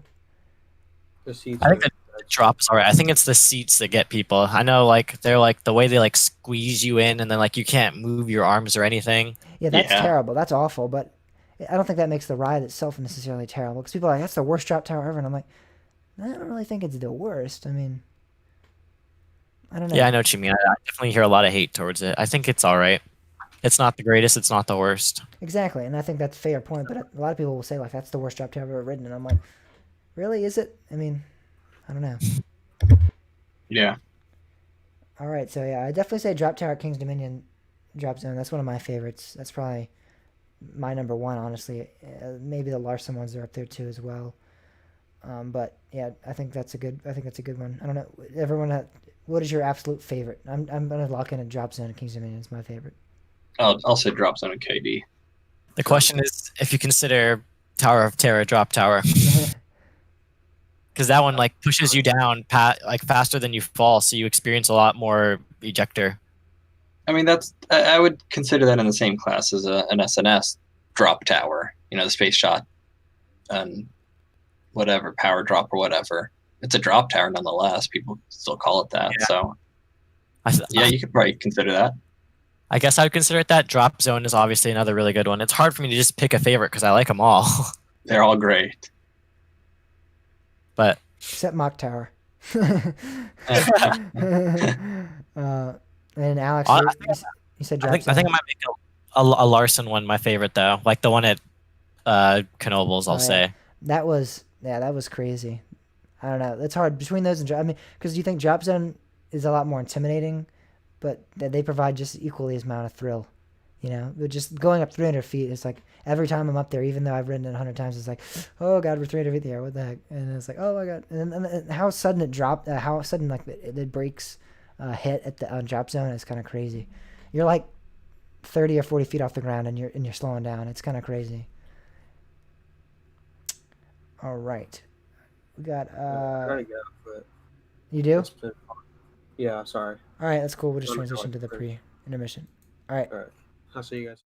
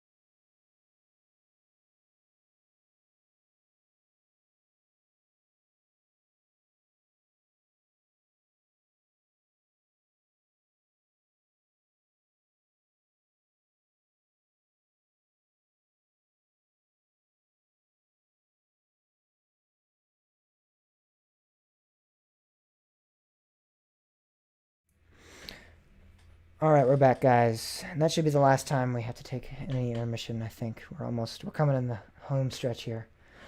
So then there were three. The next question was favorite park atmosphere. I again, I'm gonna restate. I know I said this earlier, but Busch Gardens Williamsburg really has probably my favorite atmosphere, just because the memories, also because of the great theming, and I mean, going into that park, other than Apollo's Chariot, that's the only ride where you really feel like when you look out, you can see the parking lot, and you can see the real world, quote unquote. Every other ride there, really, you feel like you're in your own universe almost when you're at the park. You feel like you're not in a theme park. You feel like you're in whatever country you're in. You feel like you're whatever ride you're on, you feel like you're experiencing what you're, Alpengeist, you feel like you might be in the Alps. Verbolten, you feel like you're going into this black forest. And they really do a great job of capturing that essence, so to speak. And so I think for atmospheres, there's so many good atmospheres out there. There's so many parks that have like a good homey feel, like Holiday World. Daniel said Knoebels is a good homey feel. Cedar Point has that thrill capital. You have all the coasters. You feel like you're, surrounded by coasters. You feel awesome there. But I just think Busch Gardens has my favorite overall atmosphere in terms of like feeling like you're almost not even at a park. Yeah, I agree with that. I think that like the homey feel, like especially because it's our home park and we're there all the time. But I'm gonna cheat for my answer, and I'm gonna say that Hollywood Nights is my favorite atmosphere with all the enthusiasts sitting there, and we're all in line for Voyage. I mean, I've never even seen a line for a coaster at an enthusiast event, like especially. Yeah, true. And it's just, I don't know, especially when waiting. When the park has all the coasters open. Yeah, it's kind of crazy. Yeah, it's like, and waiting like didn't even like matter at all. Like it was like cool because that like you're waiting with like your like really good friends, and like you can make new friends if you wanted, just like that, Like it's just something about that enthusiast atmosphere that's really really fun. Absolutely. And I agree with Busch Gardens, Williamsburg. Just the countries and being able to, the music transitions from one place to the next, and the architecture and the whole theme of the environment. But on a similar note, I'm going to put in Dollywood as well, because they really go out with the architecture on the buildings and how the whole place feels, and the music just changes from here to there, and their staff as well is very welcoming and very kind. And even if they are told that, your job as a ride attendant is to also grab people's bags and put it into the cubbies. I mean, sure, they're getting paid and they're being told to do that, but also it's just a kindness. Even if they are being told and paid to do it, it just feels like they are going up above and beyond just to do that. And so it just helps add to the, making it a nice day for you and your family, or you and your friends, or whatever.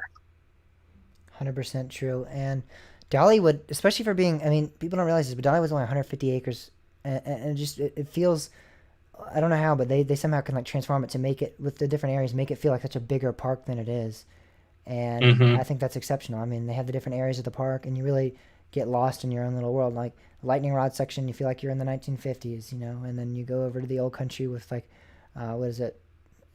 Some of their older attractions, like what is their dark roller coaster called? Can't think of the name. Tennessee Tornado? Not Tennessee Tornado. The indoor coaster. Blazing Fury. Oh, Blazing Fury. Yeah. Blazing Fury. Blazing Fury. When you go in that area of the park, I mean, you really do feel like you're in the old 1800s village or something. It's really, really awesome. And then you have Tennessee Tornado down the path a little bit further down. Yeah. Then you go to Fire Chaser Express and Wild Eagle, and you really just feel like you're in your own little world at Dollywood. I 100% agree with that. All right. No other responses. Then we'll move on to another off-topic one. Favorite movies. Ooh, that's interesting. So James knows that I have a weird obsession with the movie Baby Driver. Oh god, yeah. Baby Driver is a good movie. I love that movie so much. I have a shirt somewhere in here, a Baby Driver shirt. My girlfriend got me. Yeah, I love that movie. I love the Star Wars movies a lot. Those were like some of my favorites growing up. I also watched the movie Cars, like with Lightning McQueen and all that. I had that movie on repeat when I was a kid. So those are probably my favorites. I love The Dark Knight, the second one in the Nolan Batman trilogy.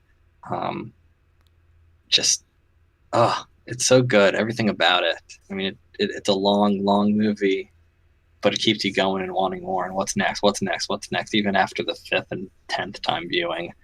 I also love other things from Nolan with Inception and Interstellar. Just his movie telling is really good, and his collaboration with Hans Zimmer to be the score composer to really sell the story and tell it really well. I love everything about it. So I have a weird favorite movie, and it really doesn't have anything. The movie is great, and it's critically acclaimed movie. But the reason I have I love it so much is just because as a child I watched it so much with my grandfather, and it was just a movie that we watched pretty much every time I went over to his house, and that's Jaws. I think it's a very good movie. Yes, I can probably recite it for you right now fully, but I don't. I understand where some people will be like, Jaws, come on, like there's these Gone with the Wind, Godfather, all the Jaws is your favorite movie, and I'm like, yeah, I think it is. Yes, there's some good acting. Yes, there's a good story. Yes, I mean, I think, and again, it is critically acclaimed. It is definitely a movie that is considered highly among, but it's not none of that. It's nothing that I think it truly is the greatest movie of all time, but it is my personal favorite because I just grew up watching it so much, and it means a lot for me in that aspect. A good movie that I would consider to be probably the greatest movie that I've seen in terms of acting and in terms of actually being the greatest movie, I would say is The Godfather, Part 1 and Part 2. I consider those kind of like the same movie because I know some people don't, but I consider them to be kind of, the same story, the same family, the same, following the same patterns. So I think both of those movies are excellent. I think they're great dialogue. I think they're produced well. I mean, everything about them is fantastic. So, but Jaws is my favorite personally, and then on like a critical view to almost like, critique a movie, I'd say Godfather is up there for me. And I was gonna say an honorable mention would have to be Pulp Fiction. I watched that with you, and I love that movie so much. that is a great movie. That I would put that up there. In terms of dialogue, I mean, that's some of the greatest dialogue ever written. It almost feels like you're watching. I mean, it doesn't even feel like you're watching a movie. That movie. I feel like I'm almost there with them sometimes when I watch that movie. We got one now. A question, and I'm actually gonna say this is from because we all know it's from Marshall from Coaster Engineer. Okay. Hey, yo. This is an interesting question. This is if you could ride only one roller coaster before the parks reopen, what would it be? So right now, I guess we could teleport to any coaster and ride. What would it be? I think I have a pretty solidified answer. I think. I'm assuming it should be a roller coaster we've ridden. Yes. I'm not just gonna like teleport and be like, oh man, I really want to ride Carnin. And then and then it turned out you don't like it or something. Yeah. Hey, question: has the coaster warmed up, or are the trims running?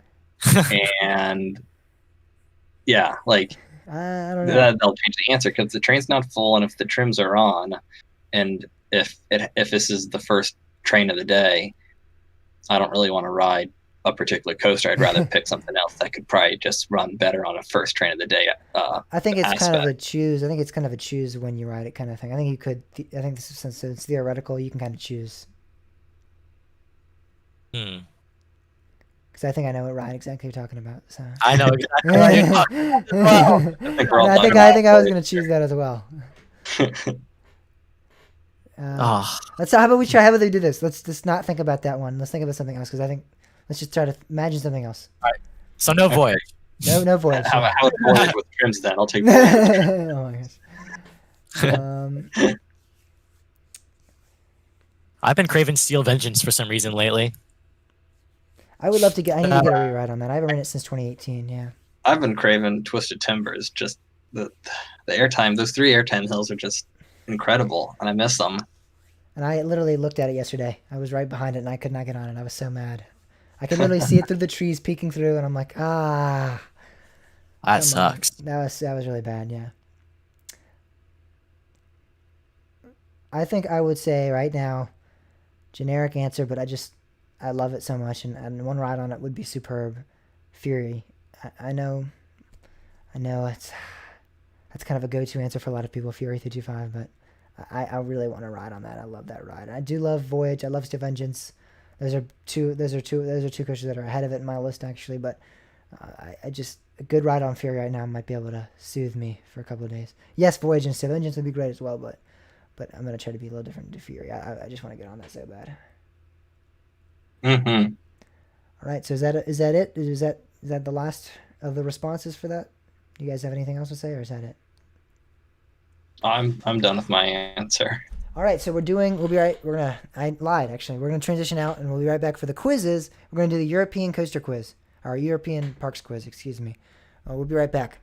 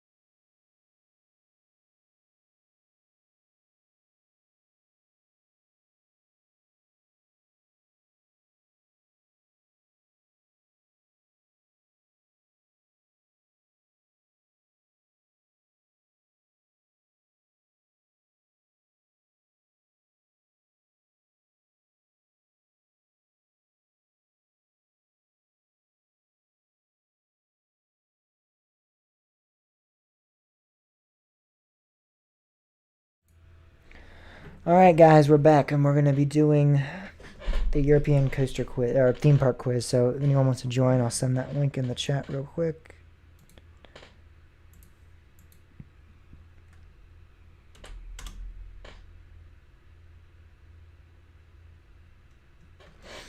All right, so that link is there now. So anyone wants to join real quick, I'll give them a couple seconds to join. I need to join too, actually. So.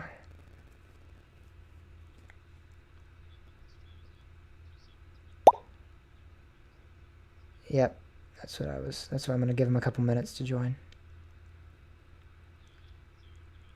Yeah, that's cool. That's cool. All right.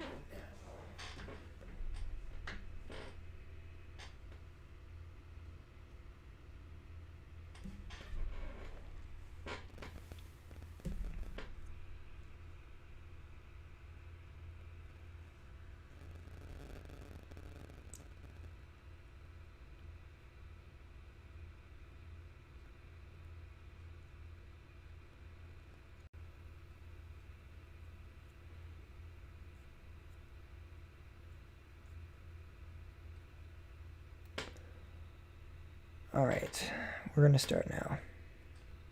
So if anyone wants to join, I believe you can still join while we're playing, but if we finish without, it'll obviously end the quiz. So try to join here soon, guys. Here we go. Let's start. The music's gonna start playing. I'm guaranteeing it. So get ready for that. Yeah, here we go. Let's turn that off. All right.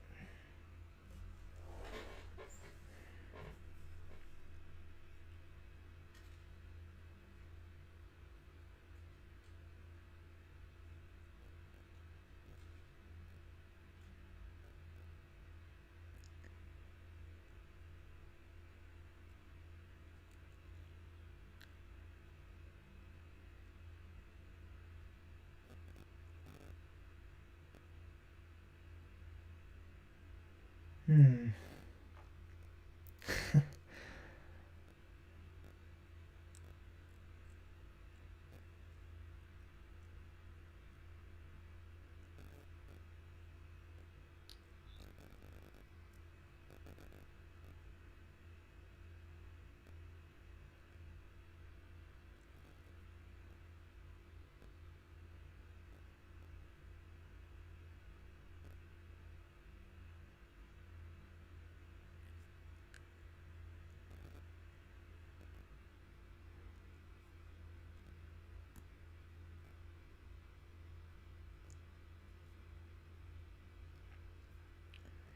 Kind of sad I'm doing better on this quiz than I did on my own.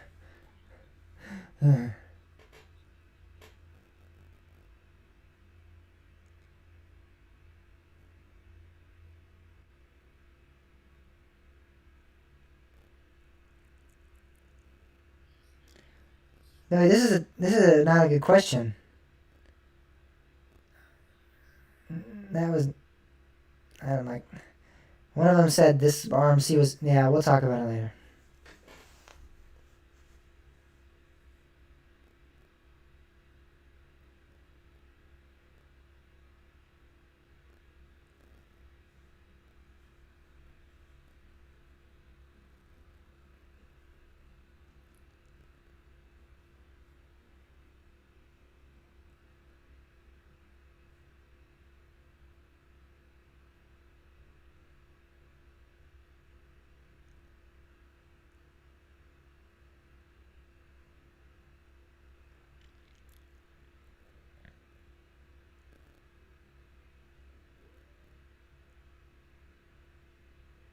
Looks like you tried to put pictures on each and every one too. I did not try to do that. Yeah.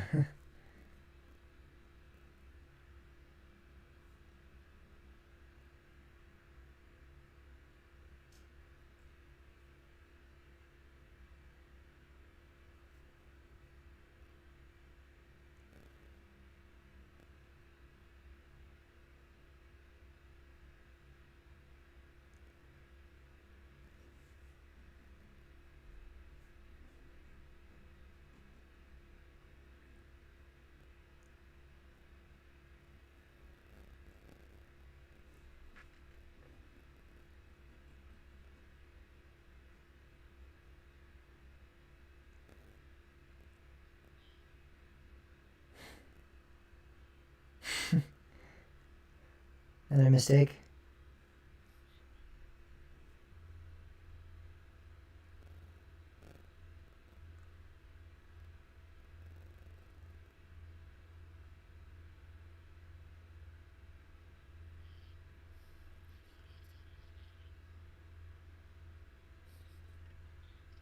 There's a couple. Wait a second. Yeah. I know one too now. There's one. I think he just put the wrong answer, but it's still like he clicked the wrong one to be the correct answer.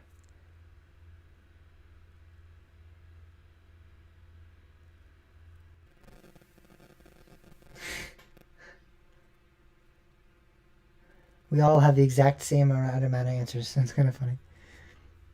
Sean, who's playing from the live stream, is the only one that's doing better than us. I know, I saw that.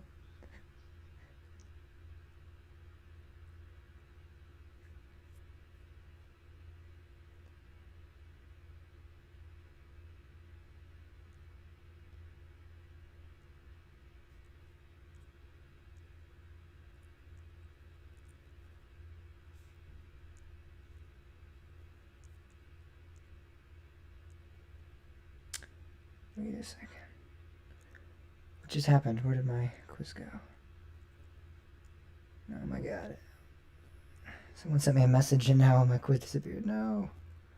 It'll let me rejoin, I think.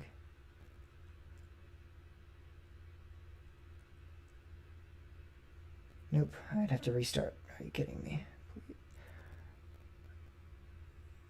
Oh, come on, man. This is what I told Noah.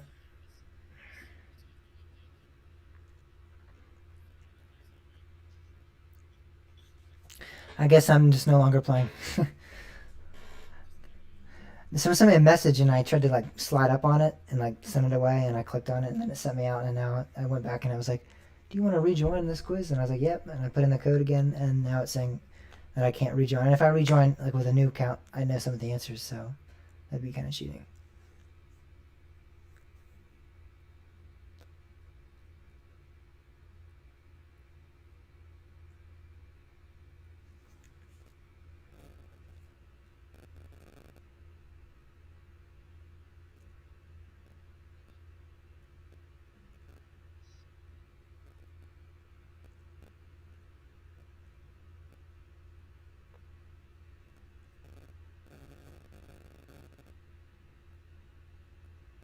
Oh wait, I got back. Yeah, I found it.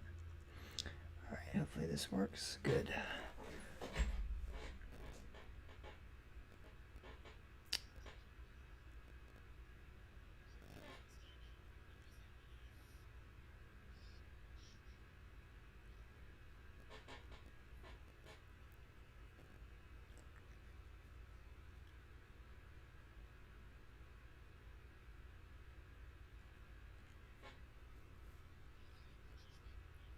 I know, you really committed.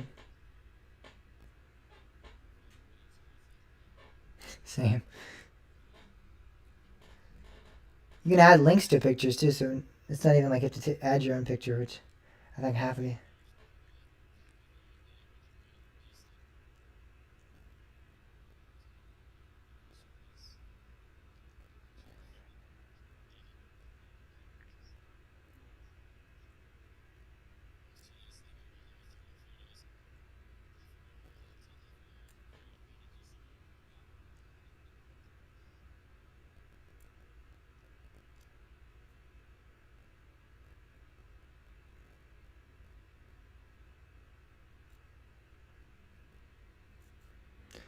Oh boy.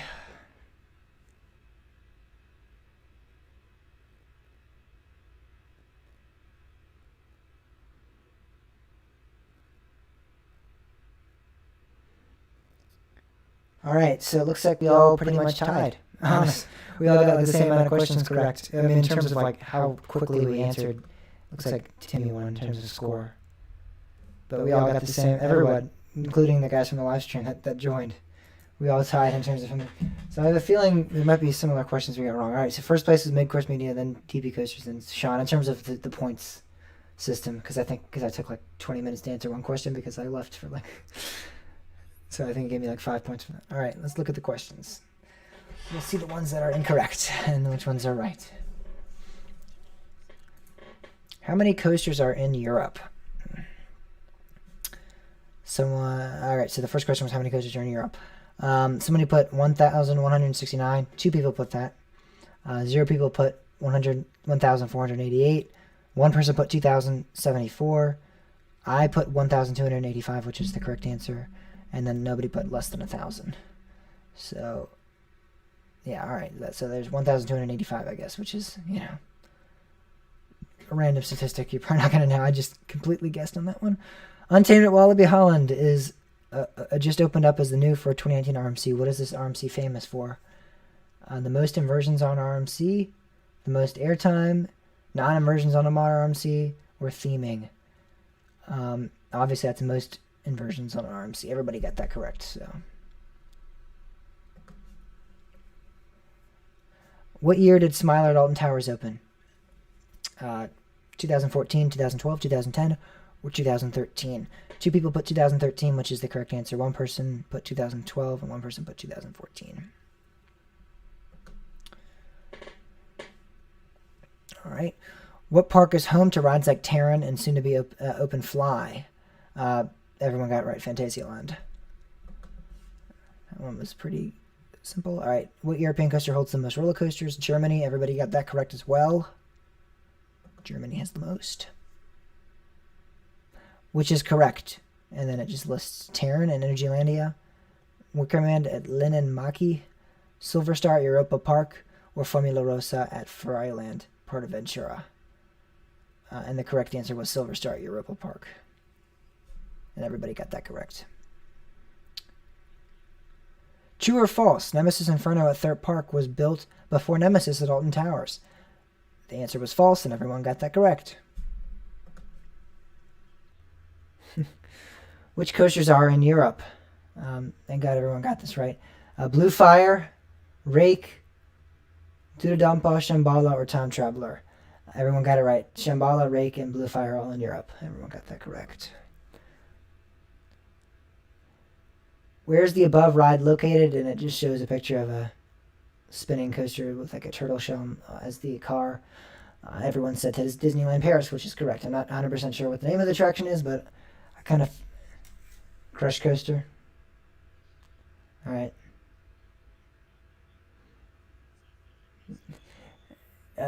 Gnarly. Yeah, all right. And I just figured Phantasialand I know does not have that. Colmar I know does not have that. And Park Asterix I know does not have that. So I was like, it has to be Disneyland Paris. All right, what park is Krakow located at? Everyone said Tripsdale, which is the correct answer. Yeah. Did you actually see that, or did you like actually know that, or was that just like a? Yeah, I know. The Swiss manufacturer Intamin built the following rides below. Which Intamin is located in Switzerland? Yeah. None of the above was the correct answer. And nobody. Yeah. So everyone.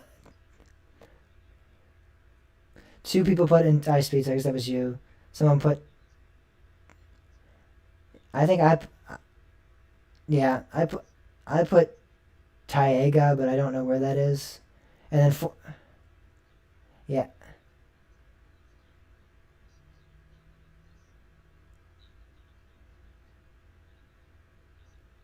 And then Formula Rosa and Hyperion were the other choices. None of the above was the correct answer. What coasters are set to open in 2020? In Europe. He said Abyssus, which everyone got correct because that is opening in 2020. Niche Disier, I don't know how to pronounce that. Intamin Hyper at Wallaby, Belgium. Healy Shelby? Shebe? I don't even know. Or what? How do you pronounce the beginning? It's Heelage Scheiste? You're German, yeah. You spoke German. Pronounce all these for us.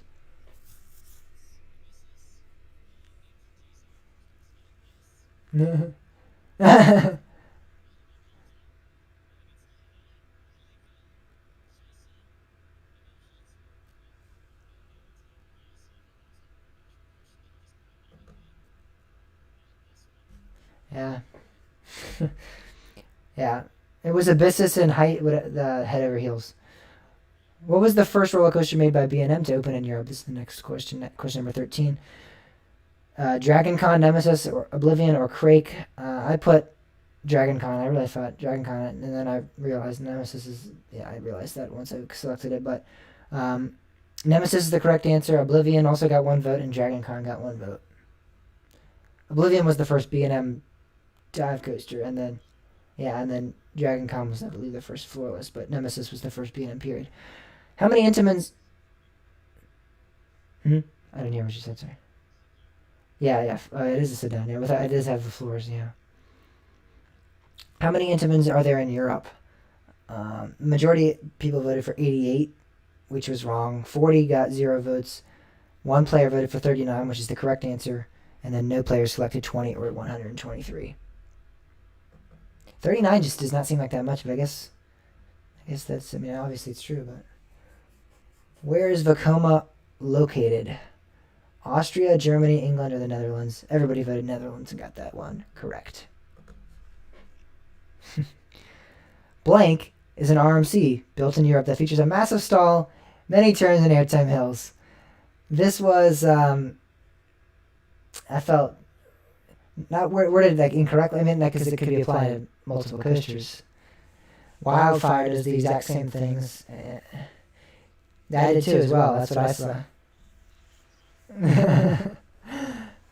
If he had said like, what is the a steel RMC built in Europe, then you'd be like, oh, okay. But yeah, the newest.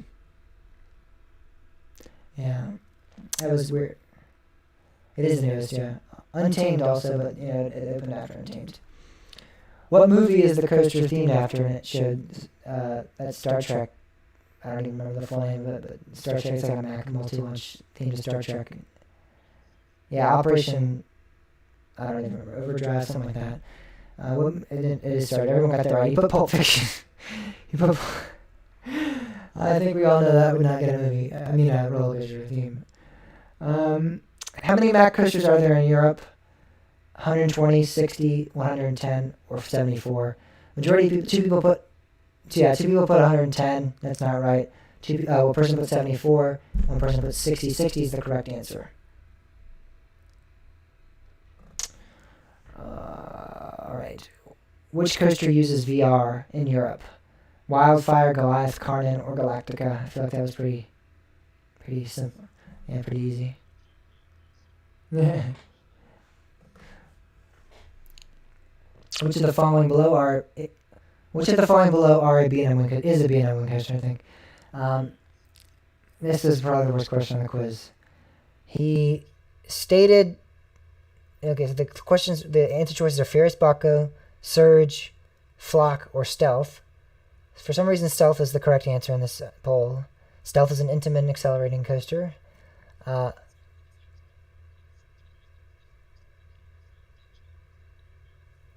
Yeah.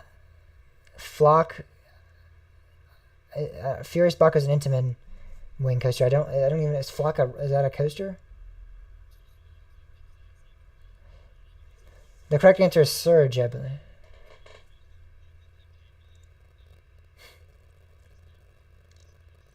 Yeah. Is Surge a roller coaster? It's not a roller coaster. It's not. So, Flock. None of the right answers. None of these are. The picture he has is of Phoenix at Toverland, so I don't know why I didn't put that.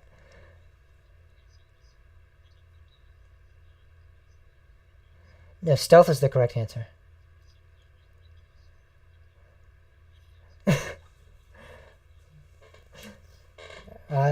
We're just going to agree that question should not count. All right. Which coaster below is a launch coaster?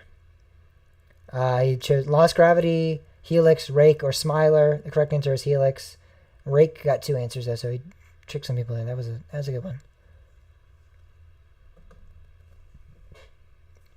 Which is the tallest roller coaster in Europe? Hyperion, Shambhala, Skyscream, or Red Force? Everyone obviously chose Red Force. Shambhala was the tallest for a while, but Red Force surpassed it. Everyone got that right, so we're good. What is the longest roller coaster in Europe? With the picture of Steel Vengeance. The Shambhala, Big One, Zadra, or the Ultimate? Everyone got that right, Ultimate. Yes, but I want to ride it so bad. I feel like that'd be like a good night ride, like Beast or something. Is that it? I think that might be it. I think we did. That's question 23. Yeah, that's it. So there were definitely some questions. There wasn't like, I feel like other quizzes, in terms of comparing them all, I think there were other quizzes. There was a lot more mixed in terms of, the questions were all kind of relatively the same difficulty. This was definitely a lot more like they were easy, and then there were like more like complex, hard, or even hard to understand ones. Or even like some of them were just like statistics that you would never know, like how many roller coasters are in all of Europe. I don't know if anyone would know that off the top of their head.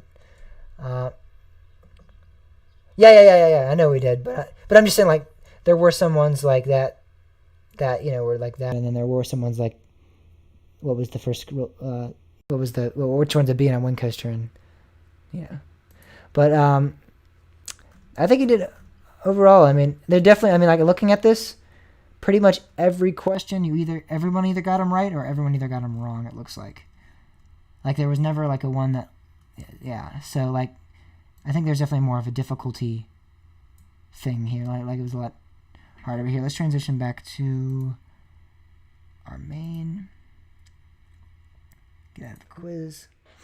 All right, so now I'm gonna head on over to something that I think this is what I've been looking forward to pretty much the whole day. This is gonna be fun. It's either gonna be really great and everything's gonna go perfectly, or we got some errors because I need to get ready for this this live polling system here. All right. So what we did is, or Daniel, how about this? You can explain it since you're this is kind of your idea as well, and that way I can get this set up. Yeah, okay, so I think I have a better explanation than what I explained to you yesterday. So basically the next segment here is called Kill or Keep. They're going to get 2 coasters. They're going to be kind of similar, either in stature or notoriety. And it's not just picking which one's better, or which one you like more. You kill one gets torn down, basically. The other one is kept. But think about, like, if it were to go into your home park. Now, I'm not talking about if you have Michigan's Adventure or Valley Fair, where you'll take anything. Think of just, like, a theoretical home park, 7 to 10 coasters that are of varying degrees from junior to thrill, a nice solid homely home park. And then you're going to get these two coasters as a pick. One of them you have to keep, one of them you kill, the other one has to be put into your park. So sometimes you're going to get two really bad coasters, so you're going to have to pick one to kind of quote unquote put into that theoretical park. And sometimes you're going to get two really great coasters where you don't want to kill one of them, but you have to. But so then you have to pick the better of the ones that you kind of want to have a staying power in your home park for longevity. So not all 25 of these coasters that you quote unquote keep will be added to that quote unquote theoretical home park, but just like take the home park in and of itself and just one question at a time and picture it that way instead of just trying to pick which one's better, and really think about which one would add more benefit to a park in a way, I guess. Something like that. Yep. All right. So I'm going to have the voting link here. This is going to be a live poll, so anyone in the live stream can also vote. I'm going to send it to the guys as well, but I'm going to send it on the live stream too, so you guys can all, if anyone wants to vote for their favorite. Here we go. I'll send it to the live stream real quick. So we're going to have it up here in a second. I'm going to...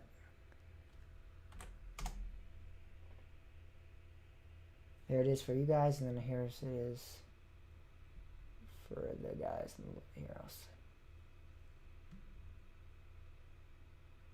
Oh.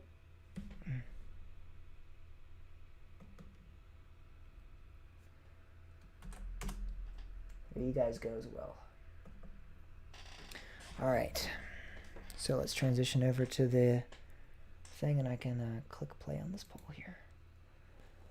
It's still taking a while to load. I need to get to the cockpit, and I need to push play on the poll so that it goes live, and then we'll be ready.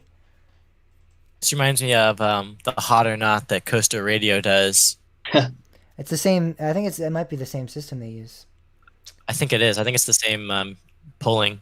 I literally looked up free live polling, and this is the first one that came up. So I'm sure that's what they looked up too.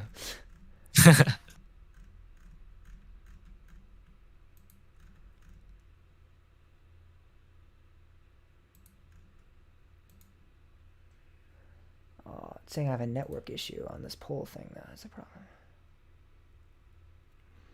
I assure you, I'm connected to the internet. I would not be able to be streaming all of this and talking to you guys right now.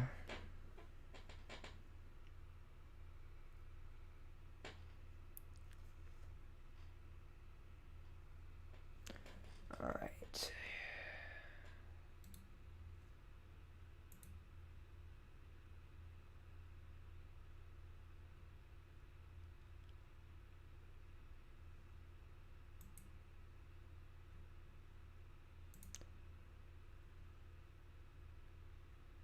All right, I think we got it. All right, there we go. It's up now. All right, so I'm going to transition over to this poll, and I'm going to click play here so we can start.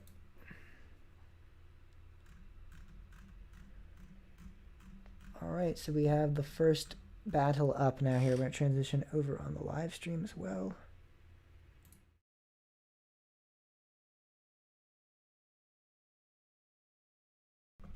There's the link right there as well, so if you can vote for which you think is the better of the two of these attractions.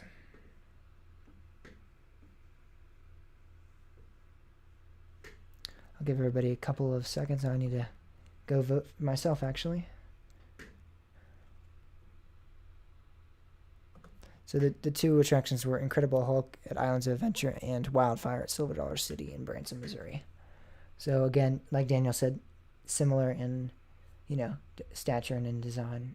They're both B&Ms, both B&M sit-downs.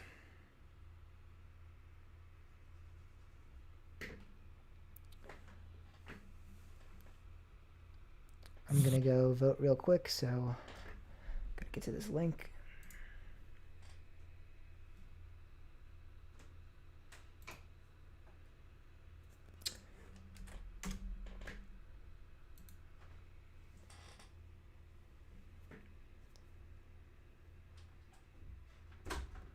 This is tough. It's tough. Mm-hmm.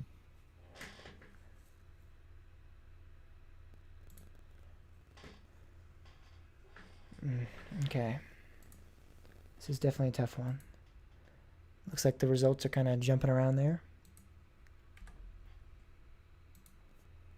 I'll give you guys a few more. I'll give it to 310, and then we'll move on here. Need to get the results page up as well, so we can see what the exact final results were. James, do you want us to talk about these while the voting goes on, and that way, when we finish Yeah. discussing after a minute, then we can talk. Yeah. Then we can look at the polls and then move on to the next one, That'd be great. so yes. people can be voting while we talk. That'd be great. Yes. Cool. I put Incredible Hulk. They both look incredible. No pun intended. But just Incredible Hulk it sounds like it has more whip, and I like that for my B&Ms. Yeah, I picked Hulk just because the launch. Honestly, I haven't been on Wildfire, but I have been on Hulk, and I really Hulk really surprised me. Like I had it in my top 10, I think, at one point. Nice. Like it was, I was really surprised. It does have that whip. It also has a little bit of a rattle near the end, but it's not too bad. But I was really surprised by it. Wildfire. I was gonna say Wildfire looks like it has really good, like a setting, like where you can. Yeah, on the side of the mountain there. Wow. That's why I've picked Wildfire. I don't blame you for that. I think Incredible Hulk looks fantastic. I think it looks like a great ride, no doubt. I think highly of it. I really want to get on it for the same reasons you guys all listed. But I think Wildfire, that setting just looks spectacular, and that's why I chose it. But it's like we said, could go either way. But the final results were Incredible Hulk 66.7% of the vote, and Wildfire got 33.3% of the vote. So Incredible Hulk is kept, and Wildfire is killed in this park scenario. All right, we're gonna move on to the next one now.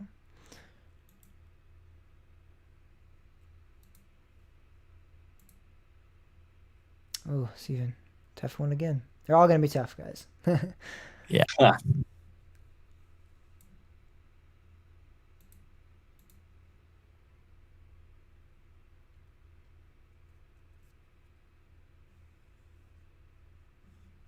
All right, so we have Black Diamond at Knoebels, Disaster Transport at Cedar Point.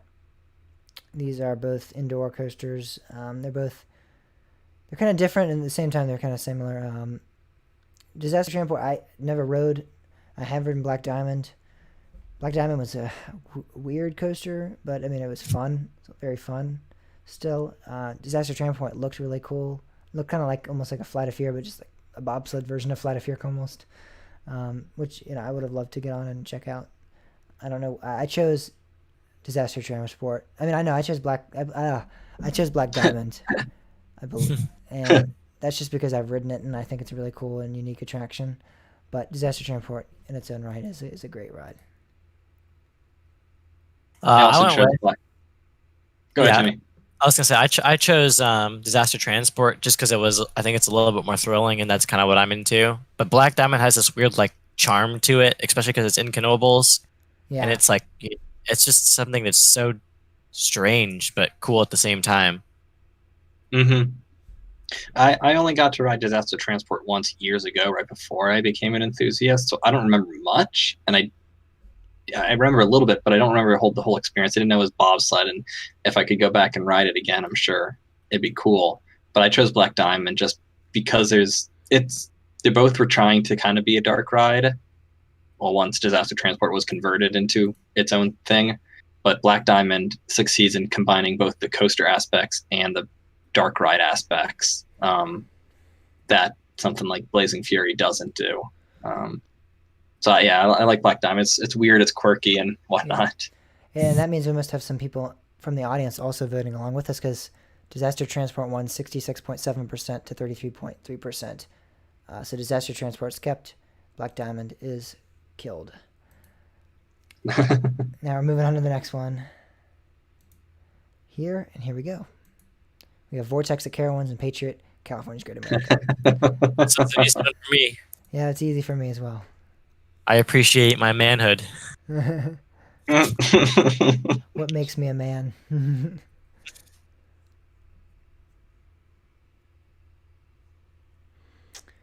So, if you don't get the joke there, was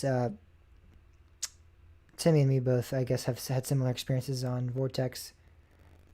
in the respects of it's not the most comfortable of rides, and I don't know. I'm not a huge fan of the ride. I mean, it's a stand-up, and there's not very many good stand-ups as it is now. I never really hated a stand up until I rode Vortex. I liked Apocalypse. I liked Green Lantern at Great Adventure, and then Green Vortex. Lantern's Vortex just sucks. So I couldn't vote for it. Patriot was a stand up, but now it's a sit down, and it looks like an okay ride. But yeah, I just could not vote for Vortex for anything unless you put Vortex against like Mighty T3. Canadian Mindbuster or T3. Yeah, then you might have a battle there, but I definitely would pick Patriot here. Yeah, I picked Patriot as well. I don't mind stand-ups, but when compared to Vortex, I just don't think Vortex is the strongest example of that type, and I'd rather see something else being kept, and I'd rather see that killed. Yeah, and whoever voted for that also agreed because we got 100% Patriot, 0% Vortex at Carowinds. Hopefully, Carowin sees this and makes a decision. Kill it in real life. Kill it in real life. Burn it. I'll just convert it. Here we go. Next one is a little tough. I think in an aspect, I think. Kill or keep. The other one gets torn down. And think about this in a historical sense, too. I mean, which one, the importance of these two rides. I guess I just gotta... I can't pick. I made these questions, but I can't pick. I know, it's tough. Tough.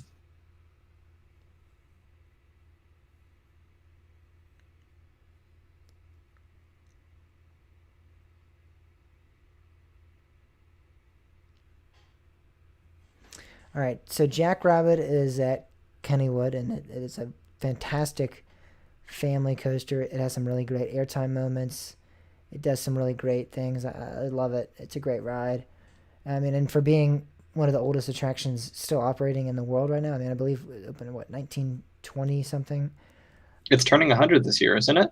Yeah, 1920. So maybe 1920 on the dot, actually. So that's fantastic. And in every aspect, it's great. But Phoenix is just, I chose it because it's such a, for being an older attraction, it still runs like, I mean, phenomenally. So does Jackrabbit, but Phoenix is just on another level of intense airtime and great turns and great maneuvers. I love Phoenix so much. And I love Jackrabbit too, but I just had to go with Phoenix for my choice. I went with Phoenix as well. I've actually been on both of these, so, but I mean, if you go with historical significance, that really makes it difficult. Jackrabbit, I think, is the more historically significant coaster, but I don't know. I just overall, even accounting for that, I think that Phoenix is just a better ride. Like James said, it's better. It's better well maintained. Jackrabbit's pretty well maintained as well, though. I won't. It's not like it's like it's not like it's poorly maintained. Like it's still really smooth and stuff. But Phoenix is just has that whole new level. Like you can tell the Knoebels family really cares for that ride. It's really good. It almost feels like a steel coaster. Yeah, really. Oh yeah. Oh yeah. The double down is really the biggest feature of Jackrabbit. Not to diminish it from any other part of the coaster. Historically, the upstop wheel technology it introduced and anything else about it, and any other airtime moments it has. But that double down is really where it shines. But you get that same airtime on every single hill of Phoenix, which helped me choose Phoenix itself and how Knoebels keeps operating it in the same way. And they both have basically the same restraint. And I think of nothing, basically. Anyone that's voting agreed because we got 100% for Phoenix. A lot of people. That's a great ride. All right, this one is definitely interesting. So here we go. Yeah, it's an interesting one. Move on to the next one. Mm-hmm. This is another. These are all tough. They're all similar.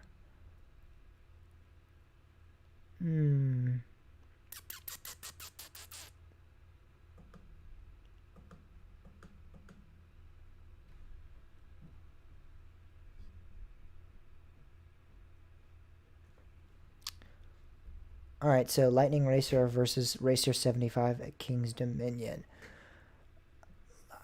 It was hard for me to choose Lightning Racer. I did choose Lightning Racer over Racer 75 just for the sole fact that I think it's a better coaster. But I think in terms of the vital role it plays for each park, I think King's Dominion's Race 75 plays a more vital role for that park. So I wanted to choose that, but I just think overall in terms of ride experience and ride quality, you got a better ride with Lightning Racer. But again, if you took Lightning Racer out of Hershey Park, I think it still has a great coaster collection. If you take Race 75 out of King's Dominion, it's kind of like, you're kind of starting to, a little aspect, you're kind of running down the collection a little bit. We're running out of coasters at King's Dominion. We can't do that. Yeah, exactly. It was hard for me to choose that, but yeah. I picked Lightning Racer as well, just the reasons that you stated. I think it's the better ride overall. I don't know. It's a dueling coaster versus a racing coaster. I think is the main difference. So that like, the two sides, they duel and like like they'll be like going at each other moments and stuff. Yeah. Right. Yeah. So, versus Racer. Racer is it's a fun ride, but it's not that. I think the Lightning Racer definitely is better overall. That's fair. It was tough for me as well. They're both excellent rides, as you all said. I don't want to just be repeating you with everything here, but like, I really do like Racer. Even before it was started getting a lot of that retracking, I really did like it.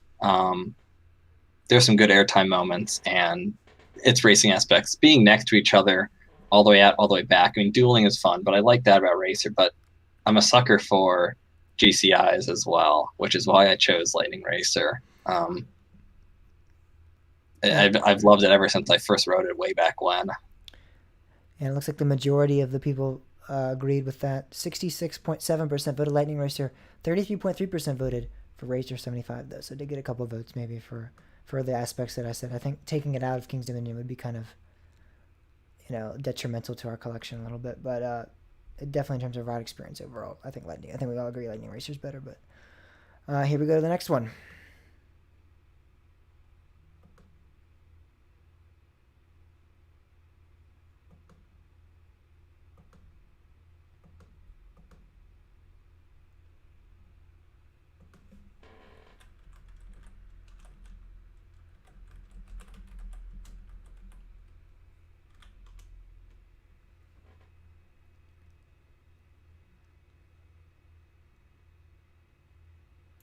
All right, so it looks like a lot of people are agreeing on this one.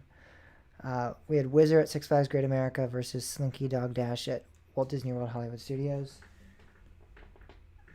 Yeah, Slinky Dog Dash looks like a fine ride, a fun ride. Mm-hmm. And Whizzer just was on another level. I mean, that was the Schwarzkopf launch. That looked so good. That looked like such a great ride. It's not a launch. No, that's the sit in a line. It's just the traditional. Kind of a traditional Schwarzkopf. Yeah, it's got a spiral Maybe. lift hill though. Oh, okay. And the train isn't the same as like Mindbenders. You sit kind of bobsled style. All right. Well, yeah, Whizzer definitely was significantly the better ride here. I think everyone seems to agree with that. As they got 100% here, 0% Slinky Dog Dash. I don't know if we need to get too much deeper into that because I feel like that's pretty universally agreed upon there. Yeah, exactly. I agree. Whizzer. All right. Ooh, this is an interesting one. Yeah, I had to look up Speed Monster, but whew, that thing looks good. It does. It does. Holy cow! This is a tough one. I know which one I'm picking, but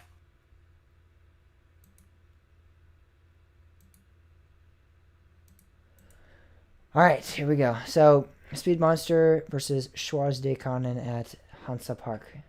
Boz. They both look like exceptional rides, no doubt.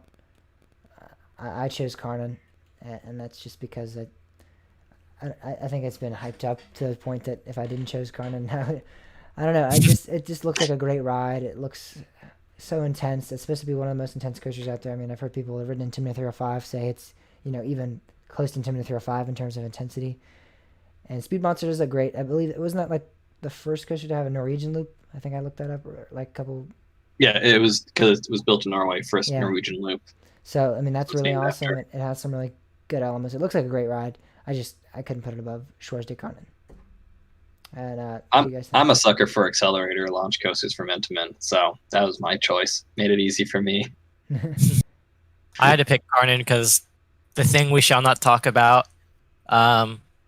And also, I don't know. It's always been a ride. I've been so like I don't know. I've always been so interested in it. But when I heard like this YouTuber I used to watch, Canada Coaster Fan, talk about it, and I was like, he was like really hyping it up, saying like it was his #1 overall at one point, I think.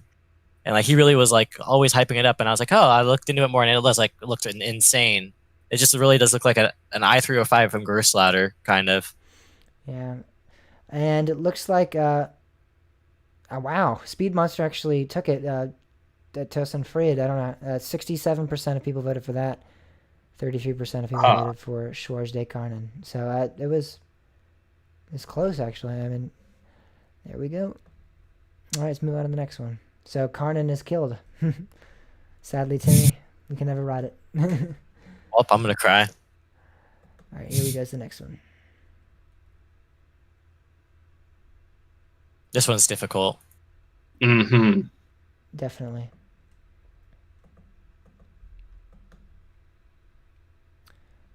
So we have Judge Roy's Scream at Six Flags over George. Was this at over Texas? Yes, it's over Texas. Yeah, all right. It just says Six Flags over. Oh, I think I accidentally didn't copy and paste the T, I guess. Whoops. And then Blue Streak at Conneaut Lake Park. Oh yeah. I chose Blue Streak at Conneaut Lake Park. I just think that looks like such a unique ride, and it's at such a quirky little amusement park. And I mean, I've heard from people that have ridden it that it's really just like one of the most unusual and strange rides out there. So I definitely want to get on it. I was planning on getting on it hopefully this year, but I don't know what's going to happen with that now. But it looks like a great ride. I cannot wait to check it out one day. It looks unique to say the least. Yeah, I chose Blue Streak as well. Judge Roy Scream is pretty good. It's got a bit of a rougher. It's a rougher ride. Good airtime, but Blue Streak is. It's really weird, and those trains are kind of like jackrabbits there without much of a restraint, and and it's got some wacky airtime and wacky hills and wacky construction of it. It does well. Yeah, I picked Blue Streak. It just looks it looks unique compared to Judge Roy Scream, which kind of looks more like a generic out and back Woody, I guess, kind of. Mm-hmm. And then Blue Streak is out there in the woods, and I don't know, it's just more unique in my eyes. So that's why I picked it. Yeah, and I've heard that pretty much everyone that's ridden has said you pretty much feel like it's going to fall apart when you're riding it. And that just seems so cool. That just seems so cool. All right, so Blue Streak got 100%. Looks like everyone voted for that. Let's move on to the next poll. Here we go. Keep or kill. Ooh, this is definitely a tough one. This might be the toughest one yet.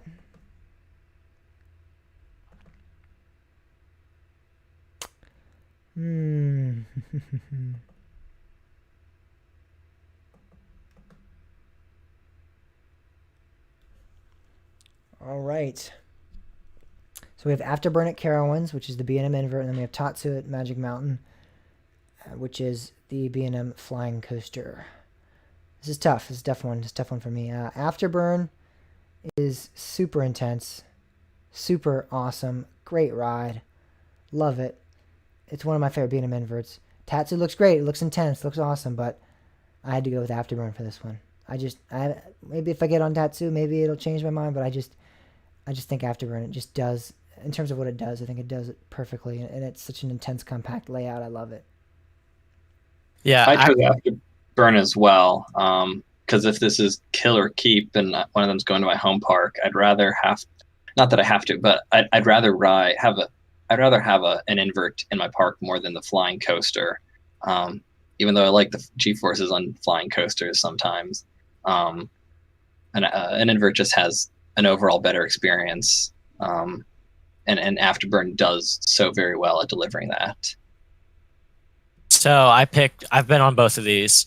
Mm-hmm. I like Tatsu better. I just think it's Afterburn. Don't get me wrong, is super intense, right? You have that I can't remember the name of the maneuver where it just whips you and then you dive under yourself.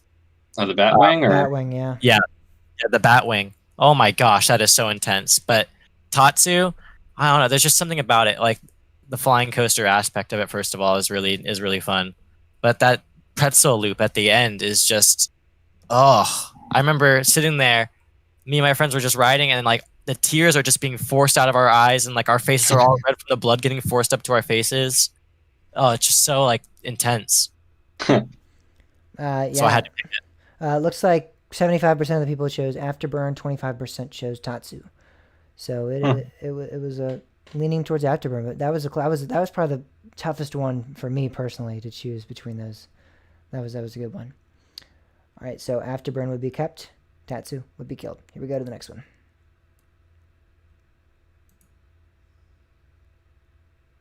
Ooh, another.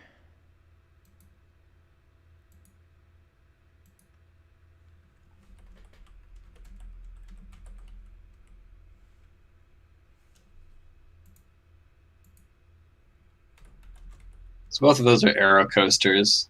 Mm-hmm.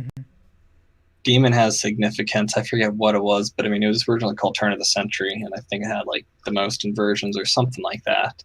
Um, I got to ride it years ago. Um, I remember it being like an arrow, bad transitions and whatnot. But I just like the larger layout of Dragon Mountain. That just seems crazy. And the dive into the tunnels and some of what it does. So I like those bigger coasters, just like Vortex was. So that's why I chose Dragon Mountain over Demon. And that did get 100% of the vote, and I agree with you 100% because Dragon Mountain is, yeah, it just looks like a fantastic ride. It's almost like a steel beast. It's almost like the closest you Yeah, get to building a steel exactly. coaster around the beast. Yeah, so I chose Dragon Mountain. Yeah, I picked it because of the steel. It's pretty much a steel beast. It's just so weird and unique. Yeah, it really is. All right, move on to the next one here. This one's pretty difficult too. Yeah, it is.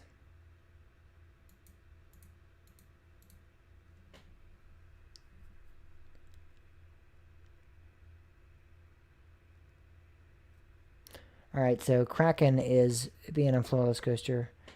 Green Lantern is B&M Stand-Up Coaster at Six Flags Great Adventure, and both of them are highly praised. They're great rides. I chose Kraken, and that reason is I just heard it's one of the best B&M Floorless Coasters. I think it looks like one of the best B&M Floorless Coasters. I think it looks great. I love the color scheme. I love like how it goes over near the water, like with Mako and everything. I just think it looks fantastic. I love Green Lantern too. That's in my top 50, I believe. It's up there. I like it quite a bit. I chose Kraken. I just like Kraken a little bit more. So I went with Green Lantern. I didn't get the chance to ride Kraken when I was at SeaWorld Orlando because it had a 7-hour wait because they were running VR on it. Oh Lord.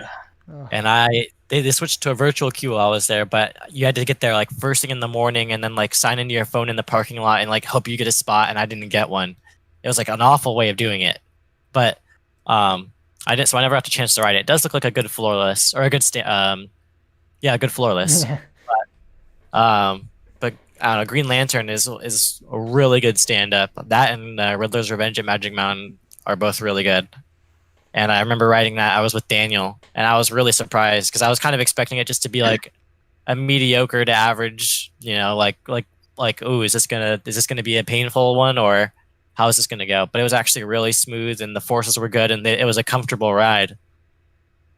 Yeah, I also So got James on that. Or I mean, yeah. I also got James to like it as well when we were I there for hated it. riding. I first rode out time I rode it, I hated it, and then I got back on it, and I'm like, Daniel's like, come on, give it another chance, and I'm like, and then I rode it, and I'm like, oh, this is actually really good. What? Yeah, I really like Green Lantern as a stand-up. I don't like it more than Bizarre at that park, but I like Green Lantern more than Dominator at King's Dominion. And so that's what I compared Kraken to, because Kraken is a huge floorless coaster. Like Dominator is a big, giant floorless coaster. So that's where I wanted to choose Green Lantern over it, because I just think Green Lantern does it better. This one's split down the middle at 50%. Everybody Dang. voted 50%, 50-50. So I guess in this world, it's almost they're both kind of kept, I guess, in a sense, because I mean we can't really do a tiebreaker. All right, let's move on to the next one. Another very tough one.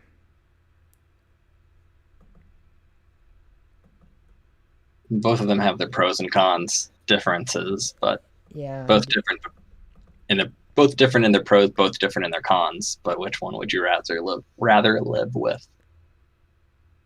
all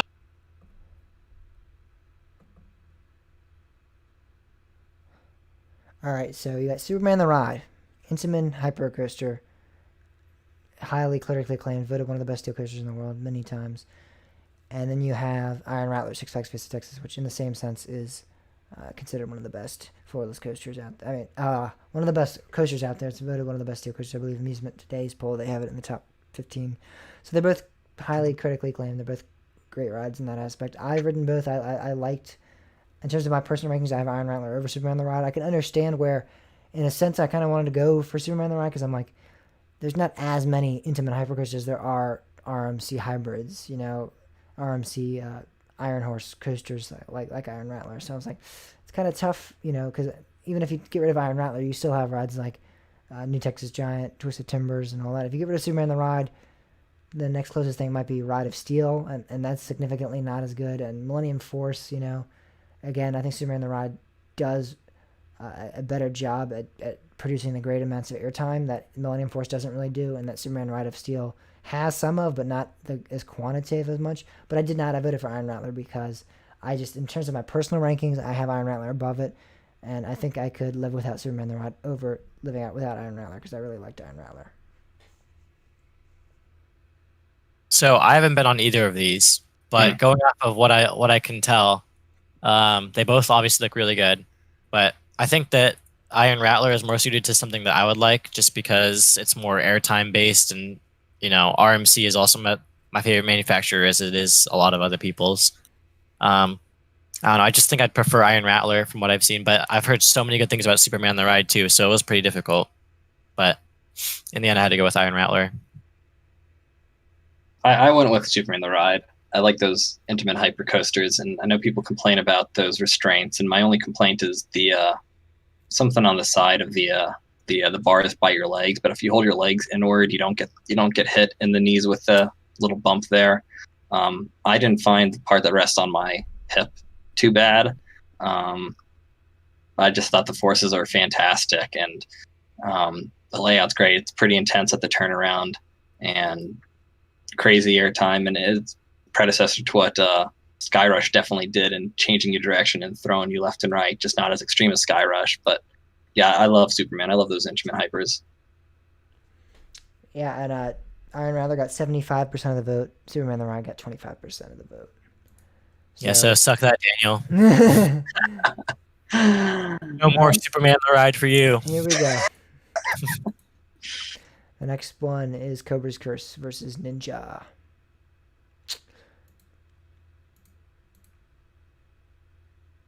All right, so Cobra's Curse is what manufacturers is it? Spinning coasters? Is it Mack? Intamin. I think it's Mach. Wait, it's Mach. Is it Mach? Mack or Gerslauer? All right. Oh my goodness. Mack. I think it's Mack as well.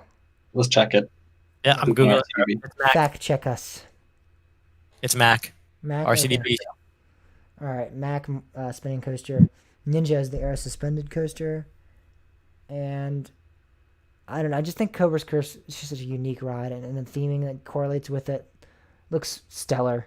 So I that's what I voted for. I think it is, again, just so more unique. Yes, the air suspended coasters are a dying breed, so I respect that, and in a sense, it's kind of hard for me to vote against them because I love air suspended coasters. But I think Cobra's Curse, for what it does, is just, in terms of technology and everything like that, it really is just an innovative ride, and it looks great, and I would really want to get on it. It looks like one of the better family coasters out there. Yeah, I've been on both of these actually. So I think that Ninja at Magic Mountain is all right. It's a mid-tier suspended, from what I can tell, and from like what I've heard from other people who've ridden more of them. But I think that Cobra's Curse is just like leagues above it in my opinion, because I don't know, it's just so unique, like with that elevator lift, and then it's also spinning. I think it provides more for the family in the end. Mm-hmm. But I will admit, Ninja has great views from it. You can like look out all over like the hills and stuff because it's on top of the mountain. Yeah, that's really neat. But I think that Cobra's Curse overall is the better ride. I went with Ninja for the sake of the suspended coaster. It looks like it's a good suspended coaster, and how it swings and the layout going down the mountain, where it's not going back uphill much, and it's constantly swinging you out in some great looking transitions and whatnot, giving you forces. So I don't know. Cobra's Curse looks good, and people say it's really good, better than what it looks like. But I don't know. Yeah, Cobra's Curse is one of those rides I just couldn't stop laughing on because it was so fun. That's good to hear. I definitely want to get on that. 75% of the vote went to Cobra's Curse. 25 went to Ninja. All right, keep or kill. Now we got kind of a more of a strange one. Definitely still difficult to figure out which one you like better. The Battle of the Wolves. Yeah.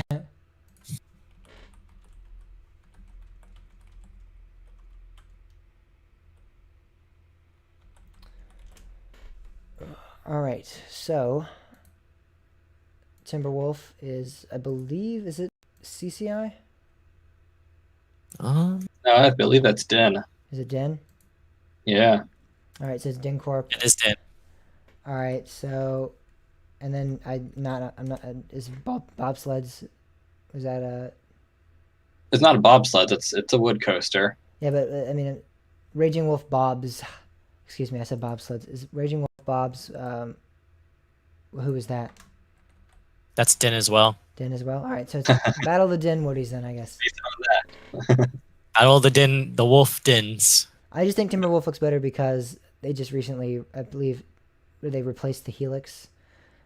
Yeah, they took out the helix and it's just one large turn, and they did some retracking on half of it or 2/3 of it. So that part of the coaster is good. The rest of it needs that retracking desperately, and once it happens, the whole coaster will be really good again. So I chose Timberwolf for that reason. I just chose Timberwolf because I'd heard they replaced it and I've heard it's running really well now. So I don't know. Yeah, I didn't know much about either really. I know that Timberwolf is a Worlds of Fun and it just got retracked. I didn't know I had to look up a POV for Raging Wolf Bobs, but I think that Timberwolf just seems better now that it's getting retracked. Yep, and that's what got 100% of the vote. So let's move on to the next one.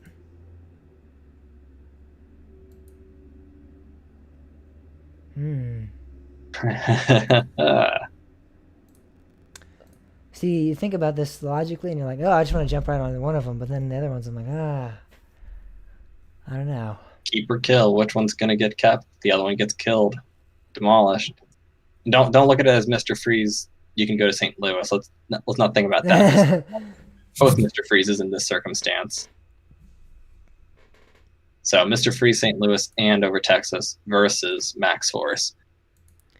Either kill the Mr. Freezes or kill the Max Force.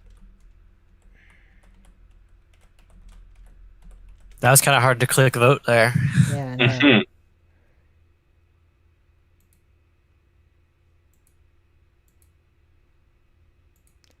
Both short coasters. Mm-hmm. So Mr. Refreeze, long but with experience. with Mr. Refreeze, you kind of you have that backwards section, so it almost acts as a little bit longer in length, correct? I don't know if it's a little bit longer in length necessarily. But you're just doing it again in reverse. Well, with like Pantheon, Or the opposite direction. with Pantheon, the section that you go backwards, they actually count that towards the length, I believe. So Well, I know, I understand that, but just does that extra length, is that better than Max Force's not length compared? Yeah, I got you. Lack of length on Max Force compared. So what we're getting down to is, does length matter? I'm gonna actually double check and see which one's the longer ride.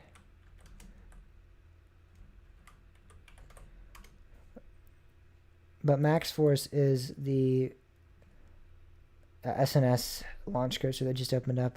It is longer than Mr. Refreeze First Blast. Wow.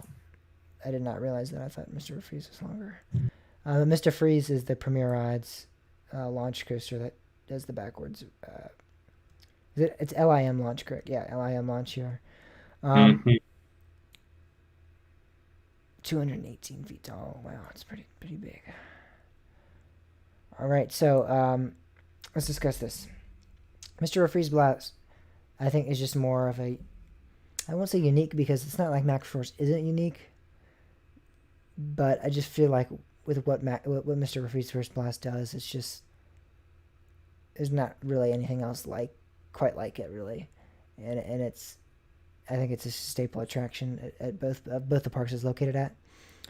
So for me, although I think Max Force might, I don't know, it's hard to talk about like the launches. I haven't ridden Mr. Review's First Blast, I haven't ridden Max Force. I don't know in terms of launches which one might be more forceful or not. I don't know if the Mr. Review's That's Max Force. Max Force has the the best fastest. acceleration. Fast acceleration, yes, but Fastest. is Mercer Freeze Burst Blast forceful at all in the slightest? You know, because sometimes you get on these, like, I don't think Flight of Fears launch is that forceful, and that's the same company, but I don't know. I voted for Mr. Freeze Burst Blast. I just think it is kind of, again, more unique, and Max Force is unique as well, but I just think it's more unique. And I know it's a clone, but not a lot of people think about that. Let's try not to think about that as much as for what it is. It is really a really crazy ride. Looks like a great ride. I chose Freeze not because of the launch. I mean, the launch is fun, and it's fun doing it backwards. I chose it for the G-forces, because the G-forces, between the transition of, coming off the spike, going down before the overbank G-forces, and then getting whipped up and around the inverted top hat, are just some of the best. And that stuff, not that there haven't been whippy maneuvers and transitions on coasters in modern day, but you don't see that as much. And that's just something, a relic of the 90s for the most part, those whippy transitions. And I love those G-forces and transitions like that. Indeed. Timmy, did you have a thought? Yeah, so I just went with Mr. Freeze just because, I mean, it is, I guess, the more unique ride, like we were saying. But it's like the fact that you could go backwards adds something to the ride value, I think, even though that Max Force may be faster. But I just think that Mr. Freeze just seems more interesting to me, I guess. I don't know how to explain it. Like, it just seems better, even though Max Force's launch is so intense. Mm-hmm. Agreed. And it looked like, yes, Mr. Freeze got 100% of the vote, so I guess either we're the only ones that voted, or if not, then everyone else agreed with that. So Mr. Refuse is going to be kept. Max Force will be killed. This one's, I don't know. This one's might be a little. I don't know. It's a little tough.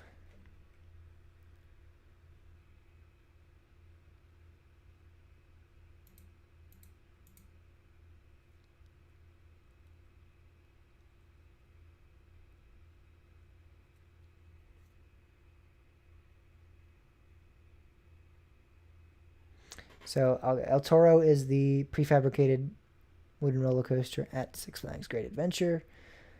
It has what some people consider to be the most insane airtime out there. Then we have Goliath at Wallaby Holland, which is an Intamin. I don't think it's a hyper. I think it only goes like 130 or 40 feet tall. Yeah, it doesn't go up to 200, but it's the same type of train and similar type of. It was the first. I believe it was the first coaster to use a stangle dive. I believe it was the first in that aspect to use a stangle dive. I believe you're right. And it looks great. It's one of my bucket list coasters in Europe. I know a lot of people will say it's not as great and doesn't live up to the hype, but I honestly still want to try it so bad. It looks like a really good ride. And yeah, so I definitely want to get out there. I chose El Toro though, because I don't think there's really a question that coaster is I mean, it's considered one of the best roller coasters in general, period. And while Goliath is probably a great ride, it's nothing. I don't think it's anywhere like one of the greatest roller coasters of all time or anything like that. El Toro provides some of the greatest ejector airtime moments that I've ever experienced. It feels like almost like a steel coaster, which is what they were going for with the prefabrication, and it's just a great ride. It's a stellar ride. I went with El Toro as well. Just although I do think the Goliath looks like really cool and unique and like really good. I think I just think the El Toro is just not better than that. Like El Toro is just in general, just the drop is insane on that. Like just looking at the drop, you can tell like it's something special. So I picked El Toro over it. It was pretty difficult, but I think the El Toro overall is better. I picked El Toro. I know that Superman isn't the same thing as Goliath there at Wallaby. But if those airtime moments are anything similar, I'm thinking anything from Superman at Six Flags America or even Superman at New England, I prefer those El Toro airtime moments much more. I just think those are just so much better than those type of moments, and it's insane. It's crazy. It's wonderful. I definitely agree with that. But it looks like 66.7% voted El Toro, 33.3 voted Goliath. So El Toro does live and is kept alive, but it was closer than I expected. I thought it'd be 100% for sure. Moving on, we have an interesting one here.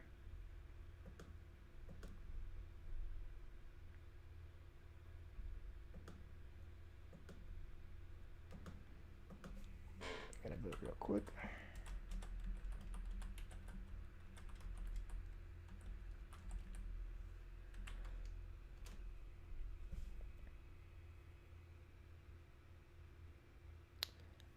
All right, so Orient Express was the Arrow coaster. I believe it was the interlocking loops, correct? Yeah, with at Worlds of Fun, Yeah. Patriot now stands on its location. All right, so and then with you have Gwazi, which is the GCI wooden coaster that used to operate at Busch Gardens Stampo. So both of these are defunct now, and I'm assuming that's why Daniel put them together, obviously. But let's talk about these rides now. So Orient Express looks like I don't know, if it's anything like Loch Ness Monster, it's probably a great ride. Probably had some. Like it had a bigger layout than Loch Ness Monster. Loch Ness Monster has the drop, the turn, the drop, the loops, and then like a helix, and then back into the loop. Orient Express had more of a layout in a way like Vortex almost. Mm-hmm. More inversions. It had a Batwing on it. It had the interlocking loops. Yeah, it had a bigger arrow layout. Mm-hmm. That's what it was. It had going for it over Loch Ness. Yeah, and I chose it just because I love Loch Ness quite a bit. It's one of my favorites, and I think if Orient Express was anything like it or better, I think it definitely would be one of my favorites. Gwazi, I'd always heard with complaints it was kind of a rough ride. It wasn't the best maintained. I don't know if that's 100% accurate or not, but that's what I always heard, rumored around. And while that might be the case for Orient Express as well, I think Orient Express, if they both were rough rides, I think Orient Express probably delivered the more, at least unique and more fun ride with all the inversions and things like that. And interlocking loops are always awesome. Yeah, I really liked Vortex, and I love the concept of the double loops. I'd prefer that over a wood coaster. So that's why I chose Orient Express. Yeah, I went with Orient Express because I also heard the same complaints that Gwazi was kind of rough even before it was demolished or converted now. And I think that Orient Express really does just look like a Loch Ness kind of maybe on steroids possibly. Mm-hmm. If it was smooth, then it'd be really good. So that's why I picked it. Orient Express got 67, and then Gwazi got 33. So, right. Orient Express is living another day. Gwazi did not get as many votes. Ooh, here's another very difficult This one one. is difficult. Very difficult. I was looking at this beforehand, and I still don't know which to pick. Yeah, I know. This is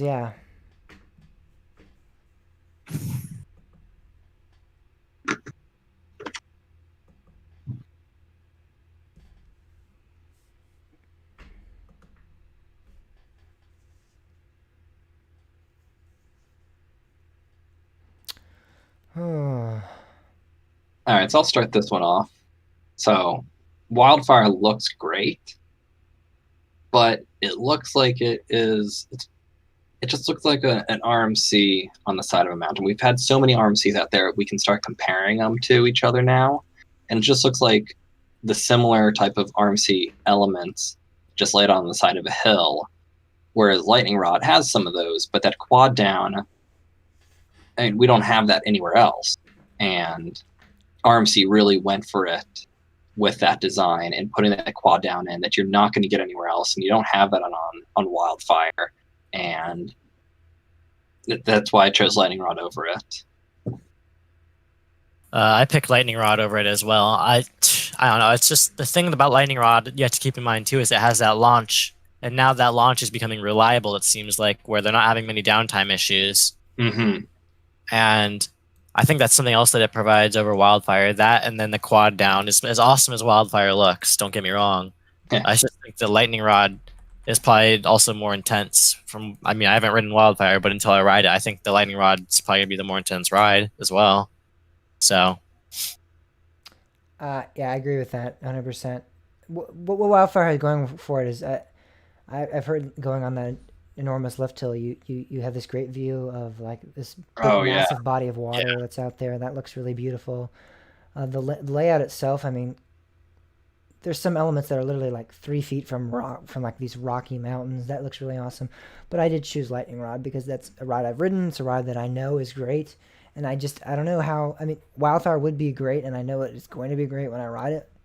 You know, I obviously will be a great attraction, but I don't think it'll surpass Lightning Rod for me. But I'm 100% guaranteeing it to be, you know, a top 15, top 20 coaster. It looks fantastic.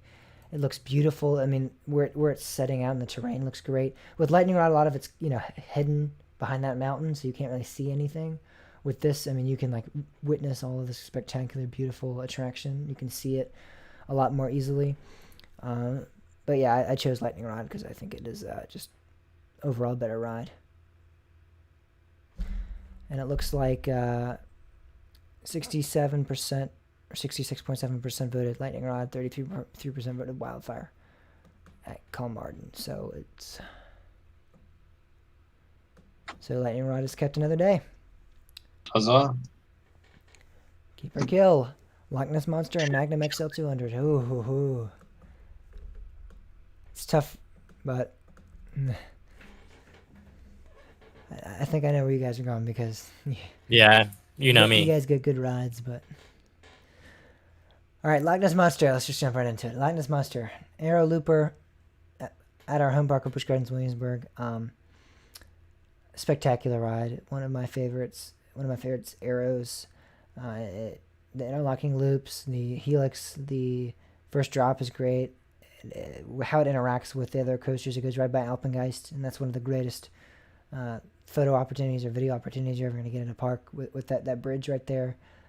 It's spectacular. It's a great ride. It's some really cool theming, and I chose it because I got some pretty bad rides on Magnum. I'm up for rewriting it, and I probably will end up liking Magnum more than I originally did. But for now, I'm going to stick stern with my opinion I had and say that I prefer Loch Ness to Magnum. So I picked Magnum over Loch Ness. As much as I like Loch Ness, you know, like you said, it is very picturesque, and it kind of is like the symbol for Busch Gardens, Williamsburg in a way, in my eyes. But I think that Magnum is just the better ride overall, especially because of the way it provides things that I like more in a coaster, like airtime. You know, I got those better rides on it than you did. So I think I definitely noticed that there was a bunch of airtime when I rode, at least. If you can get some room between you and the restraint and get in row 3, it's really nice. I chose Magnum as well. Loch Ness definitely has the better first drop. It's an incredible first drop. I just love the airtime of Magnum. I mean, it's a precursor to some of that insane airtime you get on Phoenix or some of the RMCs. I mean, yeah, it's not the most well engineered, and definitely not the most well engineered trains to be putting that airtime with. But when you can ride it correctly, you can get some good stuff. Both rides opened up as the tallest when they opened up to, like Loch Ness was the tallest roller coaster in the world when it opened. Magnum was the tallest in the world when it opened. So, I mean, they're both very historically important, and I think they're both important in the roles they played at the parks they were at. So, I mean, there's really not a wrong answer here. No. I highly agree that while I didn't enjoy Magnum, I honestly strongly believe if I got back on it, I would like it a lot more. I just have a feeling, but I'm again going to reserve that opinion for when I do rewrite it. I'm not going to just go and say that. 66.7% voted Magnum, 33.3% voted Loch Ness. So Magnum is kept. Loch Ness is killed. Dang. That's I know, this is kind of sad.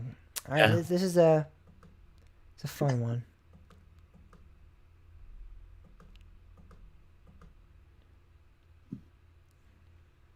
All right, so Tennessee Tornado Aero Looper coaster, great. Alan Schilke designed. Helix at Lisburg is a Mack multi-launch coaster that heavily critically acclaimed to be one of the best roller coasters out there. I've heard so many great things about it, and I would love to get on it one day. It looks fantastic. Looks like we all had the same idea. Helix was just spectacular. It just looks spectacular. It has a great launch. I've heard it has like a JoJo roll almost type element where you come out and you go straight to the inversion, which looks great. The whole ride looks fantastic. I've heard it has some great airtime moments, and I know from Copperhead Strike that Matt can do some great airtime. So I want to get on Helix pretty bad. Yeah, Helix just looks so like I don't know, fun. It's like Copperhead Strike, but obviously not focused on hang time, more focused on the launches and stuff. And I think that I don't know, it just makes it look so fun. And then you also like the setting looks really beautiful too. Like Yeah. going through like that grassy, like woodsy area type of thing on a side of a mountain, if I remember correctly. And a Like giant kind of, city in the background almost. yeah, And it's like real. It's really cool, and I love Tennessee Tornado. It's my favorite aero looper, but I I just have to pick Helix over it still. I picked Helix over Tornado. Tornado is definitely if they weren't going bankrupt, was definitely a turning point for Arrow, and how they were going to progress further. The same thing could probably be said for Helix as well. They had Blue Fire and they had a few other coasters, but Helix was definitely one of those coasters from Mack that came out that just showed what they could really do. And now we've got many more Mack launch coasters around with larger inversions and larger elements. And yeah, they were given control of that hillside and they played with it and they played with it well. So Helix looks great for that.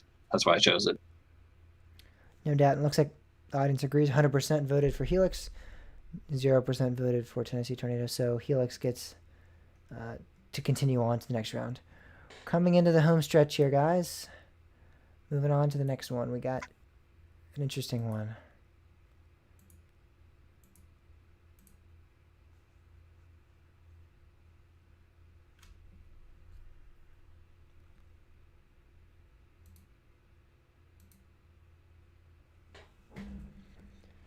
All right, so we have Twisted Colossus, which is a dueling RMC roller coaster, versus Mako at SeaWorld Orlando, which is a B&M Hyper roller coaster. Twisted Colossus is, I've heard some great things about it. It looks like a great ride. Mako as well. Have not ridden in either of these attractions.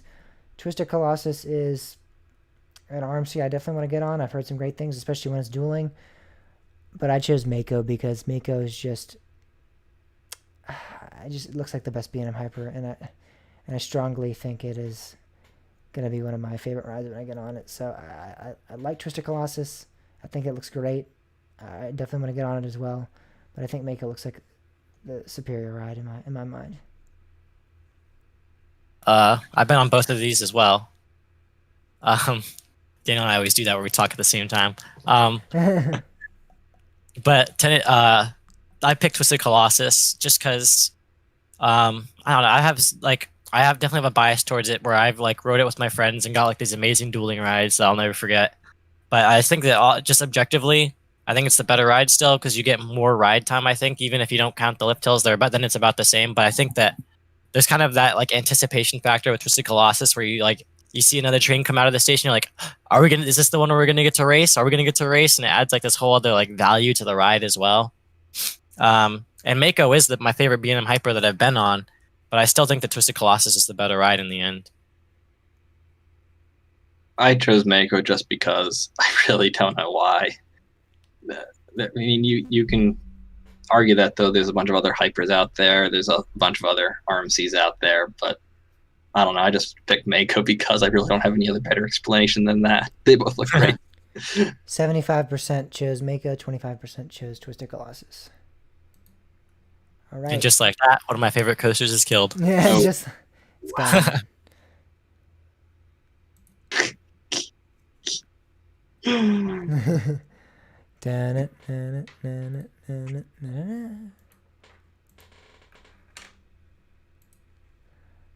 All right, so we have Mean Streak, the old wooden coaster that is formerly Mean Streak, now is what is it called? Steel Vengeance, I guess. I Well, think so. I've heard of I it. think that's what it's called. I don't remember exactly. And you have Blue Hawk at Six Flags Over Georgia, which actually I've ridden both of these coasters. Now that I think about it, I was about to say I've not ridden it, but I have ridden it. All right, so Blue Hawk is an Aero, or Vekoma, Nope. excuse me, Vekoma looping coaster, and then Mean Streak is that Den as well? That Yes. was yeah. Den wooden coaster. I liked Mean Streak. I think Mean Streak got way overhated. I rode it, I think 2015 when I went, and I enjoyed it a lot. Blue Hawk was fine as well. I didn't mind it, but I mean, it wasn't spectacular. This wasn't. I mean, it wasn't too difficult for me. I chose Mean Streak just because I think I enjoyed Mean Streak, and I think it's overhated quite a bit. So I don't know if you guys rode it or not, and if you guys didn't like it a lot, but I thought I'd be the voice for Mean Streak because I quite enjoyed it. I thought it wasn't that bad of an attraction. I did like Blue Hawk, it was fine, but yeah, it was. I just chose Mean Streak because they're both pretty similar in my mind. I got to ride Mean Streak twice. I liked it both times. I really did. I'm also a defender of it, but I'm also a defender of Blue Hawk. I think people hate it too much, especially with the new trains with the vests. I think it's quite enjoyable Yeah, as a multi-looper in a compact space. I think it does very well, and so I think too many people hate on it. definitely. And yeah, I like Blue Hawk. I even liked it back before with the old Aero trains and those restraints. I could enjoy it back then as well. So that's my take. Yeah, I picked Blue Hawk. I haven't read either of these, so but I just heard too many negative things about Mean Streak to vote for it. I've heard like people say that's good, and there's Mean Streak Henry. Obviously, he's still doing fine, so it can't be that bad. But I don't know. I just Blue Hawk, especially with the new restraints or the vest restraints that Vekoma put on them. I don't. I just had to pick that over what I've heard of Mean Streak. It looks like 80% chose Blue Hawk and 20% chose Mean Streak. All right, so Blue Hawk would be the survivor of that, and Mean Streak would be the killer, the killed. All right, now we got some not. Ooh, This one's gonna kill me. That's what it's gonna do. I actually have to look at my rankings real quick to see. Oh my 'Cause I gosh. forgot how I ranked these. They're pretty close though.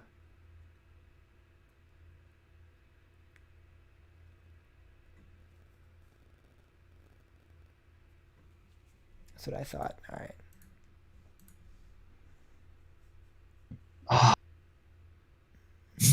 No, I gotta vote the other way. I gotta vote that. No. That's how I was in my head too. But yeah, that's the right way to vote. That's the right way to vote. All right. So let's talk now. RMC Raptors versus the Chance Hyper GTX. Hyper GTX is without a doubt the most underused coaster. I mean, Oh, it kills me. I feel like every park should have one of these. I mean, they're cheap. They're small plot of land. They're fantastic rides. But I chose the RMC Raptor. I mean, they're similar reasoning. They're cheap. They take small plots of land, and they're great rides. They both are similar in that aspect, and I know that's why they got grouped together, and that's why it was such a tough decision.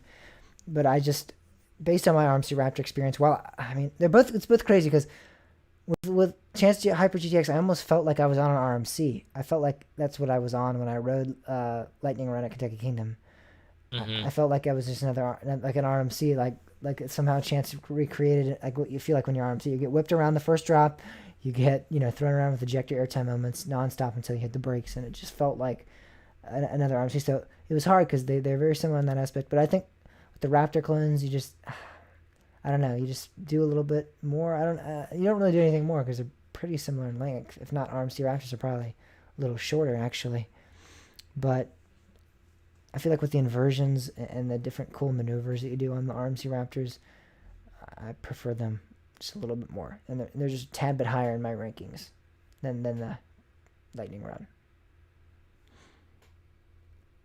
I also chose the Raptors. It's just crazy. The GTXs are real, or GTXs. No, there's only one GTX. GTX is really good. It is really good, and those trains being the restraints and seats being very much the RMC trains, were I don't find those uncomfortable trains. I don't find those trains to be uncomfortable, and it's open and free with your arms. You don't have anything over your shoulders, which is where I was leaning at first. But when thinking about Wonder Woman and just that coaster, and just looking at it, watching POVs, just watching videos, and especially off of the quote unquote brake run area, and when it dives back down, it's just wow. It just even thinking about it is just amazing. I don't remember quite as much as impactful from the GTX as from that, and yeah, those Raptor clones are just something else. They are. I wish I could have gotten. I haven't been on Raptor yet, but I have been on a Chance GTX, and it's the Chance GTX, I guess I should just say. And the drop on Lightning Run, I have it as my favorite drop on any roller coaster, I will say. But I had to pick the Raptor over it still. I had to pick the Raptor over it still because it just couldn't do more. It's more unique with the inline seating. You can do inversions, and it looks a lot more. I don't know, just like it's all one big element compared to you can kind of like pick apart like some elements on the Chance GTX, like an overbank, or here's a set of hills, but everything really flows together really well. I think on a Raptor. They really designed that well. Now, okay, side comment here. You said that the Raptors can do inversions. Well, we haven't seen GTXs built more than once, and Morgan doesn't build too many other coasters. But with those being the same RMC restraints, it comes down to the chassis and the wheel assembly. So I'm sure those wheel assemblies could probably handle an inversion, especially like a corkscrew or inline roll or something quick, or an Immelman, maybe not a loop or something that gives you hang time. But now I'm wondering. Now I want to see Morgan experiment with this, because I'm sure they could do inversions. Well, I really think that these Chance GTXs need to be built like everywhere. I love them. Well, now we just killed the only one that existed. Should be going head and head. And then we just killed the one in existence. So RMC clones win 100% to 0. Looks like everyone who voted. Well, Kentucky Kingdom just lost one of their best rides. Their best ride in my mind. Yeah, I have it. That and Storm Chaser go back and forth in my mind, but I have Lightning Run over it right now, actually. Yeah. All right, so now we have another tough one here. Gotta rely on my rankings yet again. I think I actually have these two ranked.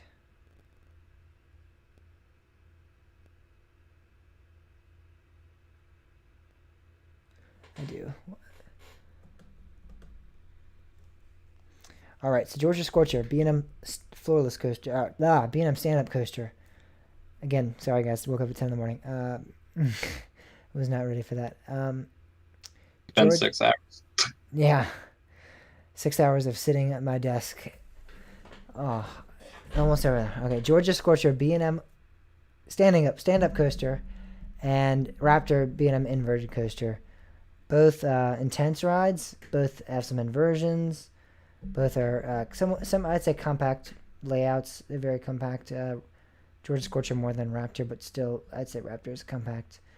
And yeah, so they're both great B&M coasters, and I choose Georgia Scorcher because I like Raptor quite a bit, but Georgia Scorcher is one of the only B&M floorless coasters that I come off and I said B&M stand-up coaster that I come off and said I loved. I liked Apocalypse.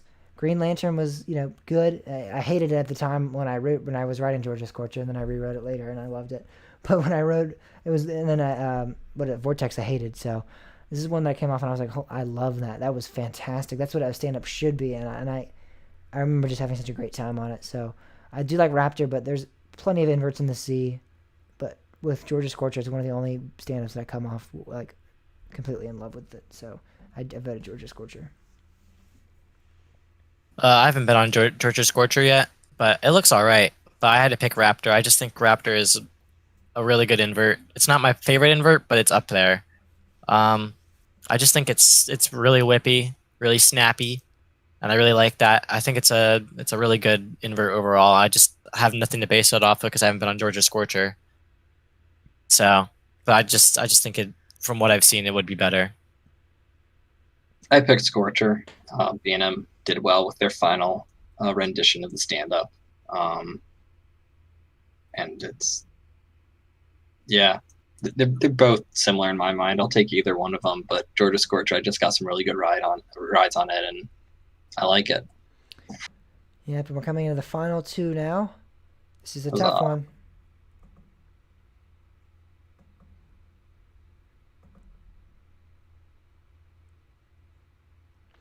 So Thunderbolt at Kennywood is a PTC wooden coaster. Big Bad Wolf is the Arrow. the Arrow. The Arrow. What is it? Suspended coaster. Yes. Yeah, And that one. I love Big Bad Wolf. I loved it. It was a great ride. I loved Thunderbolt. I think that was one of my favorite rides. I voted for Thunderbolt just for the pure fact that it's such an intense coaster. It's such a strong ride in my mind. I loved it so much. It was a lot of fun riding. It was really intense, and I really enjoyed it. So I voted for Thunderbolt. I really liked it, but what did you guys think? So this is difficult for me. Like when I say a coaster is unique, Thunderbolt is kind of the king of that, right? So it's like that with that ravine there, and it drops into it a couple times, and that turn where you literally have to have somebody else in the train with you, in that seat next to you, so you don't like completely just destroy yourself with the G's. I think that's super cool, but I just had to pick Big Bad Wolf because it seemed like it was one of the best aero suspended coasters that there was, and it was at my home park too. And I think I don't know, there's just something about Big Bad Wolf that seemed really neat, and there was really like actual theming on it that seemed pretty cool too. So I just had to go with Big Bad Wolf in the end. Yeah, I too went with no. Where am I? Sorry. Just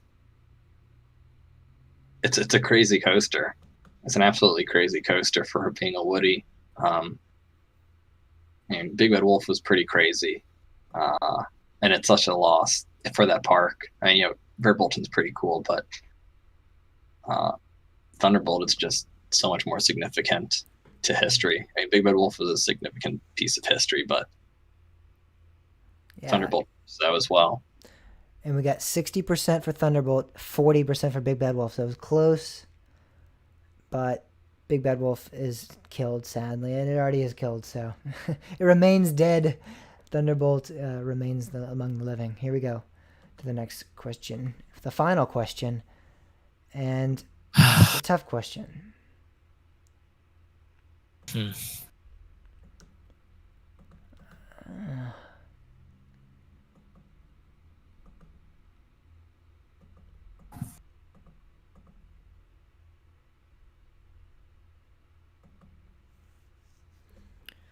All right, so let's talk about these two rides.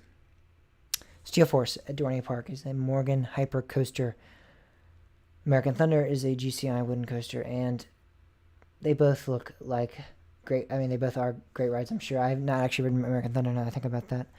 I have ridden Steel Force, though. And when I was thinking about this, I was thinking about how vital Steel Force is for Dorney versus how vital it is for American Thunder is for Six Flags St. Louis. And I think not being to St. Louis has a little bit of an impact on this. I chose Steel Force just because I think Steel Force has some really great airtime moments. It's a fantastic ride. I think it's the highlight of Dorney Park for many people. It is like the big coaster there. Without it, I just can't imagine Dorney. American Thunder looks really great, but they have other good attractions there that I think will almost fill in the place of American Thunder. I don't know. I haven't ridden it, if that's a fair statement or not. But just based on what I've seen, I feel like American Thunder, Six Flags St. Louis would be all right without it. I think without Steel Force, Dorney would be kind of lost. And Steel Force is one of my favorite attractions at their park, and I love it. It's a really great ride. So what you're saying is Steel Force is the volcano of Dorney.